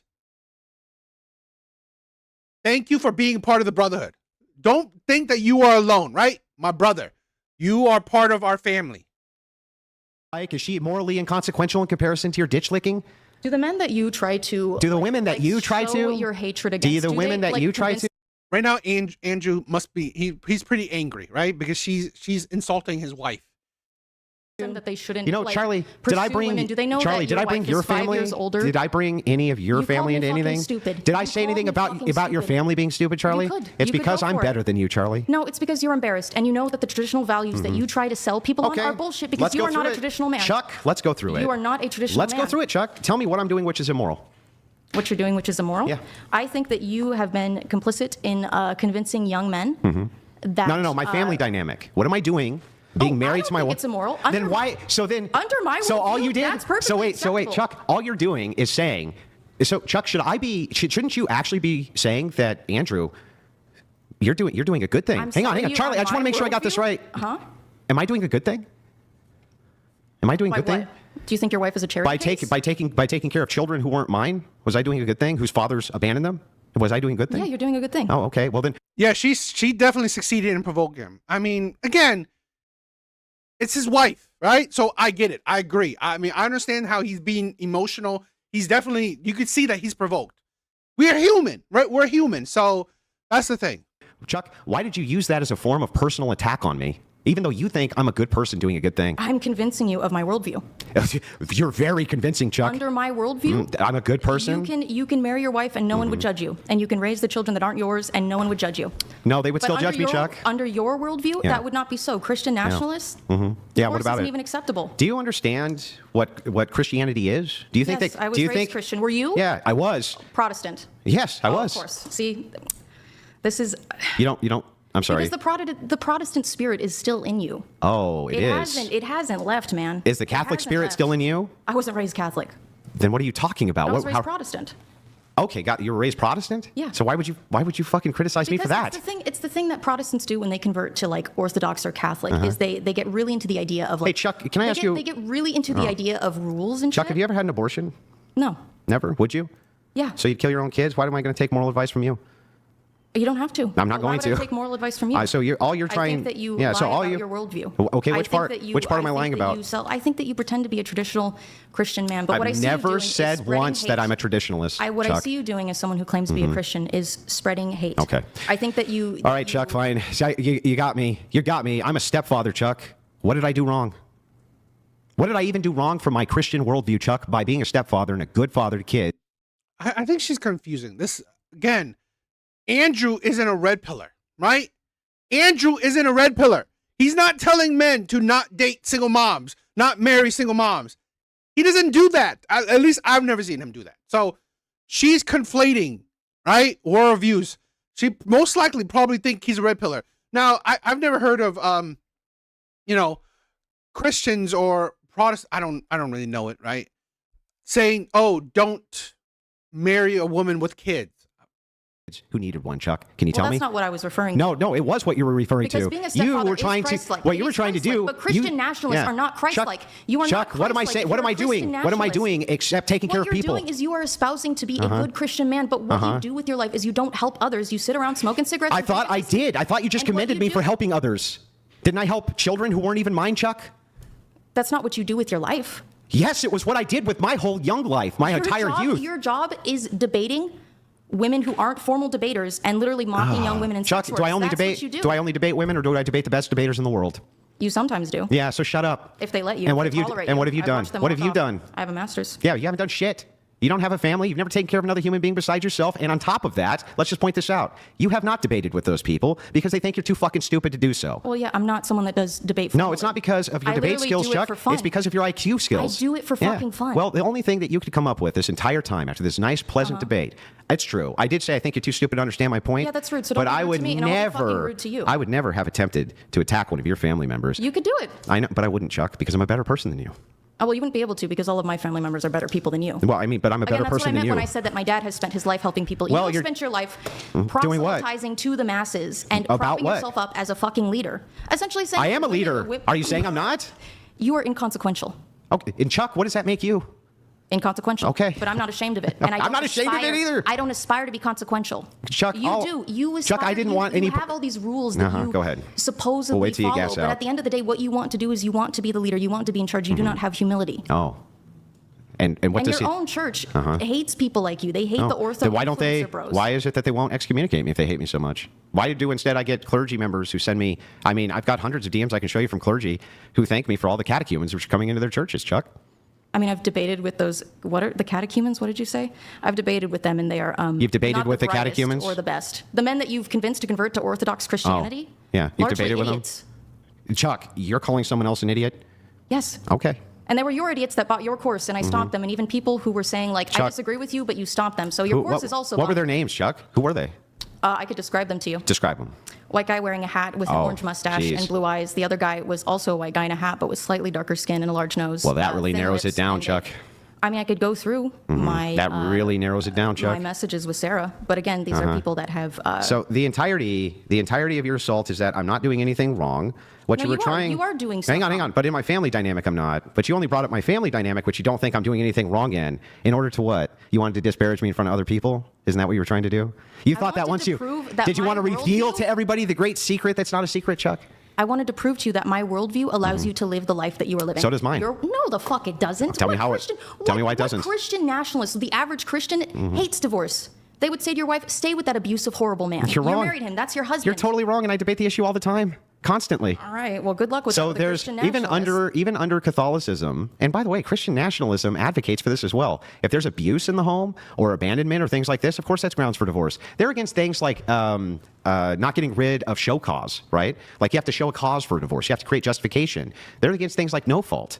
That's the things they're against. Nobody's like, oh, there are some people, I agree. There are some people who have been like, well, even if you're getting beaten up in a relationship, you should stay. But you know what happens when you actually hone down on what they're saying? They're actually saying, wait a second. What I'm saying is that that's something which can be worked through. That's not a thing which instantly nullifies the marriage. And that as Christians, you should try to work through that first before you end the marriage, especially if you have kids. That makes a lot of fucking sense to me. Yeah, her daddy allows her to be stupid. Great that her dad is a doctor. Cool. But again, raising, honestly, a ridiculous child is not an accomplishment. Did your wife had a no fault divorce? Was it no fault? I'm not going to get into my personal life with you, Chuck. All right, but if you're saying that Christian nationalists are, they're pro show cause but against at fault divorce, then it's the same Okay, thing. Chuck. Well, what happened is her ex-husband went in the room and beat her half to death. Yeah, and that's ripped. horrible, Shut up, man. Chuck. That's horrible. Shut up, Chuck. But you want me to relive it and you want me to tell you about it, so I will. I'm asking if it was No, show shut up, cause or Chuck. no It's my fault. turn to tell you. All right. And ripped out half of her tongue. Ripped it out of her fucking head. And so the thing is funny, Chuck. I just want to point this out. Thanks, by the way, for reminding me of that. Yeah, you're welcome. Can you just help me out with this? Which Christian nationalist would say that divorce under those circumstances was not appropriate? Who's the dude that was berating his pregnant You wife? tell me. Steven Crowder? Yeah. You think Steven Crowder, who's one of Rachel's best friends, would tell her that That's was her best friend? I didn't say it was her best friend. That's one of her Yeah. best friends? Yes. And one of mine. Jesus Christ. I mean, that's what I mean, man, is you espouse No, all this man. shit, but What your I mean, man, is you worldview just said that Steven Crowder. It is pro Steven Crowder. It is pro You're saying that Steven Crowder. You were telling your wife's like you are talking about her horrific trauma, and then you're saying like that like freaking Steven Crowder. Steven Crowder didn't lay a finger on his wife. You are hanging out with abusers of women that want to trap women. Steven Crowder never laid a finger on his wife, you lying bitch. As far as we fucking know. No, as far as she claimed publicly, you fucking idiot. You don't even know anything about. And you called him an abuser, and you said, as far as you know, you don't know. This is the problem when I've said this, where it's hard for me to, if to have an actual woman on the show, or at least kind of this, because here's the thing: when you talk to the left, feminists, or whatever, they will try to they will try to put you in an emotional state. They will try to put you in an emotional state, because like you remember when I was debating, right? When I was debating or having a conversation with the kid Alan, right? The kid Alan. You know what he did at the fucking end, right? At the fucking end of the conversation, he said I was a bully to women. He said I hate women. When honestly, at the beginning, we made the distinction that's not what I was. So this kid wanted to, at the end, right? At the end, now say these disparaging things to what? To now get more emotional reactions? That is the fucking craziness. That is the fucking craziness, where these people, right, know that they're not talking to you on a logical basis. What they do is try to get you, right? They try to get you in a more emotional status, emotional state. Right? This is the thing. Where's the logic in that? About the case, you stupid broad. Can you tell me that Hillary Crowder has said that Steven Crowder ever touched her? Ever? Because then why are you making these allegations? Still an abuser of women. How? It was because he got into an the way that he spoke to Chuck, her. And you support that. Chuck, you've been in worse arguments in relationships than that. I guarantee it. I haven't. Oh my God, you people are the worst liars. You're the worst liars, the most uncharitable fucking people, the worst lying sacks. You just made. I agree, right? When you get emotional, things are losing. So, and I feel bad for Andrew, because this woman really touched honestly a sore, disgusting part, right? She really touched a disgusting argument, right? So now, of course, yeah, he's, an accusation that Steven Crowder abused his wife, total lies, said that he beat her up, total fucking lies, said that he would hate Rachel Wilson, who's one of his best friends, right? You're a fucking idiot. You don't know what you're talking about. Bullshit this whole night, and you literally don't know what you're talking about. Words, you literally, Chuck, just stop. You're an embarrassment, Chuck. And evidence, you would be like, no, it's not. I watched your debates. Well, Chuck, I'm surprised you didn't learn from any of them. Because, good Lord, it was a terrible showing for you the whole night, and you really ended it with a flourish, let me tell you. I didn't come here to win. Yeah, well, I'm glad, because that wasn't going to happen. Not with your fucking audience. This audience, it's all fucking incels. It's all incels, yeah. Yes. Well, I admit, this is a stupid bitch. This is a stupid bitch. To call people you don't know a bunch of incels. What a fucking... Again, this is what they do, right? Yeah, it's like what did Kevin and Samuel say, right? Insults, insults and the need to be right. She call watchers incels. Yeah, it's like unbelievable. It's like, seriously. And this is the thing. This is why you lose when you are starting to call people names, right? And people that are not even a part of this, right?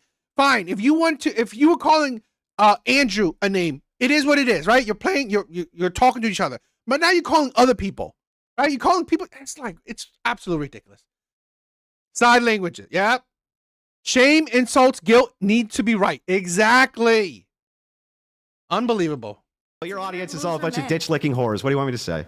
I like them better than you. Yeah, you should. I do. Enjoy it, Chuck.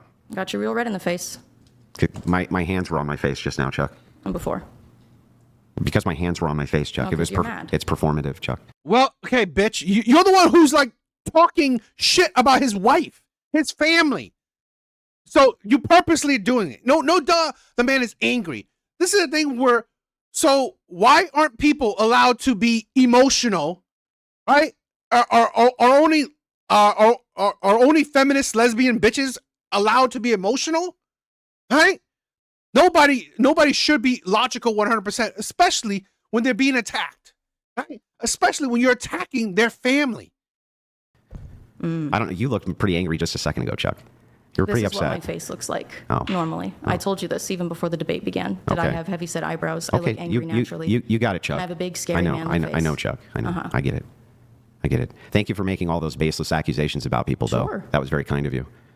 I mean, thank you for promoting a worldview that is I guess that fundamentally justifies- racist, misogynistic, homophobic, and transphobic. I guess that justifies. Thank you for spreading hate. Thank you for Yeah. contributing to ruining a generation of young men. Yeah, so I guess that justifies any evil And thing you want to do, huh, radicalizing- Chuck? Radicalizing You know, them Chuck, out of approaching. of being with These are the women same that would exact love reasons them that they just shot because Charlie they're Kirk, sex Chuck. workers? Same reason What? that your trans friend shot Charlie Kirk is because you think My it's trans friend? you My think transgender you friend. think it's okay. Your trans friends. This is why you think it's It was okay. a cisgender man that shot Charlie Oh, Kirk. give me it was fucking a trans. Give me a they do that. break. They do And by that. the way, let's point this out, Chuck. I just want to point this out. That it's the justification that you can do any evil thing you want to me because you think I espouse a bad worldview. That's exactly what got Charlie Actually, Kirk killed. you were the one arguing that we should go in and violently colonize or blow up people because they do things differently, and I was the one Because that they're said, no. molesting And I said children, to Chuck? lead with love and Because they're kindness. molesting Lead children? with love and kindness. That's what I Tell said. the audience what the cum warriors do, Chuck. They already know. Do they? Yeah, and you said fucking blow them up. Yeah, I'm sorry that I would blow up pedophiles, Chuck. That's terrible of me. I'm a real bad guy. Smoky All man. right, well, Chuck, I'm Smoky sure man that the bad, person- Chuck. I'm certain that the person who shot Charlie Kirk thought the same thing. Yeah, Smoky man bad. Even though I do nothing in your worldview, me being a stepfather is not problematic. There's a million you, stepfathers. you commend me. You commend me, of course, for doing that. You say it's a good thing that I do that, but you bring it up I anyway think because it's you want to fairly attack me. Neutral. I mean, do you make those children feel like they are like a charity case that you have just done such great things Oh, for? so I'm sorry. So I shouldn't do it because if I do, what? No, but you should be normal about it. What does that mean? You brought it up. So don't treat it like it's like, oh, I'm such a good man for doing this thing and taking in this broken, abused women. Like it's like, I don't like the way you're talking about it, dude. Oh, Talking about it, bitch, you brought it up. He never talked about his family. You are the fucking one talking about his family. He didn't bring up his kids. He didn't bring up his stepkids. He didn't bring up his wife. You were the one who's doing it. And again, you are not talking about the fucking topic. You are insulting him. You are attacking his family. This is fucking unbelievable. This is why I'm again, this shit right here, this is the feminists, right? This is the feminist fucking insanity. Just like Red Door said, right? This is what Red Door, right? Keying her car. This is the fucking insanity right here, right?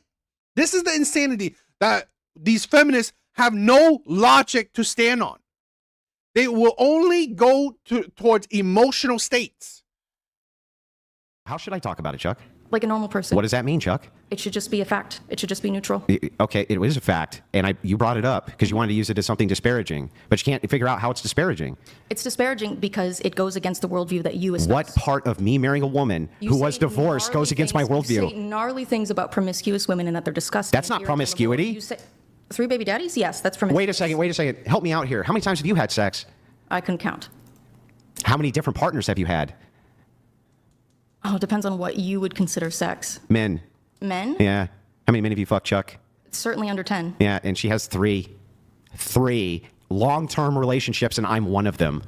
Okay, Chuck, can you tell Men me? that are Can you tell me forever which one? tied to her. Which one of you Forever are tied to her promiscuous? through having had children with them, forever tied to her. That's a much stronger bond than a hookup. Okay, but help me out. You fucked way more women than my wife, and she's the promiscuous one.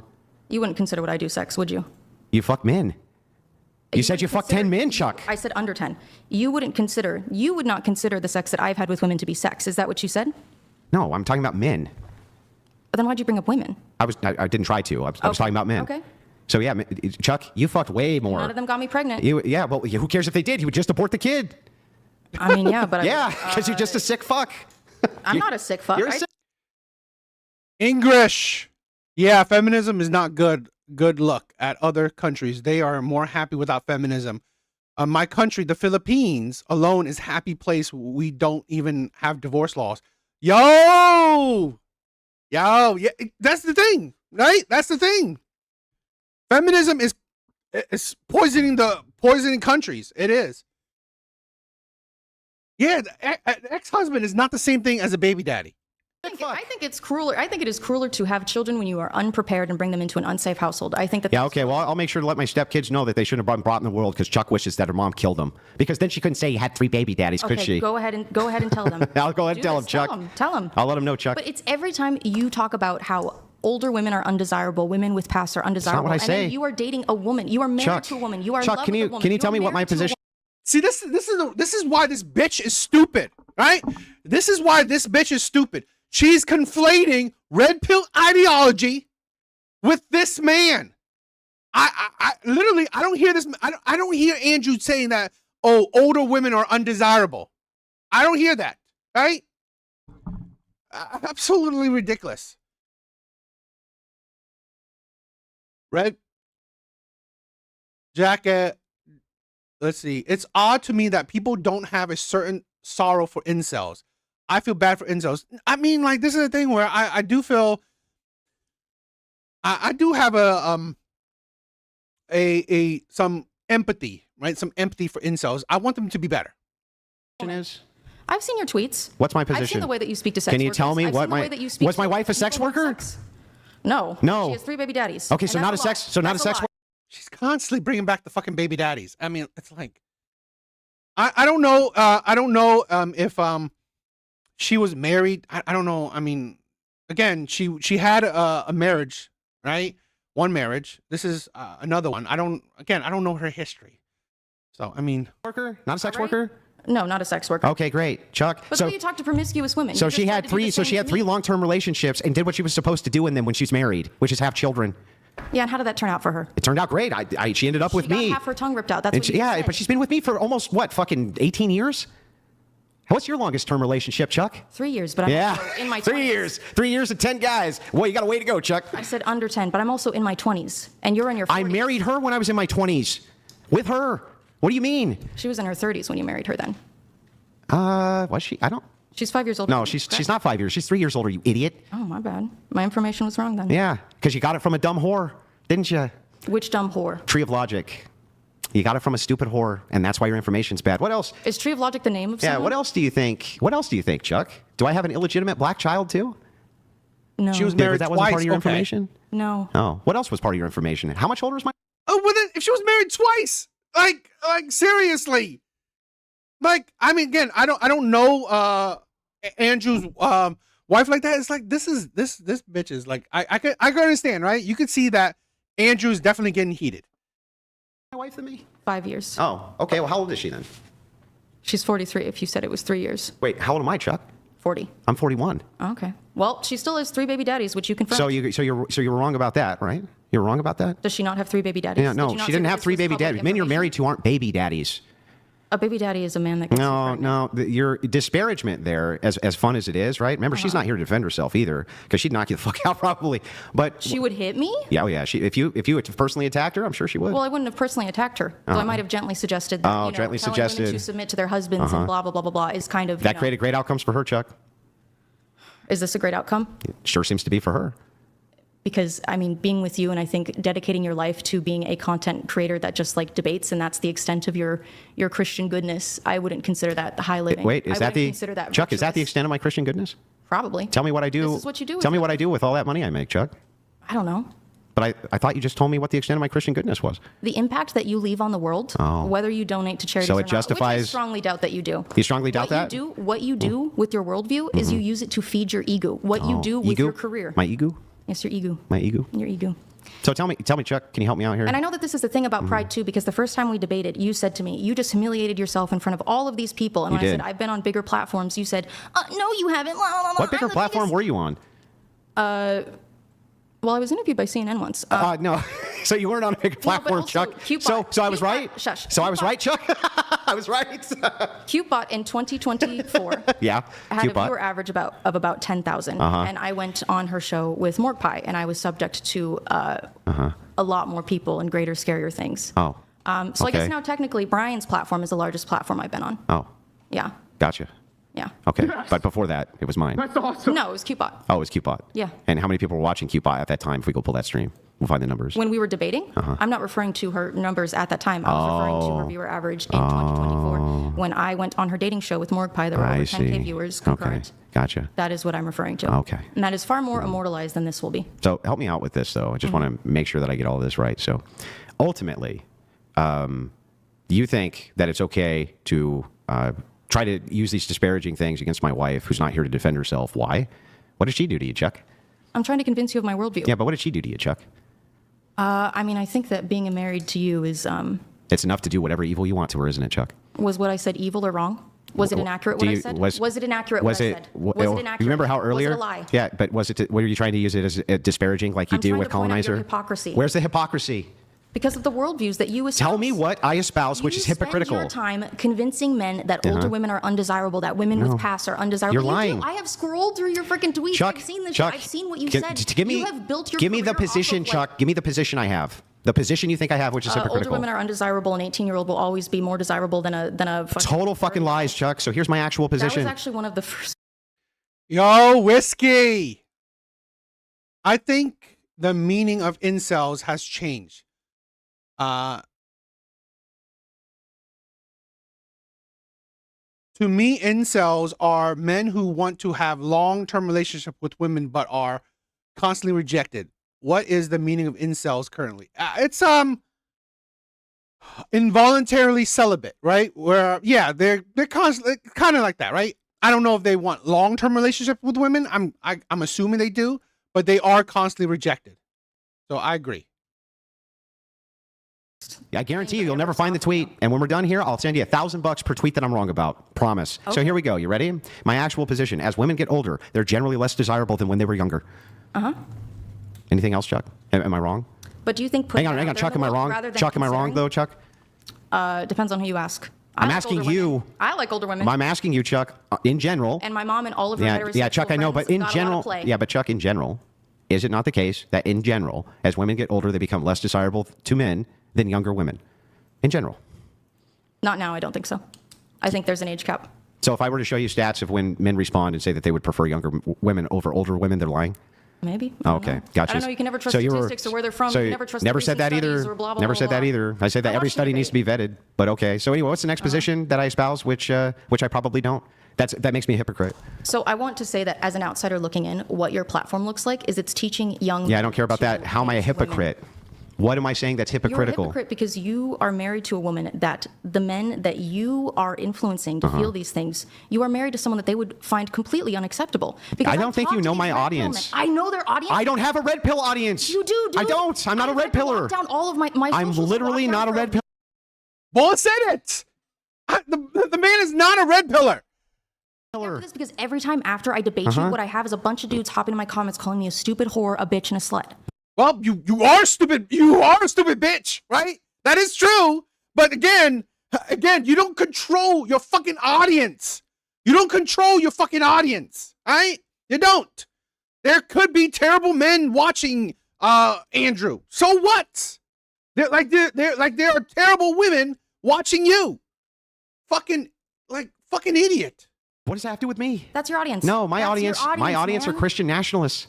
That's my audience. Yeah, and they're assholes. Maybe, but They're that bad doesn't make me a people. They're hypocrite. not Christians. What things do I advocate for that are hypocritical to how I live my personal life? What? Chuck? You're dating a promiscuous woman. How is that You are dating promiscuous? a woman who has 3 baby daddies. I'm not dating anybody. I'm married. And how is it promiscuous? She had 3 long-term relationships and was married. Children with 3 different men. It's How not a is that problem to me. promiscuous? So It's not a problem to So me, if her but husband it's something- died in war and she got remarried, me as a Christian, that's promiscuous? It's different. How? How's that different than he leaves her? It's death. How's that different It's than he not leaves violating her? the great sanctity of a Christian marriage between a But man Chuck, and a I've woman. never advocated that ever. So how could I be a hypocrite? Dude, and everything you say and do, you fucking advocate for this Here, shit. You I'm going to start advocate pulling for out. this shit. I'll tell you what. I'll start pulling out cash. I don't want you to Pull up the tweet. Pull up the tweet that shows me a hypocrite to my worldview. I'll keep pulling out cash until you can. Keep pulling it out. Okay, how much do you want? I'm not playing your game. You're not going because you don't have shit. No, because I'm not going to sit here and dig through your fucking tweets. Because there's nothing there that would make me a hypocrite to my view. Do you think? Dude, your platform is literally to normal people reads as insane, dude. That has nothing to do with the claim I'm a hypocrite, Chuck. Chuck, yes, dude, show me how I'm a hypocrite, Chuck, from my view. You spend your time shitting on women. I don't. That is all you do. That is all Hardly. you do. You discourage. But even men if I from did, even if all I forgiving did women was with shit on promiscuous women, past. how am I a hypocrite? Because you are married to a woman with 3 baby daddies. And do I ever make a prescription that that's immoral or wrong? I think you made up rules for yourself that it's okay to fit your worldview. Bro, when have I think ever that- I think advocated? that When have I if ever you were advocated not- that you I think can't be a you would stepdad? So proud. I think you would be so proud of your chaste Christian wife. That's Are you never been ever married. I going? think that Are you would. ever going to show me how I espouse? Chase Christian wife. The man does not promote, oh, you should marry virgins. The man does not promote, go for virgins. This bitch is irritating. This is the thing. This is feminism. This is feminism right here, right? No fucking logic. Attacks. That's it. Only attack on emotions. Unbelievable. Views, which I don't believe ever. What do I actually say? Watched the shit that you make. You can just watch your clips and see the things that you say. Chuck, tell me my position that makes me a hypocrite, please. I just told you. I've told you what? several times. What? I've told you What is it? times. What? I just told you No, you several didn't. times. Do you not have fucking ears, dude? What did you just tell me? What? You are married to a woman that would be considered by the men that you proselytize Me, to, Chuck. that they are... Me, Chuck. What do I advocate for that makes me a hypocrite, Chuck? What? To look for chaste young women. That's not even my... Women who are not stained. You spend all Oh your my time God, this shitting fucking... all over sex workers. Yeah, yes, All the time. good. And if I recall correctly, you have said that there is like a girl who's at an OnlyFans or done sex work is undateable, unlovable, unmarriageable. No, I've never said any of those things. I swear to God, I've heard it. No, Chuck, you hear what you want to hear. So here's my actual position, and I'll tell you. So my actual position on step parenting is the same position that I would have on sex work. I'm really glad that you stopped being a sex worker, and welcome to Christianity. That's not going to guarantee you a great husband, though, because your past walks with you, unfortunately. And when it comes to step parenting, right, it is true that generally people get bad outcomes when it comes to dating and marrying single moms, especially kids. But that doesn't mean all of them are bad. This is the thing where, this is why women are too stupid. I'm sorry. This is why a lot of women are too stupid. Yes, red pillars tell you not to date single moms. 100%. Red pillars tell you not to date single moms. It doesn't mean that there are zero good single mothers out there, right? That doesn't fucking mean that. When men tell you do not date single moms, it doesn't mean that single moms, right, are all 100% undateable, right? Men's logic is in general. It's balance of probability. 8 times out of 10, you will probably get a single mom that doesn't prioritize you.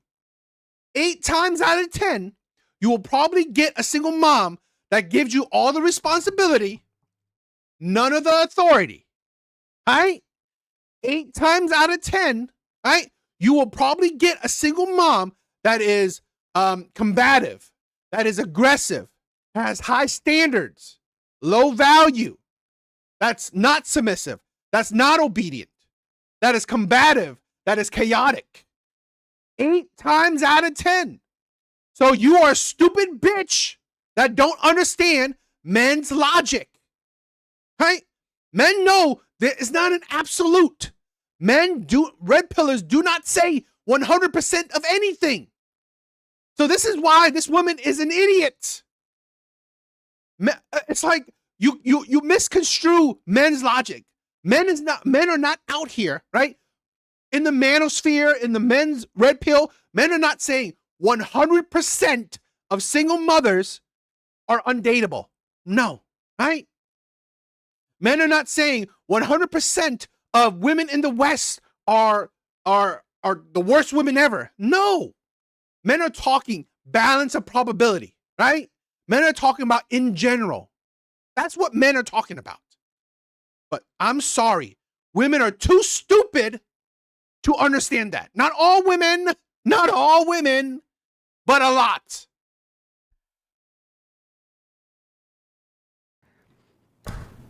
That's what I've always advocated, Chuck.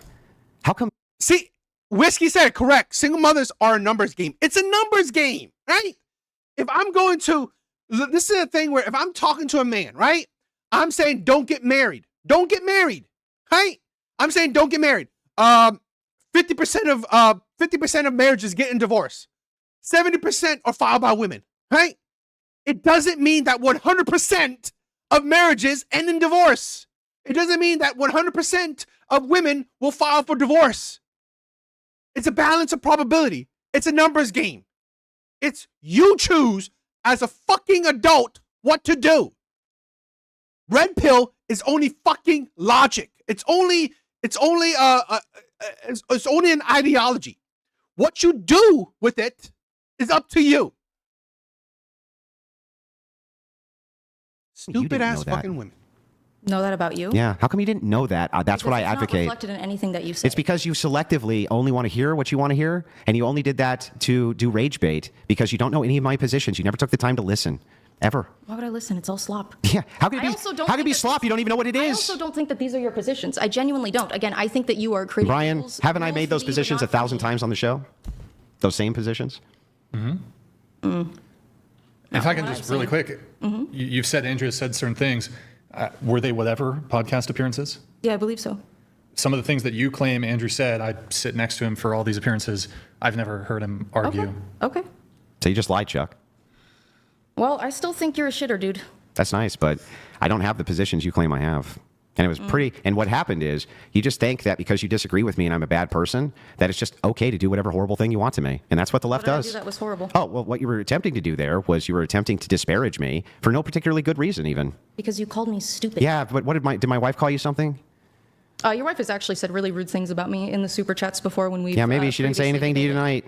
But, you know, the thing I don't is. care. I'll fucking remember it. Yeah, I know. Well, here's the thing. I'll remember this too, Chuck. And I'm just going to point this out Okay. so that you Then know. hold on to it. Well, I'm not going to hold on to it. I'm just pointing this out. I'll always know you as a hypocrite. The person who said I was doing the bad thing, and then when I asked her about it, said it wasn't a bad thing. That sounds like hypocrisy to me. I said it was hypocritical to your worldview. And when you can tell me how, I'm listening.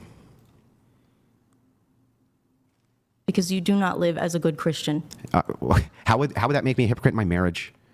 Because again, what you are saying, even if you have not, you do lead men away. To From where? being The church? forgiving I or lead them. good I lead them towards away women. from what? To church? I lead them to church. You lead men towards hatred of women. You create incels, dude. This podcast. I swear to God, listening to this bitch is making me hate women. I swear to God, listening to this woman, right, is making me hate women. I swear to fucking God, this is why women are stupid. I'm sorry. This is why women are stupid. It is not listening to men. It is not listening to men that is making men hate women. I do a reaction channel. I do a fucking reaction channel. I show you videos of fucking women. Women saying this shit. Women, you every fucking video you can watch, right? I show you what's coming out of these women's mouths, right? I show you what's coming out of these women's mouths. I'm not making shit up. Right?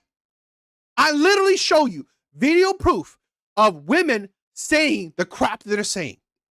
I literally show you the insanity, the hypocrisy, the delusion that's coming out of these fucking bitches' mouth. So no, it isn't men that are making men hate women. No, it is women that say shit out of their fucking mouth that's making men hate women. And here's my thing, right? Let me rephrase it a bit. Isn't men hating women, right? It isn't men hating women. It's men being fucking tired of women's insanity. Men are tired of that shit. Men are tired of women's insanity, women's hypocrisies, women's delusions, right? Women's it's like men are tired of the shit. You say a whole lot of fucking shit out of your mouth that's making me tired of you. Right? This is why, right? Feminism created MGTOW. Feminism created Redpill. Feminism created Passport Bro. Feminism created Black Pill. Feminism created incels. Feminism created all these fucking men group, not men, right? It isn't Red Pill, right? It isn't Red Pill men creating all these shit. No, it's fucking women, not men, right? It's not men spreading hate. It is women saying a whole lot of fucking shit out of their stupid ass mouth, right? Men are not forcing women to say the shit that they're saying. Men are not forcing women to say the shit that they're saying. Women are saying that shit. So men are just tired. Men are just tired of the shit women are saying and the shit women are doing. Exactly, right? Exactly what Whiskey said. Men don't hate women, but are tired of their behaviors. Men are tired of the shit. Right? Men are tired of this fucking bullshit that women do. It is tiring. creates incels. Yeah, I know. No offense, Brian, Everyone I'm just sorry. It's just like everything creates incels. So why are you here participating in? It's just the thing about like the. Then Chuck, creates a bias. Chuck, about why the are you wet here girls. creating incels with me? Oh, I'm here for fun. Oh, so you don't mind creating incels then? I'm not creating incels. Isn't by you participating in a show which is creating incels, assisting in the creation? You're not creating incels. You as a lesbian, or I guess fucking, I don't know, bi, whatever. Are you giving these incels access to your body? Are you giving incels access to your body, right? Are you giving incels a chance with you? If you're not giving incels a chance with you, in turn, you are creating incels, right? Right? You are rejecting these men. So it kind of does still create incels. Of incels, Chuck? No, this one isn't. Oh, this one isn't? No. I thought you just said it was 5 seconds ago. I think when it's like a. Oh my God, you're a contradiction machine, Chuck. Oh, my bad. Contradiction machine. Rachel seems to indicate she'd like to do a call-in with your permission. Oh, absolutely. I'm going to go have a smoke. No, I don't want to talk to you. Oh, no. You talked a bunch of shit. Now it's your turn. I think it would be fair. You did invoke. You did invoke Rachel. I mean, sure. So Rachel, Andrew gave the green light there. It'll take us a few minutes to get it going. Bring Guys, your wife to fight me and stay hide behind. tuned. Rachel Wilson is in the building, spiritually. Of like the sexless incel worse. Hold on. Okay, there's a lot. There's a lot there. I mean, believe that you it's do sowing understand, division though. between men and women.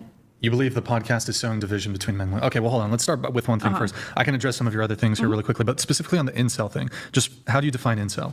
Involuntary celibate. Involuntarily celibate. And I would say that a hatred of women comes along with it. Like it's inherent? Like no, but it you develops. struggle with dating, that But means also, you my hate bad. women. I didn't mean for you to Actually, catch us straight. you know what? Really quick though on that, I actually think men who are like hyper successful with women have a stronger tendency towards misogyny than men who have struggles with dating. Like I actually think it's the case that like mega giga player guys are probably more likely to have misogynistic leanings than guys who like struggle a little bit or even a lot with dating. Do you disagree? I think it's 50-50. I think that it's like 50-50, okay. to the same. I think they both end up. I think men on the extremes both end up just being like kind of super shitty towards women. Okay. We have some chats here. By the way, in addition to the Rachel call-in, what do you, Andrew, what do you think about it if I send my assistant to go get us some In-N-Out right now? We'll do a mukbang on the whatever, an In-N-Out. It's like you eat on stream. I don't know if I have the. It's. You Nah, said okay, 3 I to just said 4, Andrew's- 3 to 4. His wife and abuse Have his you ever wife. raised your voice slightly? Just curious. Depends on who. Your pregnant wife, your immensely pregnant wife. Yeah, thousands of hours of video, and she set it up for there to be 30 seconds of video that she could go take to a divorce attorney. Okay. Guy who never hit her once, guy who never did anything to her, still takes care of his kids, and then she tried to fucking negotiate some backdoor fucking money dealings with a big network too on top of for it. her. Like you fucking, out of there, girl. you fucking Get people out of are there. insane. You're insane. You think that insane. women who have children with a man like have a desire to like blow up their whole marriage? Sometimes they do, yeah. Just like, don't you think that there's some men who have a desire to blow up their marriage after they have kids? Yeah. Yeah, but just not women though. They're benevolent fucking angels and never do stuff like that. Give me a break, Chuck. All right. Don't you think there's a higher threshold for abuse? You know, like maybe Yes. his tone was a little bit. No, he said she didn't say that. She said he beat her up. He said he beat her up. Fucking story. I also think he's a fucking loser. Yeah, I know, because you Complaining about disagree with no-fault him. divorce. I know, because you disagree with him. I do disagree with him. I think he's hateful and stupid. I know, but so And I that think that- justifies any bad thing you want to do to him, doesn't it? Just like it did Charlie Kirk. I think it is ridiculous to claim that I have a desire to assassinate someone. What? No, you see. Like they did to the assassin, rather than make a claim that the millions have assassin made. killed Charlie Kirk because people like you said Charlie Kirk was an evil Nazi. And so if you tell people He was that, a bad guy, yeah, he was a if you piece tell of shit, people he was that this horrible. person's a really bad person over and over again, and that they're Adolf Hitler light and stuff like that, they start to not look at them as What do you humans. think happens when you say that all lesbians are morally And that's the thing. Having success with women have made me dislike women very deeply. And this is the thing where I'm sorry. I mean, here's my problem. Okay. When I didn't have success with women, right? There was a time when I had no success. I had no success with women. I did not have an ounce of hate towards women, right? And I'm not saying I even have hate right now. But after having success with women, I've been in quite a few long-term relationships, and not just because of that. And listening to women, I'm tired of them, right? I'm tired. I mean, at least I'm tired of Western women. I'm tired of them because they are just absolutely miserable. They are miserable people. Reprehensible. What do you think? What do you think that spreads? You think that spreads kindness? I don't think. Show me where lesbians are getting shot because of my rhetoric. Because if you're, I mean, yes, hate crimes do occur because people are mostly with homophobic. lesbians. It's between lesbians, and they beat each other That up. statistic is inaccurate because it was just asking about relationships, which do include past heterosexual What about the latest relationships. statistics on it, though, for domestic violence and with just I don't know. Maybe with you just can't straight trust deep statistics. when Maybe you just we can't. can. I'd have just, to double check. I'd have to double check. You the can study check and the validity some. of the study. Those aren't. That's not a study. Those aren't studies. Those are just straight raw crime statistics. And when it comes to domestic violence, yeah, lesbians like to beat each other up a lot. What do you want me to say? They do. So it seems like the most amount of hate crimes from lesbians come from Don't lesbians you to think that lesbians. women are like mega sexual predators too? Isn't that like a thing? You said that to me once, that you think like women in positions of power tend to be like extreme. Do you want the actual position, Chuck? Do you even care? Like, do you actually really. care? I'm Yeah. tired. I didn't think you did. I wanna go home. You never care. The truth is, you just. Hello? Rachel? Can you hear me? Yes. I don't know why Discord wasn't working, so we're just going to do it via the phone. Do you want to say anything? Okay. Yeah. Am I coming through okay? Yes. Okay, good. Well, I guess I'm just going to ask her the same question kind of that Andrew asked her, which is, I mean, she said all this stuff about me that she got completely wrong, but what is it that you think Andrew or I are doing that is wrong or hypocritical? I do feel that with your guys' platforms, what you do is, Rachel, I'm going to be honest with you. I'm not familiar with your platform. I'm only familiar with your husband's. But talking shit about her when she's not here. well, hey, man, I was trying to prove my point. Which you didn't. Okay, how does what you said about me prove your point? Like, again, did somebody tell you that Andrew like hates on single moms and like shits on them, and so you thought that because he's married to me and I had kids before I married him that like he's a bad Christian? Like, I don't understand where you're coming from with this. What did he do wrong, and what did I do wrong? So the basis of Andrew's platform is essentially to make women look stupid and humiliate them. And I don't. You're doing a perfectly good job. I swear to God, it's like women have no sense of accountability. Women have no sense of accountability. I swear to God, women have no sense of accountability. You're saying that a man is making a woman look stupid, not because she's willingly saying stupid shit out of her own mouth. No accountability whatsoever. So no wonder this bitch wants to allow women for abortion, right? Allow abortion because honestly, let's take away more accountability from women, right? It's absolutely idiotic. Of that all by yourself. He doesn't even need the help. But go on. All right. Well, Erroneous. Sorry. it's okay. I lost my train of thought. Tell the whole world why we're bad. The whole world? Bad and why am I bad? You were saying that Andrew's whole purpose is to make women look dumb and stupid. But that's how his thing works. Is he goes on debate shows. A lot of the time, it's young women, people with no formal debate experience, such as myself, to mock them, make them look stupid, clip farm. You literally, I swear to God, women are stupid. I'm sorry. You are literally willingly going on this show. No one is forcing you to debate the man. It's like this is not the first time you saw them. It's not like you're going out of the blue and meeting this man and you never. It's like, I swear to God. This is the thing. Women are showing how stupid they are. This is the thing.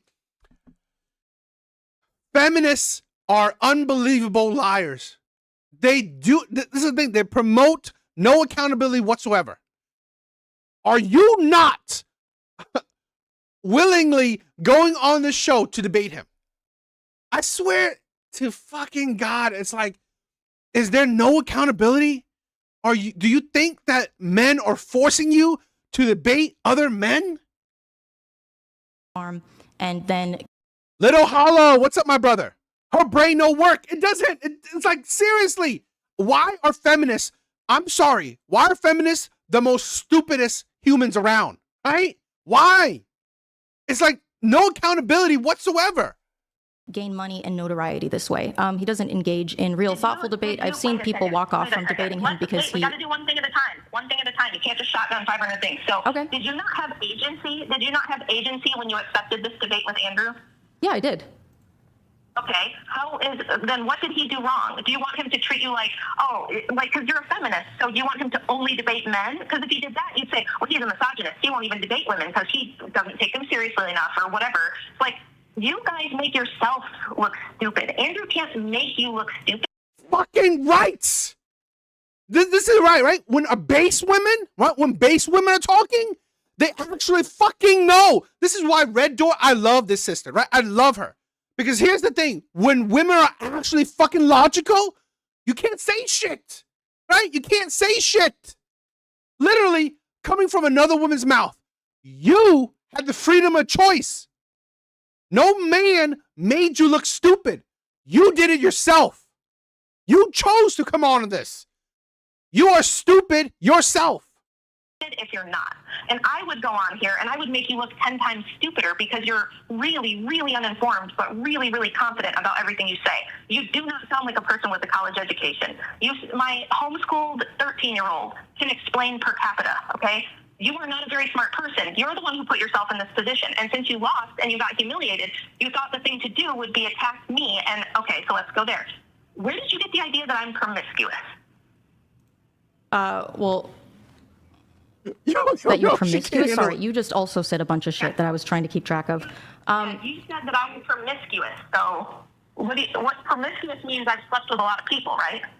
I would say that I think that having children with multiple men is, I think that is more significant than... Okay, well, I think it would be if, and I know why people assume this, I do understand why people assume it, they're just wrong in their assumptions. It would be wrong if I had been sleeping with lots of people, if I had been carelessly getting pregnant with random people. That's not the case. I've spent my entire adult life only in 3 long-term committed relationships, one of which is a, almost 20-year relationship with Andrew. Now we're like 18 years in. I've been married since 2012. Prior to that, I was married for 4 years, as Andrew had to unfortunately explain. That ended not even because I left, but because he beat the crap out of me and was being pursued by the law and left. Yo, Mrs. Smith said it. Now I know why Satan chose Eve. Because he knows the stupid one. He knows the easily manipulated one. He knows the one that, you know what? You can go about their emotions. The state, and so it was like abandonment. The first one was my high school boyfriend, who I knew my whole life, who I was with for 5 years. We had 2 children. He had his own personal problems, and that did not work out. So I understand why people make the assumption, but the truth is, I'm not promiscuous. I have an extremely low body count. I've never had one-night stands. I've never cheated on anyone. I've never just carelessly or casually had sex ever. So I've only ever been with men that I, at least at the time, felt certain I was going to be with forever and have a family with. Maybe you should have. I did get nerfed on the first 2. I will admit.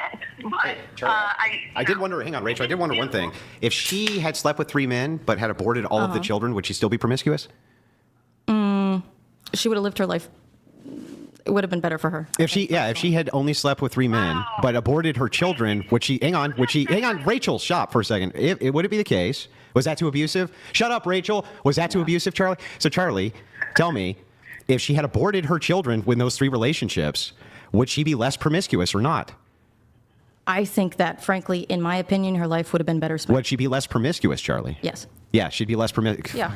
These fucking people. Rachel, you should have... I'm sorry.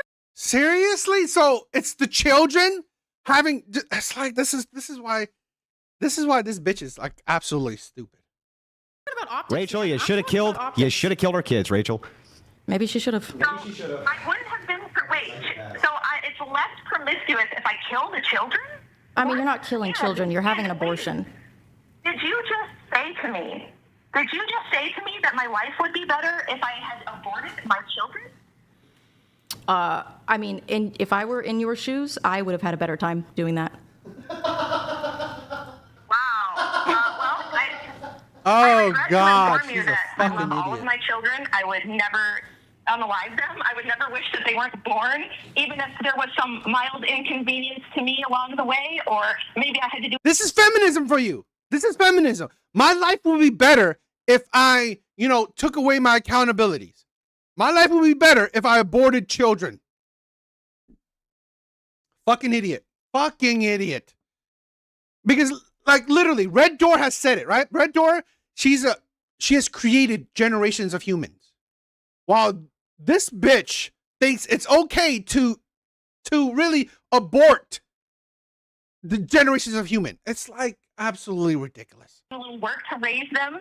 I love my children. I would never wish that they had not been born, and I'm certain my life would not have been better without them. Would you deny that under patriarchy you are seen as like I hate to use this phrase, but as a damaged woman on account of having had children with multiple men? Would you deny that that is unfortunately the common perspective?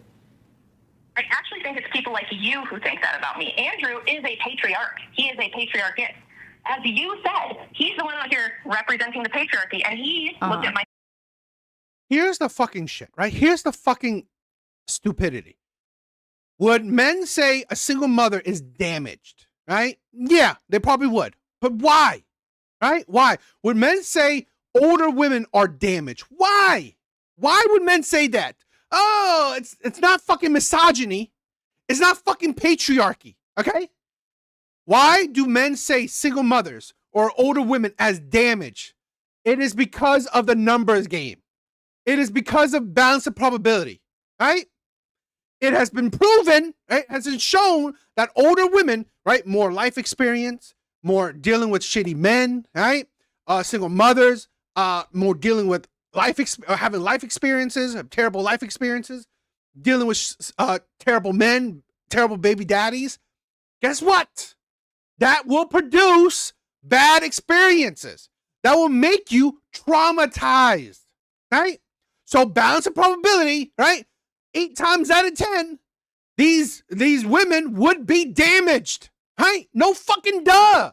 A woman who, let's say a single mother who has, like, let's say 3 baby daddies, but those 3 baby daddies are deadbeats. Those 3 baby daddies are, beating her, lied to her, abused her, cheated on her, right? And she comes out of those 3 relationships now jaded, now combative, now angry, now aggressive, now chaotic. So guess what? Right? She's more masculine. She's more hateful, right? So guess what? Yeah, that woman is damaged. Fucking no duh. It's results, right? Men are not saying, oh, all old women are damaged.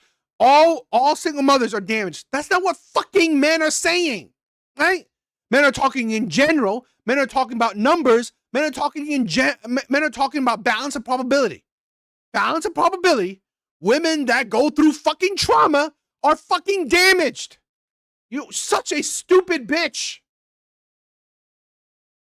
Situation and said she is worth marrying, because if I had been divorced because I was a bitch, or because I was not submissive, or because I was a cheater, or because I was mentally unstable, any of the normal reasons that you do have a woman who's got kids from 2 guys, the usual reasons, I happen to be an outlier for the reasons why I was in that situation. And despite the fact that, and I've said this before, I thought Andrew was way too good for me.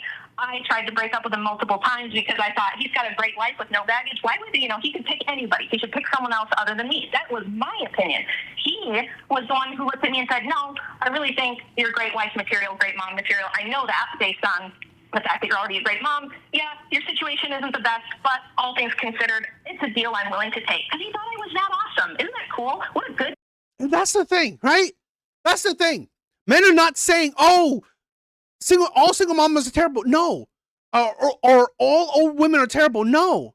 It's that if you can find a woman, right? If you can find a woman that will love you, that will respect you, that possibly be submissive, be caring to you, right? Will respect your authority, will respect you as the head of the household. Great. You won the jackpot. But here's the thing. Here's the thing that this stupid bitch don't understand. It's fucking numbers. It's numbers. Balance of probability. These single moms, these older women won't. Right? Because of why? Feminist ideology. This stupid feminist ideology, right, is making women terrible. Guy. And he was a great stepdad. And he loves all the kids. He never treated the older ones like they were any different. He never there was never any drama with him, like, talking bad about their dad or anything. He was a great guy. He's a great guy. And it turns out that you're the one who thinks I should have killed my kids. You would rather. Yo, Whiskey. The practical problem with having a relationship with a single mom is that all men that she had children with will inevitably pop in the time you are with her. And that's the thing. That's the thing where, yes, men say that, okay, why you don't date a single mom? There's plenty of reasons, but here's the thing. That's not 100%. Men know it. If you can find a woman that, yeah, the father is not in it, or the father is super cool, or, he will respect your authority as well. I mean, like, seriously, if you can find the jackpot, the lottery, you have won, right? Men talk about it as balance of probability, right? Balance of probability, you dating a single mom will probably be not a good thing for you, right? It's not that men are saying 100% all single moms, don't date them, they're terrible. No, fucking ridiculous. Party and have fun and get bullshit degrees, then produce human beings who are going to go off and create the future. Hell yeah, I would. It turns out that you are the hateful, selfish, awful one who's willing to lie about people, say things that aren't true when you don't know what the truth. You've just defamed multiple people in front of millions. You're willing to lie about people, and you don't care. Not millions. So it turns out that it is not Andrew. Shows is the charitable rarely one. go that Andrew viral. is the selfless one. I've also already had people spread clips around me that got hundreds of thousands of views, and it was fine.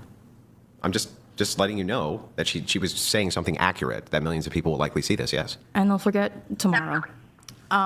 Okay. But that wasn't the But point. again, at the end of the day, do you guys feel that the work that you do makes more women interested in turning towards Christian nationalism than being repulsed and disgusted by it? It's not all about women, is it? It's not all about women. Well, I mean, if we're talking about helping women, We're not just talking about helping women, though. I think helping you're men is interested helping. in helping men. I think helping turn men away from well, hang normal, on. healthy partners. Normal, healthy Their body partners. count is too high, or they've done. I don't know. Yeah. Like and- you. I would love a chance to tell her why I do this. Yes. Go ahead. If I may. So the reason I do what I do, which you said you don't know what I do, so I'll tell you. I write history books about the history of women's liberation. And I regret to inform you that you don't know anything about it. You don't actually know how the movement happened, why the movement happened. You are under the impression that women couldn't get educated. I'm sure you're the average dope who thinks women, were chained to the stove, couldn't leave the house. They were just used and abused by the evil patriarchy who just, for some reason, wanted to enslave them and make them into sex puppets, blah, blah, blah. The stereotypical bullshit that all you female liberals and everybody else pretty much believe. Well, I never It's said not all of true. that. I wrote a best-selling book correcting the historical record, and that's what I do. I'm more of a historian, and then I do argue with feminists like you, because what you'll do to men like my husband and to Brian is, instead of win the arguments, which you can't win the debate, you don't know what you're doing, you're an absolute bonehead at this. So what you do is attack them personally, like you did Stephen Crowder. You're probably going to go back after this and write a bunch of bullshit or say a bunch of bullshit about Brian and Andrew, because that's what all of you do after you leave the show, after you get your ass kicked all over the place. Well, Brian's been nice to me, so I'm not going to say shit about Brian. I know, it's just Andrew. Smoking Man bad. Yeah. I'm here to debunk your nonsense and keep families together. I don't give a shit. I'm not willing to sacrifice children and children's lives on the altar of women's feelings anymore. Yo, Evil Eddie. Oh my God, that's terrible. I just read that. One of your exes deleted a life that I wanted. That's the thing, right? That's the thing where this is the problem with feminism, right? This is the problem with feminism. It is always, and I said this is right, I said, it's the advocacy of women having power. It's not about women being equal, right? It's not the advocacy of equality. No, it's the advocacy of women's power. Literally, where's my brother, right? Where's his power? Where's his equality in that choice? He had no choice. He didn't have a choice in that life, right? He didn't have a choice in it. No choice in that, right? No pro-choice of that. He had no decision in it. And that's fucking feminism for you. That's feminism for you. It's not equality. It's about fucking women having power. It's about women having power over men. I've said this before. Feminism isn't about equality. It's about women gaining power in society, gaining power over men. feels disparaging and horrible fucking reference to Steven Crowder.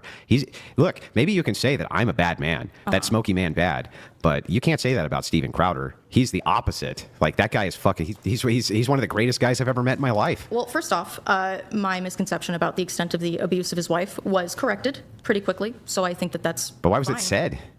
That's what I thought he did. Yeah, but the thing is like, if you weren't sure, why even say anything about it at all? I was sure that that's what had happened. You were sure? And normally I look things up, but I can't do it right now. Man, all right. I don't want to jump onto my phone in the middle of it. Can you, okay, maybe. I'm sorry for saying that thing that I said about Steven Crowder. Okay. Steven Crowder, I'm sorry. I still think you're a freak for, not that he's going to watch this, a freak for advocating against no-fault divorce. I think that's evil and crazy and would hurt someone. Please, God, no. I could, but I won't. I don't want to. Wait, so you're sorry for saying it, but are you correct? Just clarifying, are you correcting your statement, or are you just... Yeah, I'm correcting my statement. Yeah, I'm saying that it was corrected. A So message from the again, government of Canada. Pasty George donated $200.04. Thank you, Pasty. Charlie states that she is against authoritarianism, yet she and many voters like her are tyrants. again, but what I'm saying is that you are like putting like conditioning young men to see women who are less than perfect as partners they should never pursue, as disgusting, having a negative view When of do I do women their that? age. I never do that. I always have the new. Okay, this stupid ass woman constantly conflating this man's ideology with red pill. But here's the problem, right? Here's the problem. You are taking it too literal. You are taking men's logic too literal. You're taking red pill logic too literal, right? Men have red pillers have constantly said it's general, right? It's in general. It's not specific. Could you find an amazing, loving single mother out there? Yes. Yes. Can you find an amazing, loving, whatever, older women? Of course. But again, bitch, it's about balance of probability. It's about numbers. Okay, guys. It went on longer than I was hoping for because, again, it got really spicy towards the end, right? It got really spicy towards the end. Ooh, that's it. That is it for tonight. I don't want to take up all your time tonight. I love you guys. I love you guys, right? Thank you, all of you guys, for being here. It's like, I'm sorry, right? I couldn't stop because this bitch was like really, she triggered. She definitely did the rage bait. She definitely did the rage bait. Evil Eddie, Omni, Ingrish, thank you guys for being here. Red Door, Sism, Mr. Smith, I love you. I love you. Yes.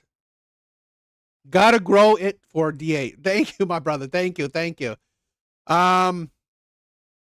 Red Door, I love you. Says, Big Bars was here. Mr. Smith, I love you, Mr. Smith. All right, I love you, my brother.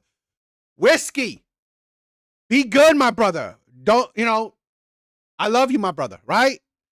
This is family. You're part of the family. Don't be, know that you're not alone. Know that you're not alone, right? Anyone else? Laughing man, I love you. Man, my voice is kind of harsh now. God, I love you guys. I love you guys. You guys are amazing. Brent was here. I love you, my brother. I love you. Anyone else I forgot? I don't want to forget anyone, or I try not to. Because I love you guys. I do. You guys are amazing. Rashad, I love you, my brother. I love you. Thank you for being here, my brothers. You guys are amazing, right? I love you guys. Whew. Time for bed for me too. This is like, this is triggering. You guys are amazing. I love you guys. Thank you guys for the support. Thank you guys for the love. Please check out my other videos.